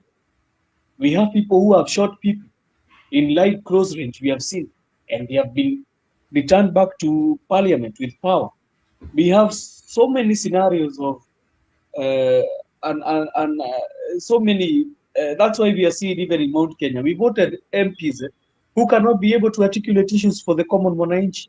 They are for themselves. Somebody even can stand there and tell you that mimi kama mbunge sisikii kile ninaambiwa, mimi nafaa kuambia watu kile tunafaa kufanya because I'm the leader. You wonder, so the House of Representatives, which is supposed to be mandated to look after the people's welfare, is the one which is telling you it has looked like the executive. So I think we have a very big issue in Jiro with the Storm PK that I don't know if we are going to go further with this one. I don't think we are going to be having a country. If we get another person like this one, Ruto, it is going even to be terrible now, even going forward. So I think a certain issue is we need to know ourselves as leaders. The way Storm PK has said, people laugh about somebody not having crowds. I even get angry because whether he has crowds or not is the person of integrity. That is the question. It's not about if you have crowds or you don't have. Those crowds are the ones even are making us to go to the wrong decision. We had crowds of people even singing a song. Even they reverted a gospel song to a political rally song. You could hear them singing that they are going to wake up in the morning, I don't know, to vote very early in the morning to vote for who.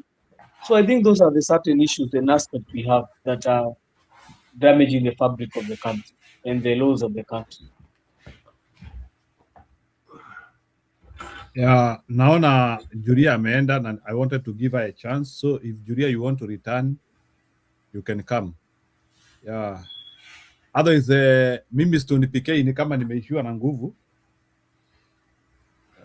I don't know. Mimi sina mambo mingi na kuangalia mambo ya Kakamega leo. Be there. Yeah, I actually want to go and relax now ili sasa niweze kuamkia kwa show. But Julia, if you want to come and contribute na kungojea. So because umeingia ukatoka tu, otherwise tutafunga show sasa tuende. Naweza weka huyu mtu wa ana anapenda sana Chris kumekucha akuwa anacheza as I wait for Julia. Chris So Julia, I'm waiting for you. Once Chris kumekucha is but done. But I think Jiru, the people are going to start. It is going to be a war in Kakamega because I hear people have been ferried and the people there they have said that they are ready to lead their own son. So it is going to be a war. Wacha hii react alafu you can react after this video, Bwana Joseph. Let's see how Personalists who believe that finally there is a candidate who can unite the entire Lutheran community. I think that is the main reason for the choice of Kakamega. And trust me, this is President William Samoei Ruto's worst nightmare. Why? Well, let me start by giving you information that has come out recently about the real census figures from the last census. You know, census figures, and we've said this on this channel, are very political, especially tribal numbers. And they're always rigged, interfered with, altered when they're released to the public. Now on your screens right now, you can see the real figures on the column on your left. And then the figures that Kenyans were given, Sorizajaba, on your right. And you can clearly see the community in Kenya right now that has the largest numbers. the Luyas. Now you understand why this is Ruto's worst nightmare. You see, Ruto's policies have caused havoc in the nation called Kenya, but they've had a silver lining of uniting all Kenyans against this regime. And that would include uniting all Luyas against this regime. So, what do these real census figures, this expose tell us? And by the way, this happened under the watch of former President Uhuru Muigai Kenyatta. His government altered the figures. But what do these figures tell us? They tell us any presidential candidate who can get the block vote of the Mulembe nation is almost certainly the one who will end up winning the presidency. Oh yes. For avoidance of doubt, you'll remember when Moi was leaving power, his calculations were based on the fact that any presidential candidate from the House of Mumbi who can be able to get the block vote of the community is almost home and dry to win the presidency. Of course, this plan was frustrated by Raila Odinga when at Uhuru Park, he said those two famous words, Kibaki Tosha, okay? And this Moi thinking was based on the real census figures at the time. But now you can see from the latest census figures and using Moi's thinking, because Moi was very experienced in politics, that has shifted. And now the reality is any presidential candidate who can get the block vote from the Mulembe nation is almost certainly going to be the next occupant of State House. I'm telling you, hii shida ya Sifuna is bigger than most Kenyans realize. Hii ni shida kubwa, very difficult problem to deal with. Of course, for anybody who wants to frustrate it and to frustrate the will of the vast majority of long-suffering Kenyans. Bila kizungu mingi, kimeumana kuumana. That one is very clear because the train has already left the station and it is moving at very high speed. Destination, State House. Nothing short of that. Now, very quickly before I go, you will need to move with speed because we're in the last Kipindi Chalala Salama, the last sponsor who has agreed to sponsor people so that you get the valuable golden key at the crazy, crazy price of only Kenya shillings 999 or $8. You can see the details on your screens right now. Now, what kind of sensitive information are you going to get? Well, all disappointment.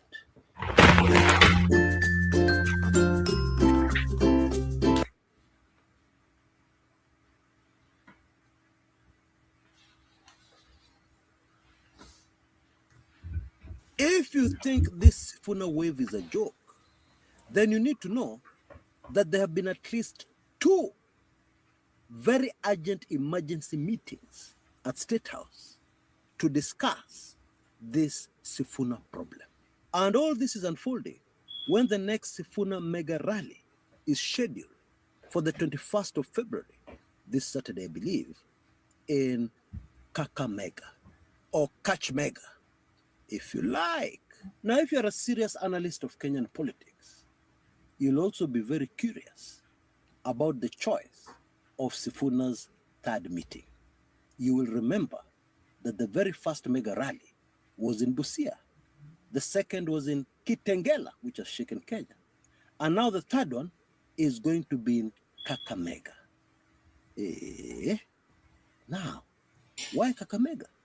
By the way, Sifuna does not hail from Kakamega. Sifuna is a Bukusu, Kitale, those sides. Mainly Trans Nzoia. Kakamega is a different county. In fact, the Maragoli, who are the majority in Kakamega, have historically had problems with the Bukusu within the Luhya nation. But there are those analysts who believe that finally there is a candidate who can unite the entire Luhya community. I think that is the main reason for the choice of Kakamega. And trust me, this is President William Samoei Ruto's worst nightmare. Why? Well, let me start by giving you information that is coming about the real census from the last census.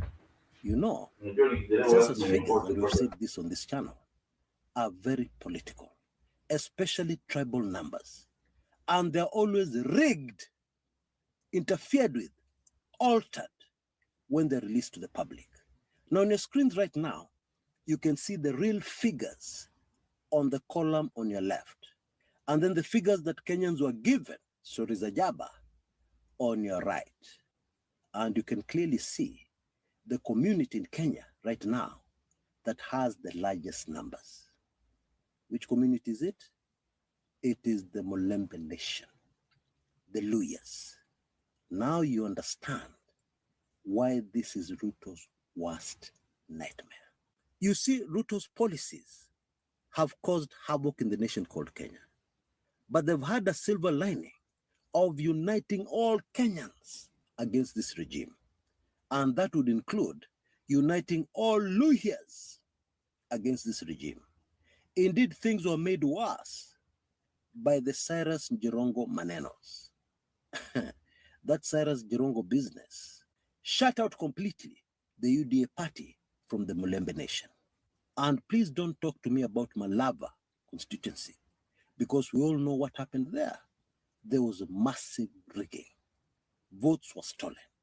That seat was not genuinely won by the UDA party. Okay? That is not breaking news. It shouldn't be breaking news. It is common knowledge. So, what do these real census figures, this expose tell us? And by the way, this happened under the watch of former President Uhuru Muigai Kenyatta. His government altered the figures. But what do these figures tell us? They tell us any presidential candidate who can get the block vote of the Molembe Nation is almost certainly the one who will end up winning the presidency. Oh, yes. For avoidance of doubt, you'll remember when Moi was leaving power, his calculations were based on the fact that any presidential candidate from the House of Mumbi who can be able to get the block vote of the community is almost home and dry to win the presidency. Of course, this plan was frustrated by Raila Odinga when at Uhuru Park, he said those two famous words, Kibaki Tosha, okay? And this Moi thinking was based on the real census figures at the time. But now you can see from the latest census figures and using Moi's thinking, because Moi was very experienced in politics, that has shifted. And now the reality is any presidential candidate who can get the block vote from the Molembe Nation is almost certainly going to be the next occupant of State House. I'm telling you, hii shida ya Sifuna is bigger than most Kenyans realize. Hii ni shida kubwa, very difficult problem to deal with. Of course, for anybody who wants to frustrate it and to frustrate the will of the vast majority of long-suffering Kenyans. But let us go back to those emergency meetings. At least two of them, I believe there were more, but at least these two we know of, that were held at State House to discuss the Sifuna problem. The first one was one of all legislators from Kakamega County. Now, obviously, that one was in preparation for the Sifuna Kakamega mega rally. Yeah, most probably to find ways to counter the impact of that meeting politically and otherwise. Legislators are on the ground. They know what is happening. They know which goons have which talent, etc., etc. Now, interestingly, The Kakamega governor, Bwana Barasa, has already made his stand very clear. He does not want that rally in his county. And it is super fascinating how the Mwananchi on the ground is responding to those remarks by Governor Barasa. Just to give you one example, kwani Kakamega ni yako? You know, in that Lui accent. But don't lose hope. According to my impeccable information on the ground, it will be very difficult to frustrate this mega rally, because of what is happening right now on the ground, and also because of the reputation of Kakamega people. Watu wa Kakamega wakishaamua wameamua, wewe kaa mbali. Wakishaamua wachana nao. Okay, that is what I'm getting from the ground. In fact, excitement is building very fast. We've even had some border borders coming out and volunteering that they're going to be in charge of security during the rally. Of course, this is in reference to what happened during the Kitengela rally, where some police officers threw tear gas unprovoked right in the middle of the crowd. And of course, in the ensuing chaos, something very sad happened. One Kenyan, a 28-year-old, lost.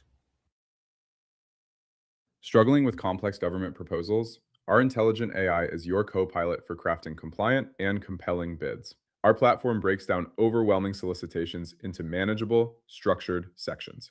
Effortlessly navigate and build every part of your proposal, ensuring you never miss a critical component. This is where the magic happens. With a single click, our GovCon AI agent instantly analyzes your writing for compliance, clarity, and completeness.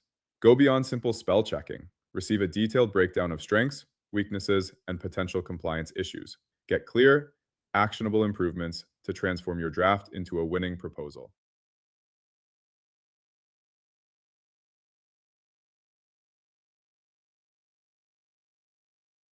Whoa. What's that? I just built a budgeting app in Base 44. Guys, Nina just built an app. Impossible. Nina can't code. Interesting. Can it generate reports? It can now. Nice. So you're saying we can all build apps now? Yeah. I'm on lunch. I gotta make a call. I'll be in my office. Just built an inventory tracker. Protein calculator. Book sharing app. A workflow manager that Tracks who still owes for the group lunch. Trash duty schedule. Since no one seems to care. just built a I just created a goal tracking system. We built the same thing, didn't we? Yep. Can this thing manage contacts? Is the SOC compliant? I want to animate this graph. Create a party planner. Profesor de español. An inter-office dating app. For dogs. For office dogs. You know what I mean?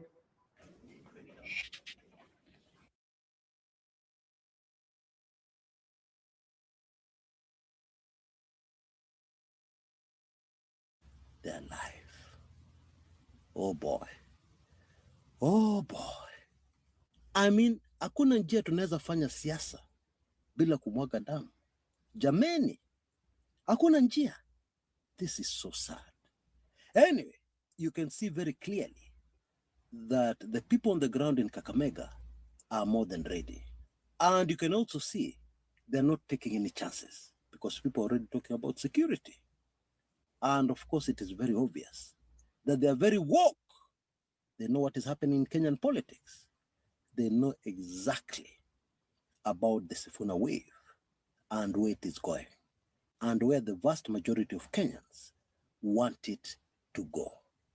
The other emergency meeting at State House was of political strategists of this regime and also some people from the intelligence community to try and figure out a way of stopping this Sifuna wave. So already that one tells you that this thing is real.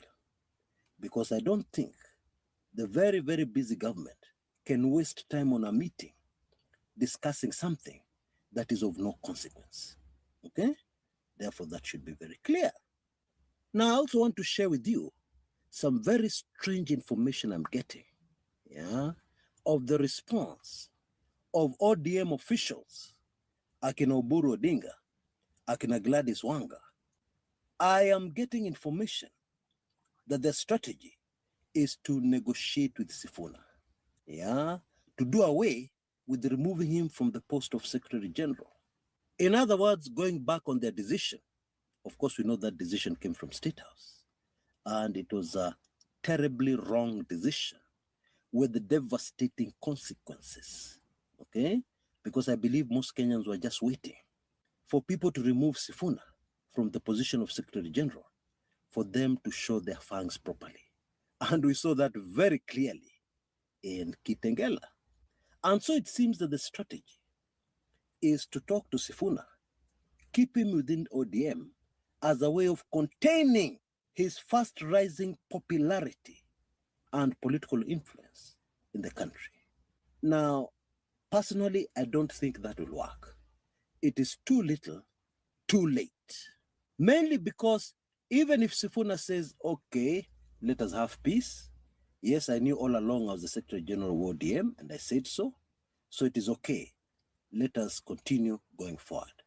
Even if that happens, this will not stop the Sifuna rallies. It will not stop Sifuna's very firm stand that he will not vote for Ruto. It will not stop Sifuna's very firm position that they are not going to support a broad-based government going into the next general election, so that after 2027, we still have a broad-based government, because some people want power. We must have power, according to somebody. I'm sure most of you know who I'm talking about. Nasikia anaitwa Babu, not Babu Owino. Babu as in grandfather. Bila kizungu mingi, kimeumana kuumana. That one is very clear, because the train has already left the station and it is moving at very high speed. Destination, State House. Nothing short of that. Okay? So it will be interesting to see how those who want to try to stop Sifuna and the Sifuna wave, it will be more than interesting to see them blundering around with all their funny ideas, and of course with their goon approach. Because we know the UDA party, correct me if I'm wrong, has no other way of dealing with political opponents. They don't know any other trick except goons and violence. Please educate me. Please correct me if I've got that one wrong.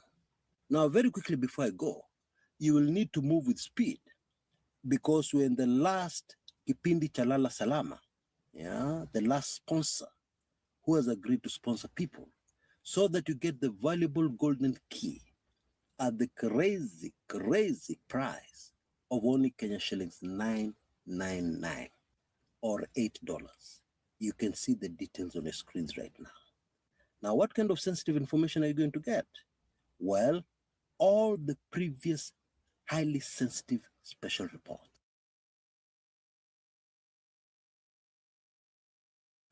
Stone PK, you can react to that as we close the show now. Tungojea kesho, please. Yeah, ni tuseme I mean it's very yeah, it has been 6 hours of us being here. Tuende tulale sasa ili tuamkie the big day tonight. I like Chris. Sikuwa nimesikiza hii Chris kumekucha, but I'm so surprised that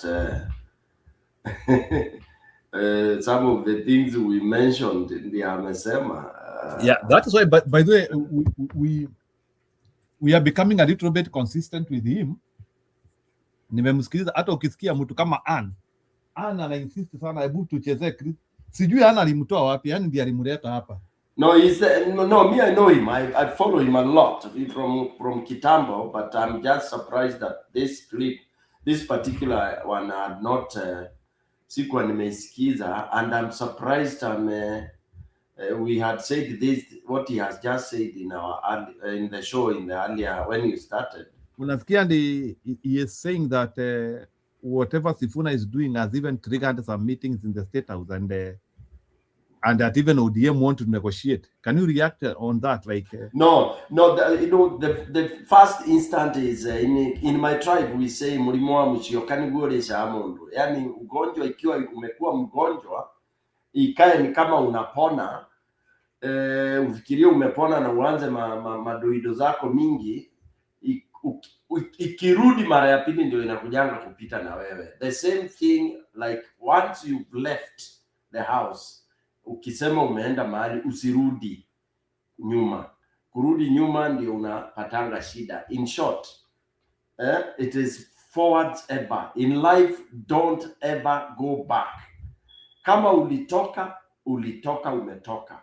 Because, I mean, how stupid would Sifuna be? And sometimes it happens, anaweza kurudi kwa sababu ya hizo 12 billion za ODM ziko huko.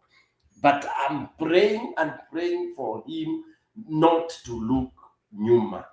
Because atakuwa lured kabisa, he will be offered money and all this, and people atatumiwa wazee. It is not easy. He will be atazunguchwa. Atuoli, si useme atuoli, useme atatumiwa atuoli anzie kusema kijana yangu. Well, for me, if there is anybody I can avoid if I have political ambition, especially, and remember, let me say this also. Me, I like talking candidly. Luya community has not been known kutoboa safari. They come very bravado mingi, but they are known to wither along the way.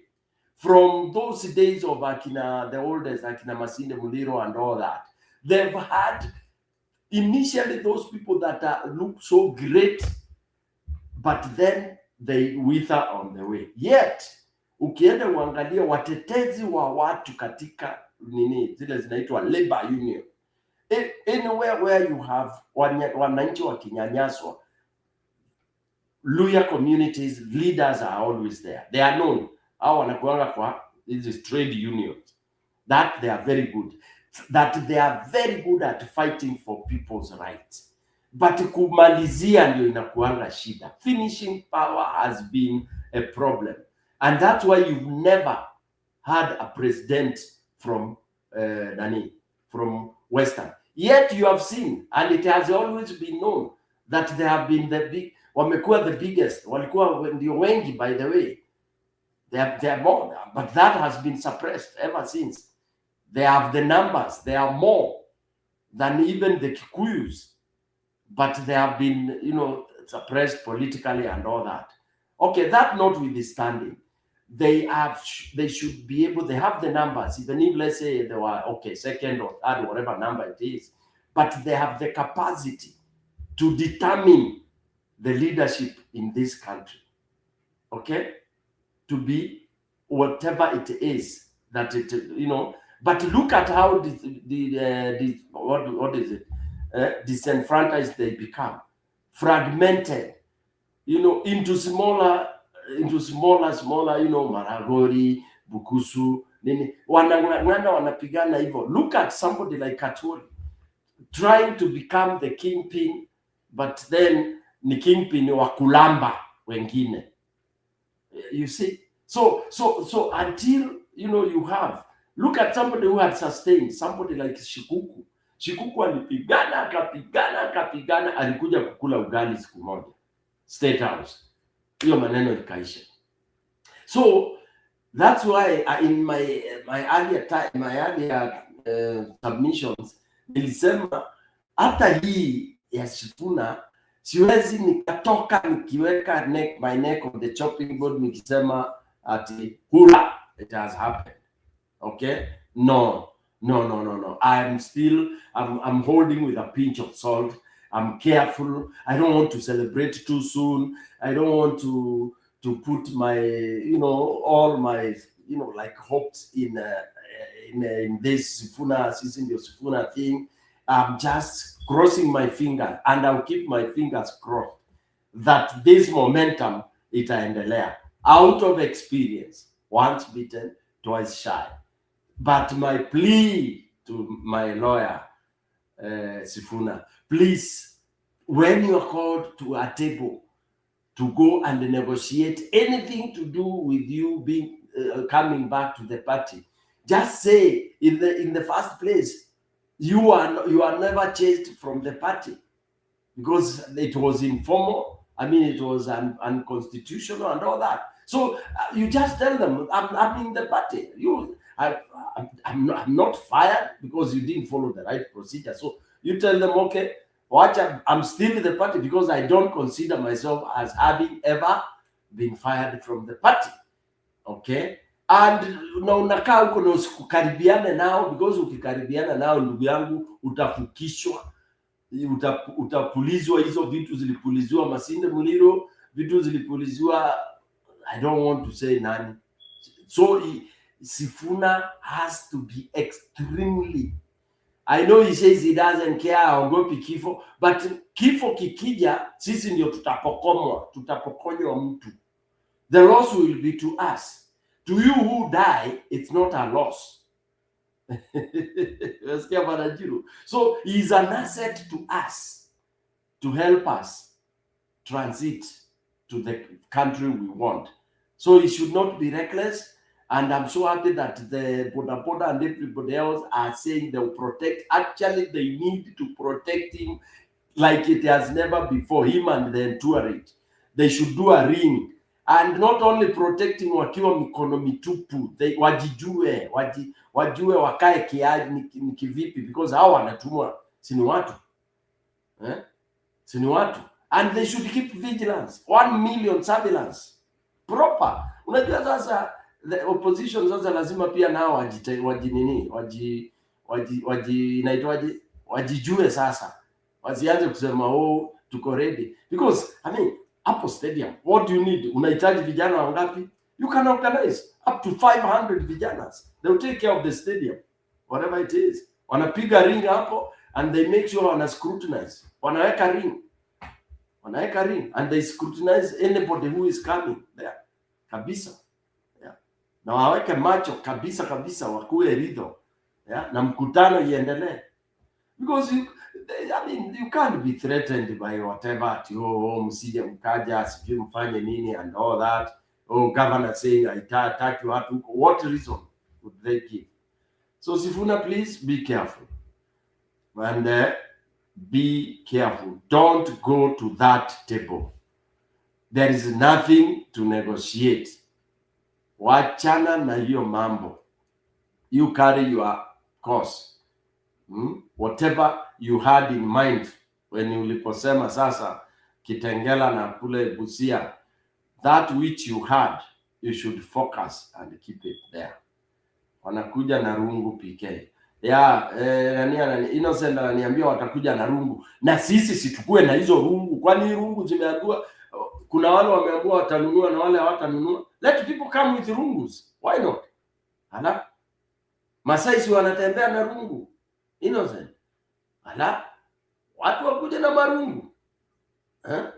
Yes. Wakaya hapo na rungu. Kwani ukikaa na rungu na upigi mtu iko shida gani? Niaje? Mimi nakuja hapo na rungu yangu ya jembe, nakaa nayo hapo. Nalinda. Kulinda ground. Ama ya Sifuna inaitwa linda nini? Yeah. I mean, that is where we are headed. Ani ananiambia Sifuna will fall for that trap. I will feel so bad. But so far, I'm ready for that. And let's prepare to see. Ndia akifall tujue ni kawaida ya Wakenya. Okay? Yeah, because and that is where I can say Ruto alikuja akakuwa smart, alijua. That's why he has been stealing as much money as possible to be able to buy people left, right, and center. That's true. Yeah. So hapo Ruto ali-outsmart watu wote. Juu the time tulianza kuambiwa 2 billion was being stolen every day. Na Uhuru akasema atadu. Unajua Uhuru alisema sasa mnataka nifanyeje? That is when things went haywire. So you can imagine all that money. Na hizo madeni tunaambiwa tuko nazo 4 trillion. zilikopwa, zilipelekwa wapi? So there is money out there, so people have to be careful.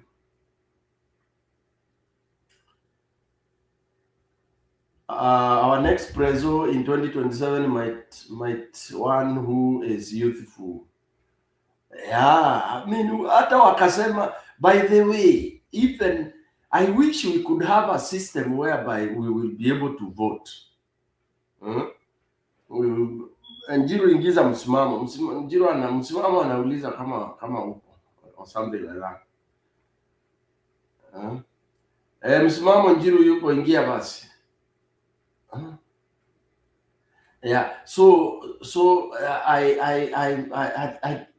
I think by now, as a country, we don't mind anybody but Ruto. I think that is the thing. We better get whoever we will get. Akiwa ni mbaya tutatoa. But the system, can we have a system that we can even, tukitaka kutoa mtu one term, tunamtoa. Okay? Tukitaka kumpatia bonus ya 2 terms, tunampatia. Yani kura tunapiga ina nini. And also ile impeachment. We should also be able to impeach a president easily. It should be made very easy. Very easy. It should be made easy. Because easy in that sense that the grounds, so long as the grounds are okay and all that, and it's true and it's proven beyond reasonable doubt, the process of impeachment should not be complicated. Yeah, like now, for example, when Kalenjins were murdered and killed, I mean, that there should be a process that should have brought Ruto to book or the president to book, and it should not only be anchored to on the MPs, you know, because now if the president captures the legislature, then who will be there to check, you know? So there's something that we really need to have somebody to come and fix, and yeah, because now the problem is it's huge. I would want to, you know, I don't mind having somebody like Matiang'i, like Martha Karua, like Maraga, one term. Then we see what framework they will put, how they will fire people and change, you know. Civil servants, non-performing civil servants, wengine wapewe hizo retirement tu waende home. And then now the police force, oh my God, ile kazi iko hapo ni mingi. Police force. Hii kazi labda tulete Traore hapa ndio asaidie bwana. Njiro, back to you. Kama umechoka tufunge.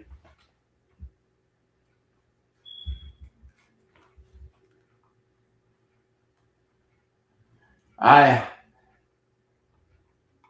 Njiro, the host, is not there. Let me thank all of you, Annie, Enlightened, Noble, Gladwell, Mr. Innocent.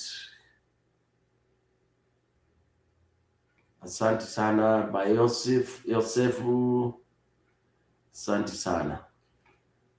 Wow. Yep. Yes. And those who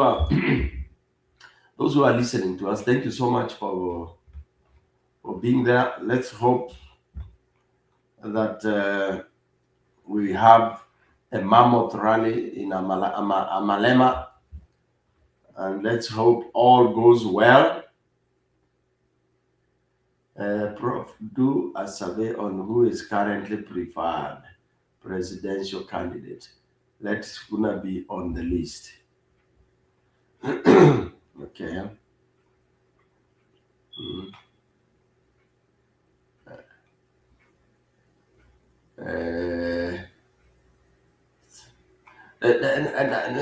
Nani amesema tufanye hiyo survey? Is it Enlightened?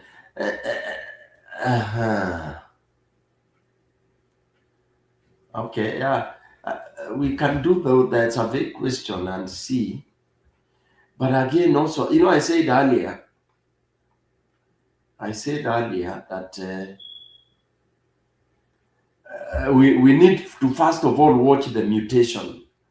Yeah, the mutation.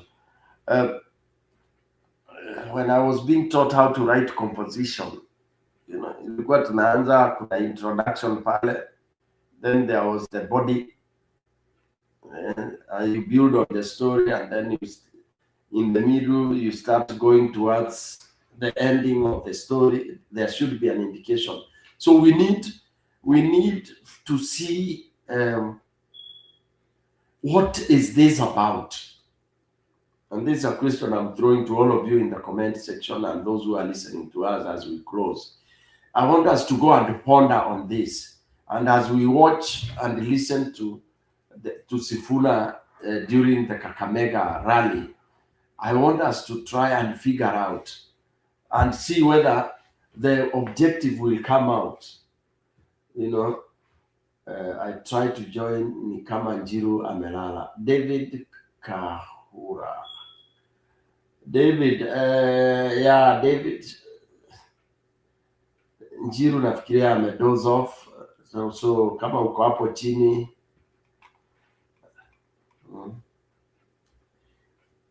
if we had like 4 or 5 participants, ningewafungulia channel ile ingine, lakini sasa I don't see participants.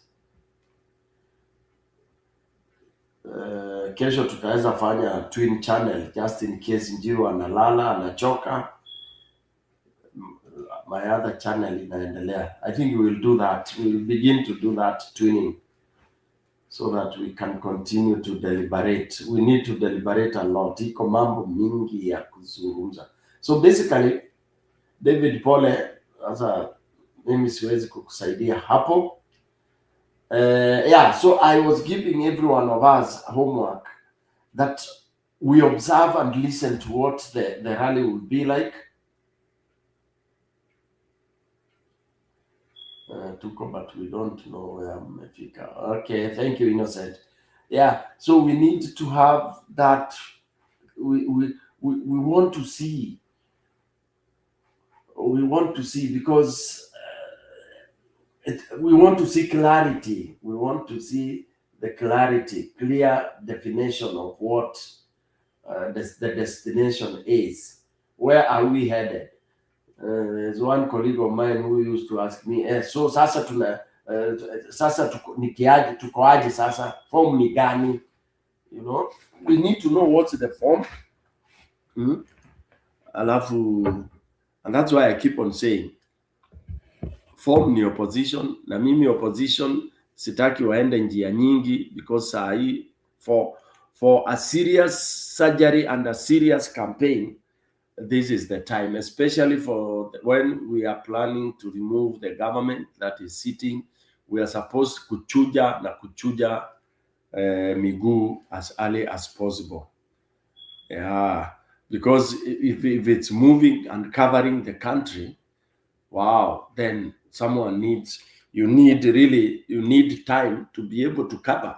Because for me, like if I'm a presidential candidate, I would actually target to cover each and every ward in the country. That's being ambitious, I don't know, but that would be my target and objective. That mimi ni presidential candidate na ninashuka kwa kila ward in the country. Yes. That means what? You start early. Yeah, start early. Start early.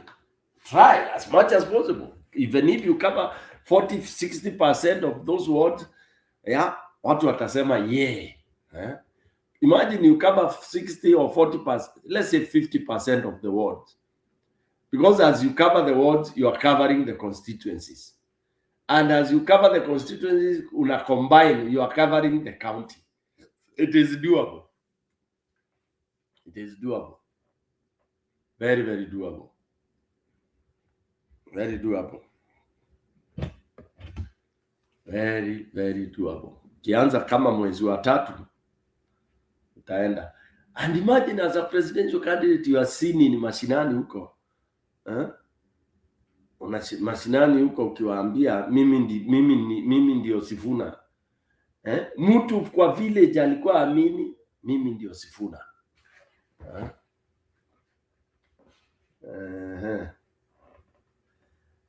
Yes, Innocent. Sasa Njiro naye. How do I play this?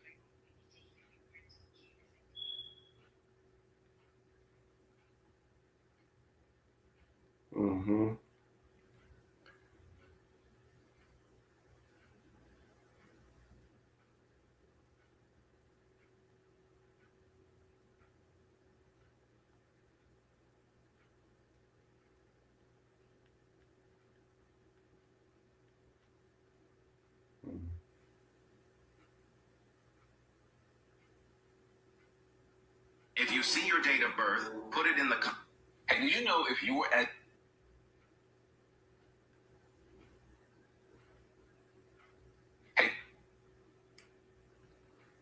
So the earlier that you people come into terms, we as Kenyans come into terms, the fact that Kasongo cannot thrive in unity, he only thrives in chaos and division. The easy it's going to be for us to defeat him in 2027. Itakuwa rahisi, game over at this point, because angalieni strategy zake zote. Ebu angalieni ODM sahi. For him to position himself in ODM, he had to make sure that he caused chaos in ODM. He had to make sure that hii ni lazima tulete chaos. We have to cause chaos. Ndio hao watu wakwe confused, they come up against each other. Watoa yule mtu mwenye akona common sense na yule wale watu wenye, he had to make sure toeni wale watu wenye akona common sense, toeni wale watu wenye wana make sense, people who are talking sense to Kenyans. Tuwatoe, ODM ibaki hivyo, ndio mimi ni thrive. That is what he did. Take a look at 2007. Yeye ndiye alikam na hiyo campaign. It's 42 against 1, or was it 41 against 1? Chaos. Take a look at 2022. What did he do? 2022 he did the same thing. Akakuja, akaambia watu this dynasty na kuna hustlers. Dynasties and hustlers. Two people crashing for him to thrive. Juzi ameleta huyu kafukusui mwingine mwenye anasema he want to run for a senatorial nini. Ni lazima piganisha, kwa sababu now he knows that people love Sifuna. Piganisha, acha tupiganisha Wajaluo waone ni kama hawapendi, waone ni kama wasimamisha mtu wao. Cause chaos among the youth. Cause chaos. That's how now the stupid people are the ones. Akina Jalas, let me even nini Jalango. You are very stupid man. Yeye ndiye ameitikia akuje atumike. To cause chaos, because Kasongo cannot thrive. He can't. Haezi thrive where there is unity. He can't. And the earlier Kenyans come into terms with this, the easy it's going to be for us. Unaona kama sahi bado, they're still trying to make sure that Luos and Kikuyus hawatawahi ingiana, hawatawahi shikana, not even knowing that chini ya maji si tunapiga mechi vibaya sana. We are sorry, but you don't know that. But then anakuja anafanya equal. It's like everyone against this, because where there is unity, Kasongo anajuanga hapo haezi toboa. And my Kenyan people, like good people, actually tushikane as one, as a country, for us to remove this person, because huyo mtu akirudi mahali tunaelekea, huyo msiaseme sijui arudi wapi? Already our country is in bad shape. Sijui anafungua border. There's this lady I've heard her explaining things, and you people need to open up. Mnafaa mwanze kutumia hapa common sense. Mkianza kuona utu vitu venye tunaendelea, open your eyes wider and understand what is going on, what is happening in this country. Last weekend we had kina Sifuna ametolewa kama SG. Cause chaos as much as you can for you to thrive. That is Kasongo. So what do we do in 2027? Need to shikane sisi wote as a country and take this man back home. because anasema kuna development. Me, I want someone to show me development mahaliko. Anasema SHA ina work. Me, I want someone to go na aniambia SHA imefanya kazi vizuri, it's doing this and this. If you, the agenda was to bring SHA, then NHIF, if NHIF had Nini, if it was not working, the agenda was to bring SHA, then make it become better, because people are actually paying more. People are telling you hawataki hizi housing levy. Why are you still taxing them? Alafu unakuja sijui nani ametolewa tax, sijui. You cannot impose something. Uwezi niletea shida, you create a problem, alafu itoe, alafu now you show me that you're a good person. You're not, because why did you even create that problem to begin with? Mnaiba pesa. Because you guys, everyone then go and study Ruto. Mwone kama anaweza thrive mahali penye. Alafu he is very good when it comes to calling people tribalists. Who is the biggest tribalist that we have in this Kenya? It's Kasongo and his people. Those are the biggest. Kina Faruq, those are the biggest tribalists. Because if you're not a tribalist person, if you're not a tribal person, you wouldn't even try to push a tribalist agenda. Government bloggers voted. Juzi nimeona wanaingilia kadem kanaitwa Wamboi. Everyone, why are you trying to push so much tribal hatred against a certain community? Or why are you trying to make two communities come against each other? Because you can only thrive in chaos. And the earlier people come into terms with that, the easier it's going to be for us to send this man to home, to Sugoi. Mshikane mkae chini tujue venye tunani ndio tunasimamisha 2027. Because even as the youth, tunaweza changa hizo ndo na tufanye hiyo campaign. So the earlier that you people come into terms with. Thank you very much. Hao ni Gen Z bana. Hao ni Gen Z. Naona watu mmeingia studio. Aya, anybody can come in. Free for all. Chukua usukani. Eneo view msimamo. Tufuatane hiyo msururu msimamo. Nyakairo David. Okay. Mama anze kwanza.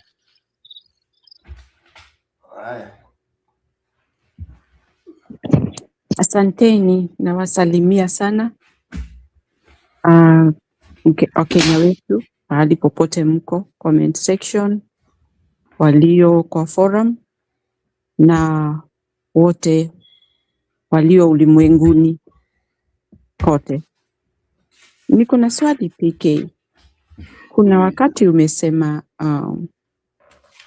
ati the Western wanakuwa na moto alafu moto unazimika. Kuna wakati wowote ambapo mtu mmoja ashawasha moto kama huo na akasimama imara na akasucceed, apart from being Western or wherever, kuna mtu ambaye ashasimama akasimama wima bila kutingizika na akapasua? Ni swali tu. I just want to have that in mind. Na kuomba, asante. Oh, okay. A good question. Yeah, we can say kuna watu walijitokeza, mtu akasimama na akaenda, wengine wamesimama hivyo. Unfortunately, unakuta mtu ameuliwa. So those, I would count them as successful, only that their lives were cut short. But, we can begin with people like Tom Mboya, very consistent, headed kabisa for where Kenyans wanted, but then his life was cut short. We had, I'm talking about people who came with a lot of euphoria and who are actually, what do we call it? They were synchronizing with the people, they were people driven. We had people like the Masinde Muliro, for example. He came completely, he reached at a level where people now are saying, this man now, tutampatia usukani ingine. Huyo aliuliwa. JM Kariuki, he came and he gained properly. Yani JM Kariuki would go for a rally anywhere in any corner of this country. After aende tu asimamishe gari, and people would be there and he would talk a lot of sense. Unfortunately, his life was cut short. Now, for those who may have toboed by beginning, then we remain with a few. I don't want to count Kenyatta, Jomo, because Jomo Kenyatta, what was done, the way was created for him by Jaramogi, Oginga, and the other 5 guys who are struggling for independence.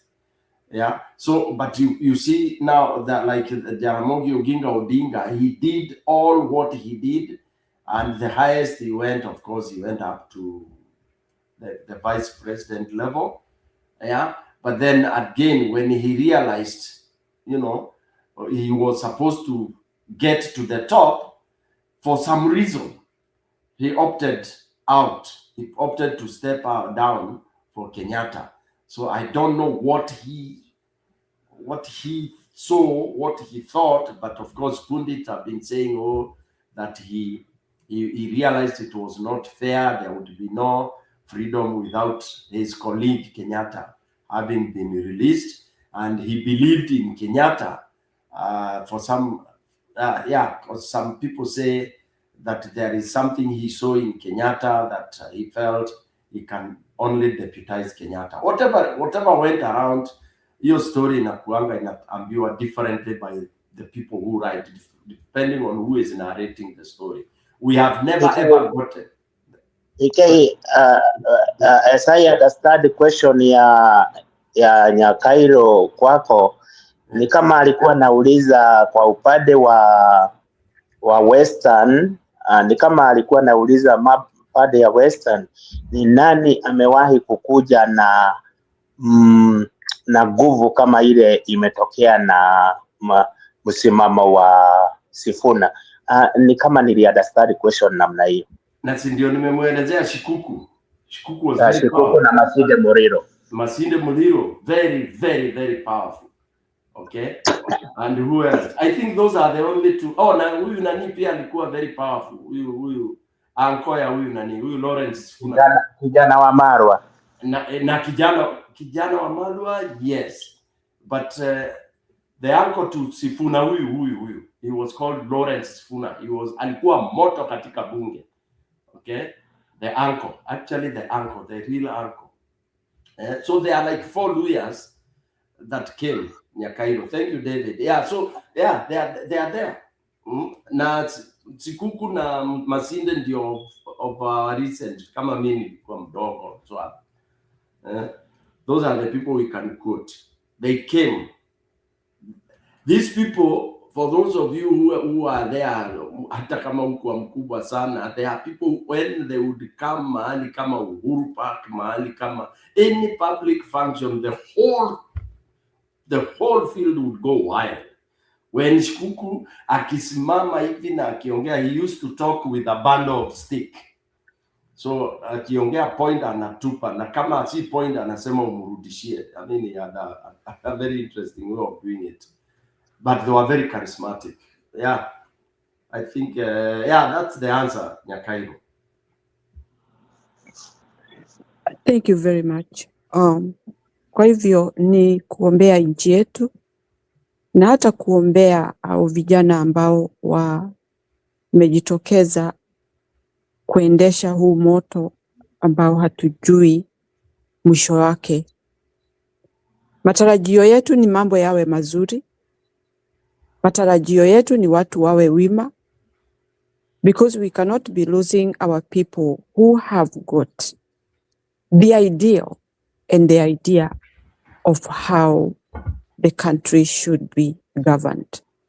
They are young, they are youthful, and they have the feeling that the country is going in the wrong direction. Lakini wazee wale wako kwa serikali, they don't know that. The only thing they can sing is just lying, just to keep days going. But kilicho na mwanzo kiko na mwisho. So for me and my family, will pray for this Kakamega thing to succeed, because anything that may happen to these guys, we automatically know who will be the origin of the problem. Na kwa hivyo ni nchi yetu iwe makini sana na ile mambo yote inaendelea nchini.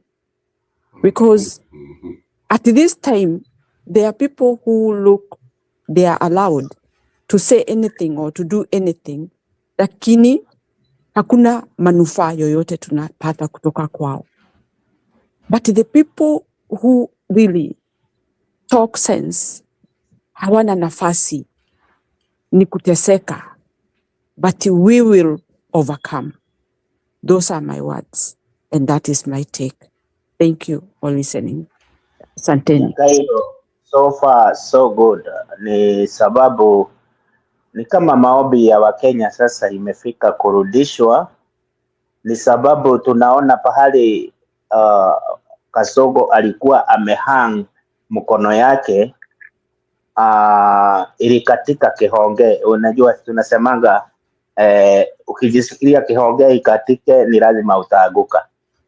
Alikuwa amejisikilia kwa maoni yangu alikuwa ameshikilia kihonge ya ODM. Little did he know that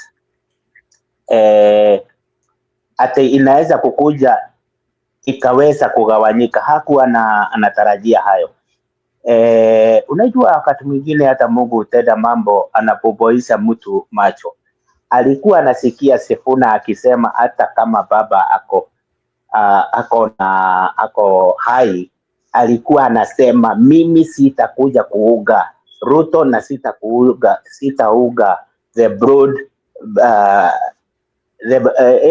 bread based na alikuwa anasema hapo na alikuwa anasema mbele ya Raila, kiongozi ambaye alikuwa amemwamini sana, na pia kiongozi ambaye.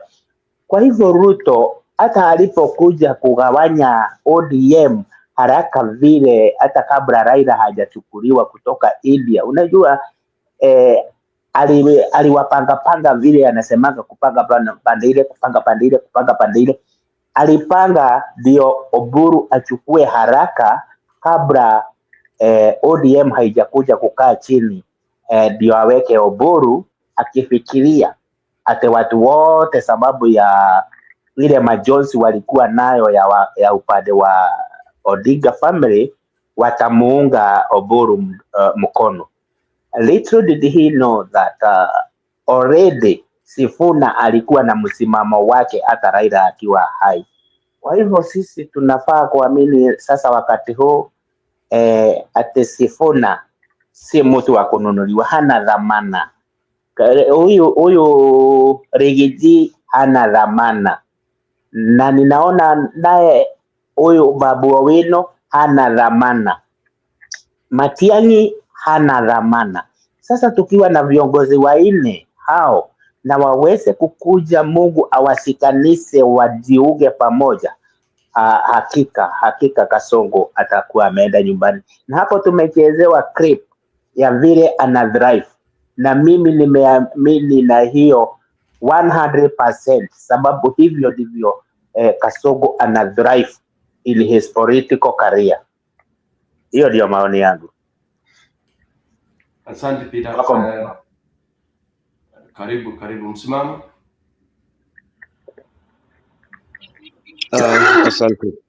Asante kaka, asante ndugu yangu hapa PK, mama yetu hapa Nyakairo, yetu hapa David na wale wanatufuatilia.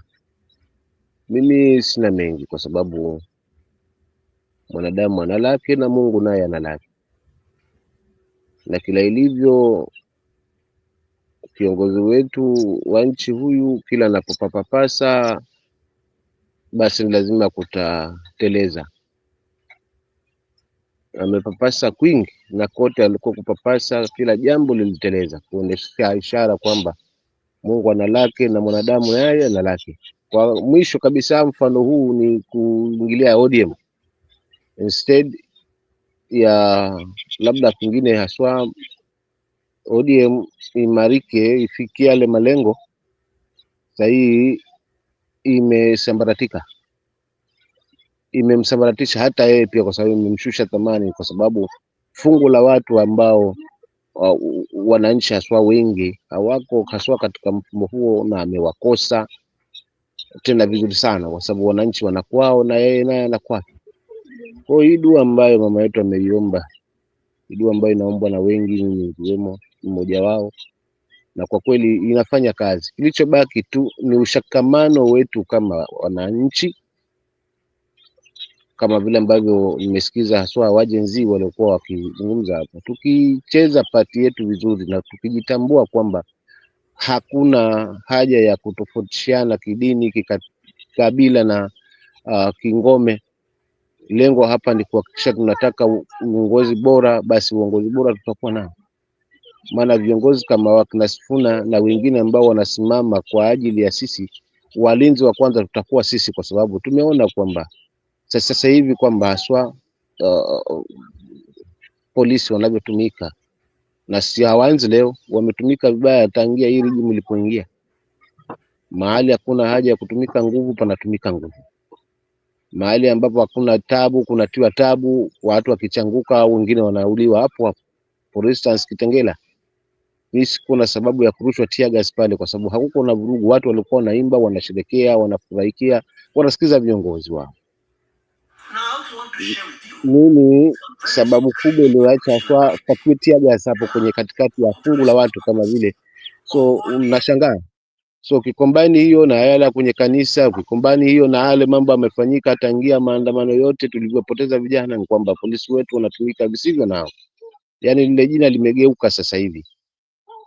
Sasa tumerudi kule kwa police force badala ya police service. So it's a matter sasa, hali kama hii tujilinde, kila mtu alinde cha kwake. So tulinde viongozi wetu. Mikutano ikiwekwa, wa kwanza kulinda ni sisi. Tusijiamini tu kwamba nchi imepoa kama ugali. Tulinde viongozi wetu, na kwa kufanya hivyo tunazidi kumpa huyu bwana maswali, kwa sababu sasa hii kile ambacho nakiona kipo ni polisi kutumika visivyo kwa watu ambao wamepewa hizi dockets, ama viongozi ambao wamepewa hizi dockets, ambao hawana haja kabisa na watu wengine kusikika, wala hawana haja haswa ya kuchukua yale ambao wanaona kwamba hayaendi sawa, wala kuyafanyia kazi, bali wanaamini kwamba wao ndio kila kitu na wanaweza fanya, na ni wakati wao wa kufanya chochote kile ambacho wao wanaona ni sahihi kwa faida yao, si kwa faida ya wengi ambao ni wananchi. So kiukweli ni kwamba mimi nitasimama hapa kwenye dua na tutayazungumza yalivyo bila kuogopa, na tutafanya kile kidogo Mungu atatuajalia mahali kwetu tulipo, kuhakikisha kwamba pia tumeweza kuhakikisha pia ni mchango mkubwa, kwa sababu I do believe kila mtu ana haki, ana nafasi ya kuweza kuchangia haya mabadiliko. Tusitegemea kila Sifuna peke yake. Sina Sifuna na sisi tukiungana na wananchi, basi tunawapa nguvu.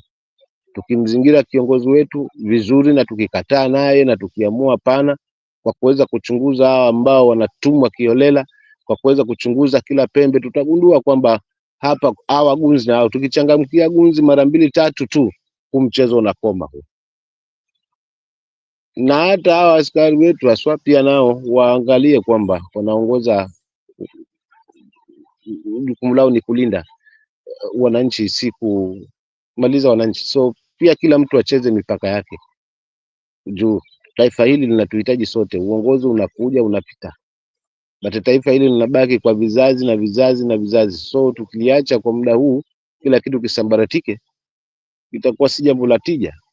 Kama rasilimali haitatunzwa vizuri, kama rasilimali za nchi kama madini na nini hazitatunzwa vizuri, kama mapato ya nchi ya kitaifa yale yanayokusanywa kwa ushuru hayatakuwa na ulinzi vizuri, lakini vile vile kama hatutakuwa na taifa lenye kutii katiba, kiongozi akiingia katika uongozi anakuta yeye ndio katiba na ndio kila kitu, anaweza amua na kufanya chochote kile, basi sidhani kama tunalijengea misingi bora hili taifa. So mtazamo wangu mimi kwamba ni tuungane sisi wenyewe wa Kenya, haswa kama wananchi, na tuangalie hawa viongozi kwa jicho la mbali zaidi. But wale wanatufungamana na nyoyo zetu, basi wao tulinde, tuwe wa kwanza kulinda haswa. Na I believe hata huko Kakamega wanaweza fanya hivyo, wanaweza mzunguka huu bwana na mkutano ukafanyika kama ilivyopangwa, kwa sababu hivi vitisho ambavyo tunaviona haswa kwa watu ambao wamepewa dockets za usalama, lakini wanakosa utu ndani yao na wanaongozwa na tamaa za tumbo zao, basi inakuwa haileti shangwe kabisa kwa kweli. Mimi hiyo tundo langu ambalo naweza nikazungumza kakangu pekee.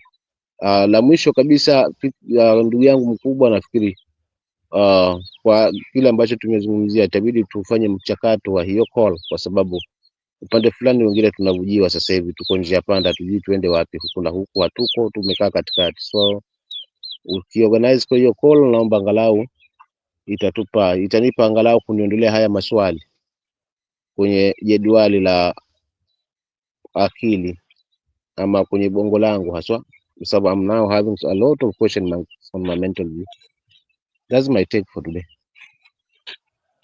Nyinyi nanyi msimamo, kaka yangu, unajua ulipotuambia umesarudi kule mashinani, nyinyi mkaweza kufanya bidii katika kazi hii ya kueneza na kuelimisha watu, ndiposa wakikuja wakadanganywa na maharagwe, wakadanganywa na maleso, wakadanganywa na mchele ambao ni ya siku moja, halafu ndiposa huyu mwizi akaweza kuingia tena katika hali ya kupitia kwa wamama, kwa wale ambao ni hohehae ambao hawataki kufanya kazi, sababu tumesikia ana drive na watu kama hao.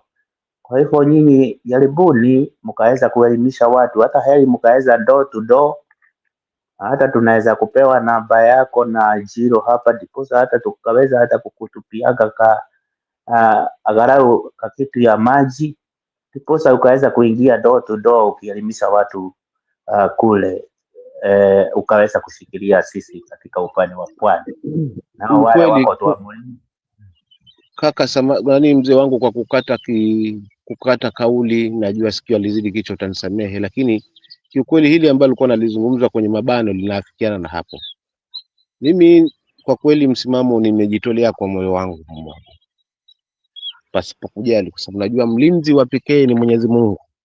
Yeye ndo atanijalia akili ya kuweza kufanya kila ambacho nitakifanya. At least nikitoka hapa katika ulimwengu, basi nimeacha legacy ya kwamba ni kiongozi, maana kiongozi ni kule kujitolea. Shida ambayo ipo, niko na plans za kukutana na wazee, niko na meetings ambazo nilikuwa nimezipanga, niko na kila kibati. The problem is hiyo mileage ya kutoa hapo uende hapo. Nakumbuka ukienda ukikaa na hao wazee wanakutazama machoni, kwa sababu hulka imeharibika sasa hivi. Lazima ukikaa pale ukae at least, but where do I get that support? Hapo ndo naishia mazima nafa aswa na kiimani. Na nikisema kila siku nitakuwa kwa show, sometimes wengine wanaweza nifikiria kwamba huyu msimamo labda ametafuta njia hapa ya kuweza kutafuta kande. Mimi niko straightforward, niko transparent, mambo yangu naweka wazi, na popote pale nitaingia lazima nitashare na nyinyi ndugu zangu, ili muone kile ninakifanya live, na pia ninakifanya chini ya maji on a quicker way, such a maana kwamba kitambo wakija wakiamka wakigundua kwa nani, wakikumbuka shuka ni saa 12, wakija wakinitafuta, the whole Kwale itakuwa imegeuka, kwa sababu watu wamechoka. In fact Kwale ndo tuko nyuma haswa, naweza nikasema katika kaunti zingine tuko ambao tunabebana na mzigo. Kuna watu wana hali ngumu, hao ndio walengwa. Sasa hivi kwa kweli michele inashuka, babangu navyozungumza. Sasa hivi mama wa kikundi wanatiwa 5,500 na wala viongozi wa upande huo. Mimi nimeingia hapo na kauli yangu ya chambo, tusinyoshewe chambo, mwisho wa siku tukajipata kwa ndoana. Hiyo ndio kauli. Na sasa hivi pia tumeamsha hiyo ya kwamba kula kwa tajiri, kula kwa maskini. But haswa hiyo ndio hamasa ambayo nikaona kwa nimerecruit watu tofauti for the whole over the Kwale County. Wananisubiria because na niingilia mzee, tuzungumze vipi, mmefikia wapi, kuwafikia wale viongozi wenye nilianza kuwateua inakuwa ngumu. So I'm need of your support kwa roho moja. So whoever feels wacha nimsupport msimamo, kwa kweli ataweza kuitimiza hii ndoto yangu ambayo mwisho wa siku itaweza kuleta hii hamasa kwa kasi na watu kubadilika, haswa kujua kwamba kura yake mtu ndio yenye thamani zaidi, wapi aiweke kura yake. Hilo ndo ambalo niko nalo babangu, but I'm love support ndio ni shida.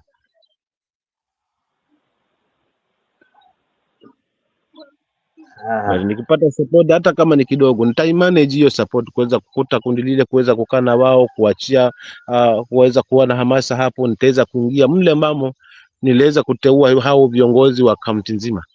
Sasa nimezunguka kaunti 3, nimezunguka Taita nikafanya recruitment, bado kuna watu wangu si chini ya watu 60 ambao nimeweza kurecruit Taita, kaunti ya Taita. Niko Kilifi, kuna watu almost kama 50 ambao naweza kukutana nao wakati huo. The two trips nimeenda huko Kilifi. Wale hapa nimemalizana, kwa sababu hapa nimetembea wadi 12 ambazo nimeingia na kuteua viongozi na kuleta hii hamasa. 12 wards, nikabakisha wards 8 tu za 20 kati ya 20 za hapa Kwale. So tayari nimeshazunguka, si mgeni, nikiingia popote pale nina uwenyeji. This is the time niweze kutumia sasa huu muda wa hamasa tena kwa kasi zaidi. So I'm need of that support. Tena kuna lile ambalo lilikuwa tumelianzisha hapa la watoto wale ambao wana familia zao ni chochole watoto. This pia ilikuwa inanipa umaarufu mwingine, ile kwamba nikifika nilikuwa inanipa walimu, tunapata challenge zao pia walimu nao wanalikubali, unaona, mpaka nimekuwa na conversation na chiefs hili jambo liwe wazi, tuhakikishe kwamba the families zile ambazo zimetekelezwa kabisa, wajane wale ambao wana hali ngumu ya kimaisha, but watoto wale tumeweza kuchukua mmoja pale wameenda kusoma. Hivyo leo tuliwalipia one time na uniforms, but limeleta heshima nyingine kiasi kwamba naweza ingia mahali nikasikizwa. So mmenimenta na vyenye mmenimenta siwezi waangusha. Lazima whoever support me aone support yake haijapotea, bali imezalisha, imeleta hamasa at least, ili tuwe part and parcel, everybody awe part and parcel wa haya mageuzi. So hilo tu ndo langu kubwa ninalo ni sumbua haswa katika moyo. Asante. Stone PK, sababu wakati kulikuwa na kuchangia hawa watoto, mimi nilikuwa kazini, nilikuwa inaisikiliza kwa Bluetooth. Iko namba yake iliwekwa kwa channel Stone PK.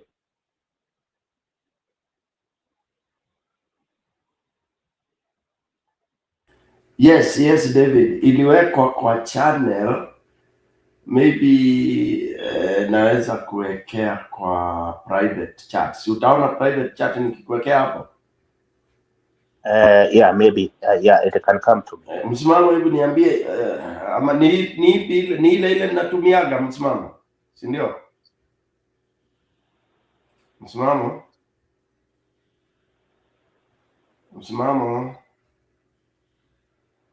Yes kaka, yeah 0724 alafu inaishia na 40. Inaishia na 40. Sawa, acha ni post pale, manake niko nayo. Haya, mwingine anaweza endelea kuzungumza as I do that needful. Mimi nikiongezea ni kusema ya kwamba hata wale wetu wako hapa hata comment section na wako pale kule mashinani, wakaweza pia kutafuta njia.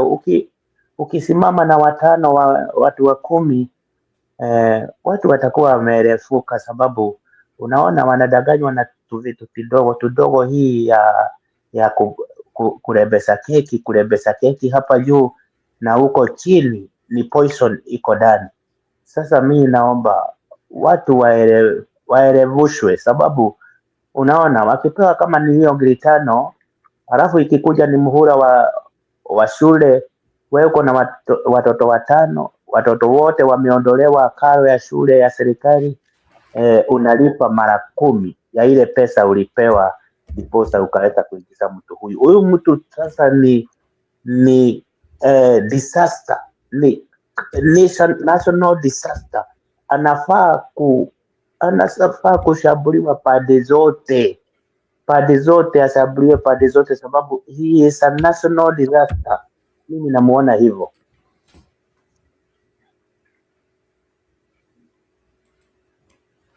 Nyakairo, kwa maoni. Nyakairo yupo. Chaka inakuja chaka, si ndio? Yes, inakuja chaka. Haya basi. Haya, nimepost hapo. Ni shukrani sana bwana msimamo, nyinyi jaribuni pahali mtaweza, na Mola atawasaidia. Ni sababu nasi tukiwa tunapaza sauti hapa, nanyi mnapaza sauti kule, at least naye huyu mtu tumuinde pande zote, kama vile ulisema. Hii ni nogo monkey, na kifo yake ikifika miti yote inatendera. Kwa hivyo sisi tumjaribu sasa, tumshambulie pande zote, ndiposa hata watu wetu waweze kuerefuka na hiyo driving yake. Tumeletewa hiyo clip, ni mzuri sana sababu inaelimisha watu wengi wakiisikia vile ana drive, na hakuna njia ingine ana drive nazo, na propaganda. He is a very cunning, tricky politician. Unaona sasa anaweza kuwinda hawa watu akiwapatia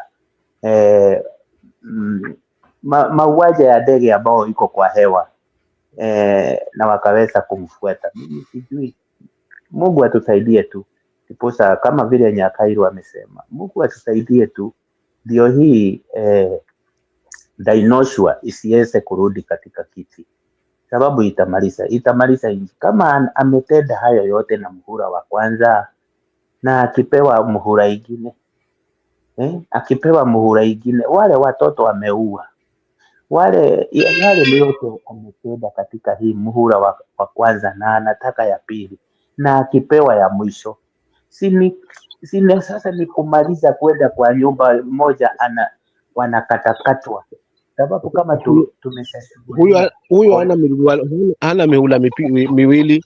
Huyo ana mpango wa kurulo, kwa sababu kauli yake mwenyewe alisema anahitaji miaka 15 kuweza kukamilisha manifesto yake nje na katiba, na ni kauli yake mwenyewe haswa, nahitaji kama miaka 15 kuweza kukamilisha hili. Na hawa watu hawabahatishi, so by the time tukilegea, tukimpa nafasi, tujiandae sasa kwa one term, not one term, one party state, sababu chama yake ataimarisha. Hizo plans kwa hapo ni kuimarisha hiyo chama yake, kwa sababu wale wako fili na kumbana nao huku, japo wanakumbana na upinzani mkubwa. Yesterday nilikuwa Lungalunga, wish simu yangu ingekuwa na charge, ningechukua hapo alafu nikaituma, kwa sababu tulikuwa tuna argue between sisi United Opposition tulikuwa wengi, na wale ambao wametuma kama kuja kuhadaa haswa wale waliitwa State House, wameshaanza kuingia mashinani huku with goodies. So nataka kukumbana nao haswa kikamilifu, kwa sababu anataka kuimarisha chama yake tu iwe kila mahali, na tukicheza tutakuja kushikia kila mahali yeye ndiye amechukua huu bana. Kwa hiyo tusipige hesabu kwamba hata na miaka 5 tutumpe tamu moja. Kumbuka akiingia hiyo tamu ndio tumisha mazima. So this huu ndio wakati hasa wa kuua nyani bila kuangalia uso, maana unaweza sema huu ni msimamo wetu. Na uzuri, kitu ambacho mimi najivunia ni kwamba watu wananidharau kwa sababu hakuna mtu anasema anaelewa kile ambacho but it works. Uzuri kinanipa matokeo kwamba inafanya kazi. Sasa hivi na vijiji kama 6 ambavyo vinaniamini na vinanitazama mimi msimamo, niwape mwelekeo. Niko na Jimbo, niko na Jasini, niko na Migombani, niko na Kiwegu, niko na Jego, niko na Chwini. Hivyo vijiji vya nimetembea tu hapa juzi tayari, vyote vinangoja niwape msimamo. Hawakubaliani kabisa na hawafungamani kabisa na MP, licha kwamba amejiunga mashule, lakini hawafungamani kutokana mahali amejiunga hapo. Lakini nobody ambaye anaweza kukonsider, kwa sababu kutokana na hali yangu nilivyo, usijaingia katika hiyo anga ya kisiasa. Kwa hiyo mtu kuni witness mapema ni ngumu. Na nataka kutumia hiyo nafasi na mimi mpaka kitambo kuja kujua kwamba kumeharibika, wakitafuta huko mbele Mungu atanisaidia, lakini watu wangu watakuwa wameelimika, wanajua ni wapi kwa kuweka kura. But tujiandae bwana, kama tutampa nafasi baba yangu, tujiandae for long term. Hii time limit hii tutaelekeshwa hapo, tutake tustaki. Na huyu mbunge Mohamed Ali wa Jicho Pevu, msimamo wake umekaaje huku? Yule bwana ni wa Kisauni, mimi niko Lungalunga, but namfuatilia pia. Bwana na ugomvi ni kwamba sasa hivi pia naye kuna anasemekana wanampiga vita Mombasa pale, wakisema kwamba ni Msomali na kwa pale. na ndio maana hawafungamani kabisa na Joho na Sharifa, hawapo kabisa, yani hawakae level moja na kina Mishimboko. That's why huyu ameamua kusimama huku aliko, kwa sababu kutokana na kile ambacho wafuasi wake wanamuamini na eneo bunge lake wanamuamini, so kuna hiyo nguvu na wanashindwa kuitoa hiyo nguvu ya Muhammad Ali pale Kisauni. Watu wanamuamini zaidi.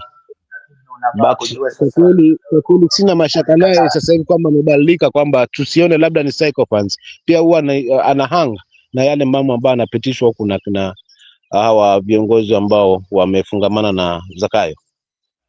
lakini hawa Kwa hivyo akina anamaanisha Misi Boko, akina huyu Joho, ninaona kama watatoroka kutoka kwa ile ODM ile, waweze kuungana na Sifuna very soon, kwa sababu hivi karibuni. wananchi wamekataa, kwa sababu wacha nikupe tu ile ambao the lineup ambao iko coast ambao wao sidhani kama watarudi. Governor wale, governor Kilifi, hao wabunge wote wanaofungamana, in fact Kwale yote ni wabunge wote wako ndani sasa hivi, kutoka kwa wabunge mpaka mbunge, seneta, mpaka gavana, wote wamefungamana. But shida ni kwamba wananchi wana fungu lao. Mimi naingia kila mahali kwa na fungu lao. Wewe associate na hii government ni ngumu kuweza kueleweka katika mashinani huko. I think that naamini kwamba tuendako wanaleta hii misingi kuweza kujitoa pia, lakini kujitoa kwa ODM bado watarudi pale pale kwa UDA, kwa sababu hapo ndo wamegain support. Si kwamba watarudi warudi United Opposition. Hata wakitoka kwa ODM, hawa ambao wanafungamana na ODM still bado watarudi kwa UDA, kwa sababu sasa hivi ni UDA. Kwa ngasema viongozi hao ambao ni watago gawa na Kilifi nani, wale wamefungamana Kilifi, wote ni UDA. Akina Joho na nani wote ni UDA. Akina Mishimboko wote ni UDA. Kwale wote UDA. So it's like UDA ime cover up the whole coast, wamekubali kuweza kuchukuliwa viongozi wetu.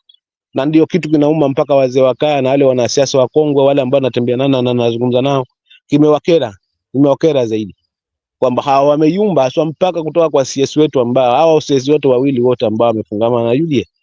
So ni ngumu ground. So this is the time wa kuuza watu wetu na kuweza kuhakikisha kwamba tunalisha huo moto, tunauasha, haupungui, haupoi. Ndivyo kama ni kuhama, wahame mpaka hiyo UDA ndio wajue kwamba sustain ama wataondoka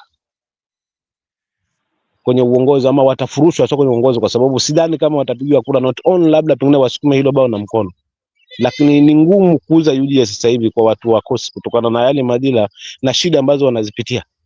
So ukienda ukiwaeleza jambo ambalo natija, wewe unakalishwa, hasa unapewa kiti, watu wanakusikiza, watu wanaitwa huko na huko kuja kusikiza wewe mtu mmoja. Katika hiyo hali inanipa matumaini kwamba mwananchi amechoka.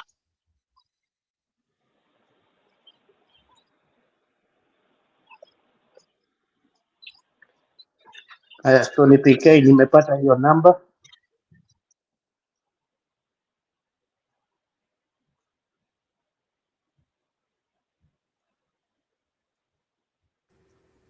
Namba nimeweka hapo kwa private chat. Nimeipata Stone PK. Okay, sawa. Haya basi, sasa kuna mwingine anazungumza lolote, tufungashe kwa sababu inaonekana sasa kuna watu wanataka kuingia na mimi siwezi sina ufunguo. Mtulie Maumbwa. Kuna mtu hapa anatusi watu sana, lakini sasa hata umejaribu umejaribu, niwaacha nikaenda mkutano mwingine nikamaliza na nikakuta bado mko na jiro hapo. Umejaribu sasa makosa ya kukosa kifunguo ni kuna mtu hapa anatakiwa comment yake itolewe, lakini there's somebody insulting people here.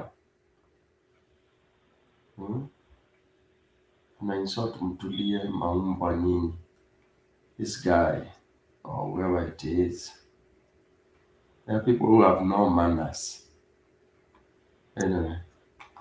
Okay, so ladies and gentlemen, wacha tuseme kwaheri. David, thank you. Msimamo, Nyakairo na wale wengine wote, akina Ani, akina Innocent. Stone PK, correct hiyo namba, ninaona iko wrong. Iko na namba mingi zaidi ya vile inatakikana. Kuna mingi Hebu ngoja. Ngoja ziko zaidi. Ziko zaidi. Yeah, it should be 254. 254 ni ya kawaida hii. No. 0724. Oh, ukiweka 254 ni 724 Alafu 73994. 994. Yeah. There is no 8. Umeipata toa hiyo nani. Nimeipata. Right. Okay. All right. All about that. So thank you guys. Tuseme hivyo, Mungu atujalie basi na tuangalie vile mambo yanaenda hapo kesho. Wengine ni leo tayari. Ni leo actually. Uko nyumbani Kenya ni leo. Tuone vile mkutano utaenda. And we hope for the best and pray and hope and we believe this is the time. Wakati ni huu. Aya, asanteni basi. Kwaheri.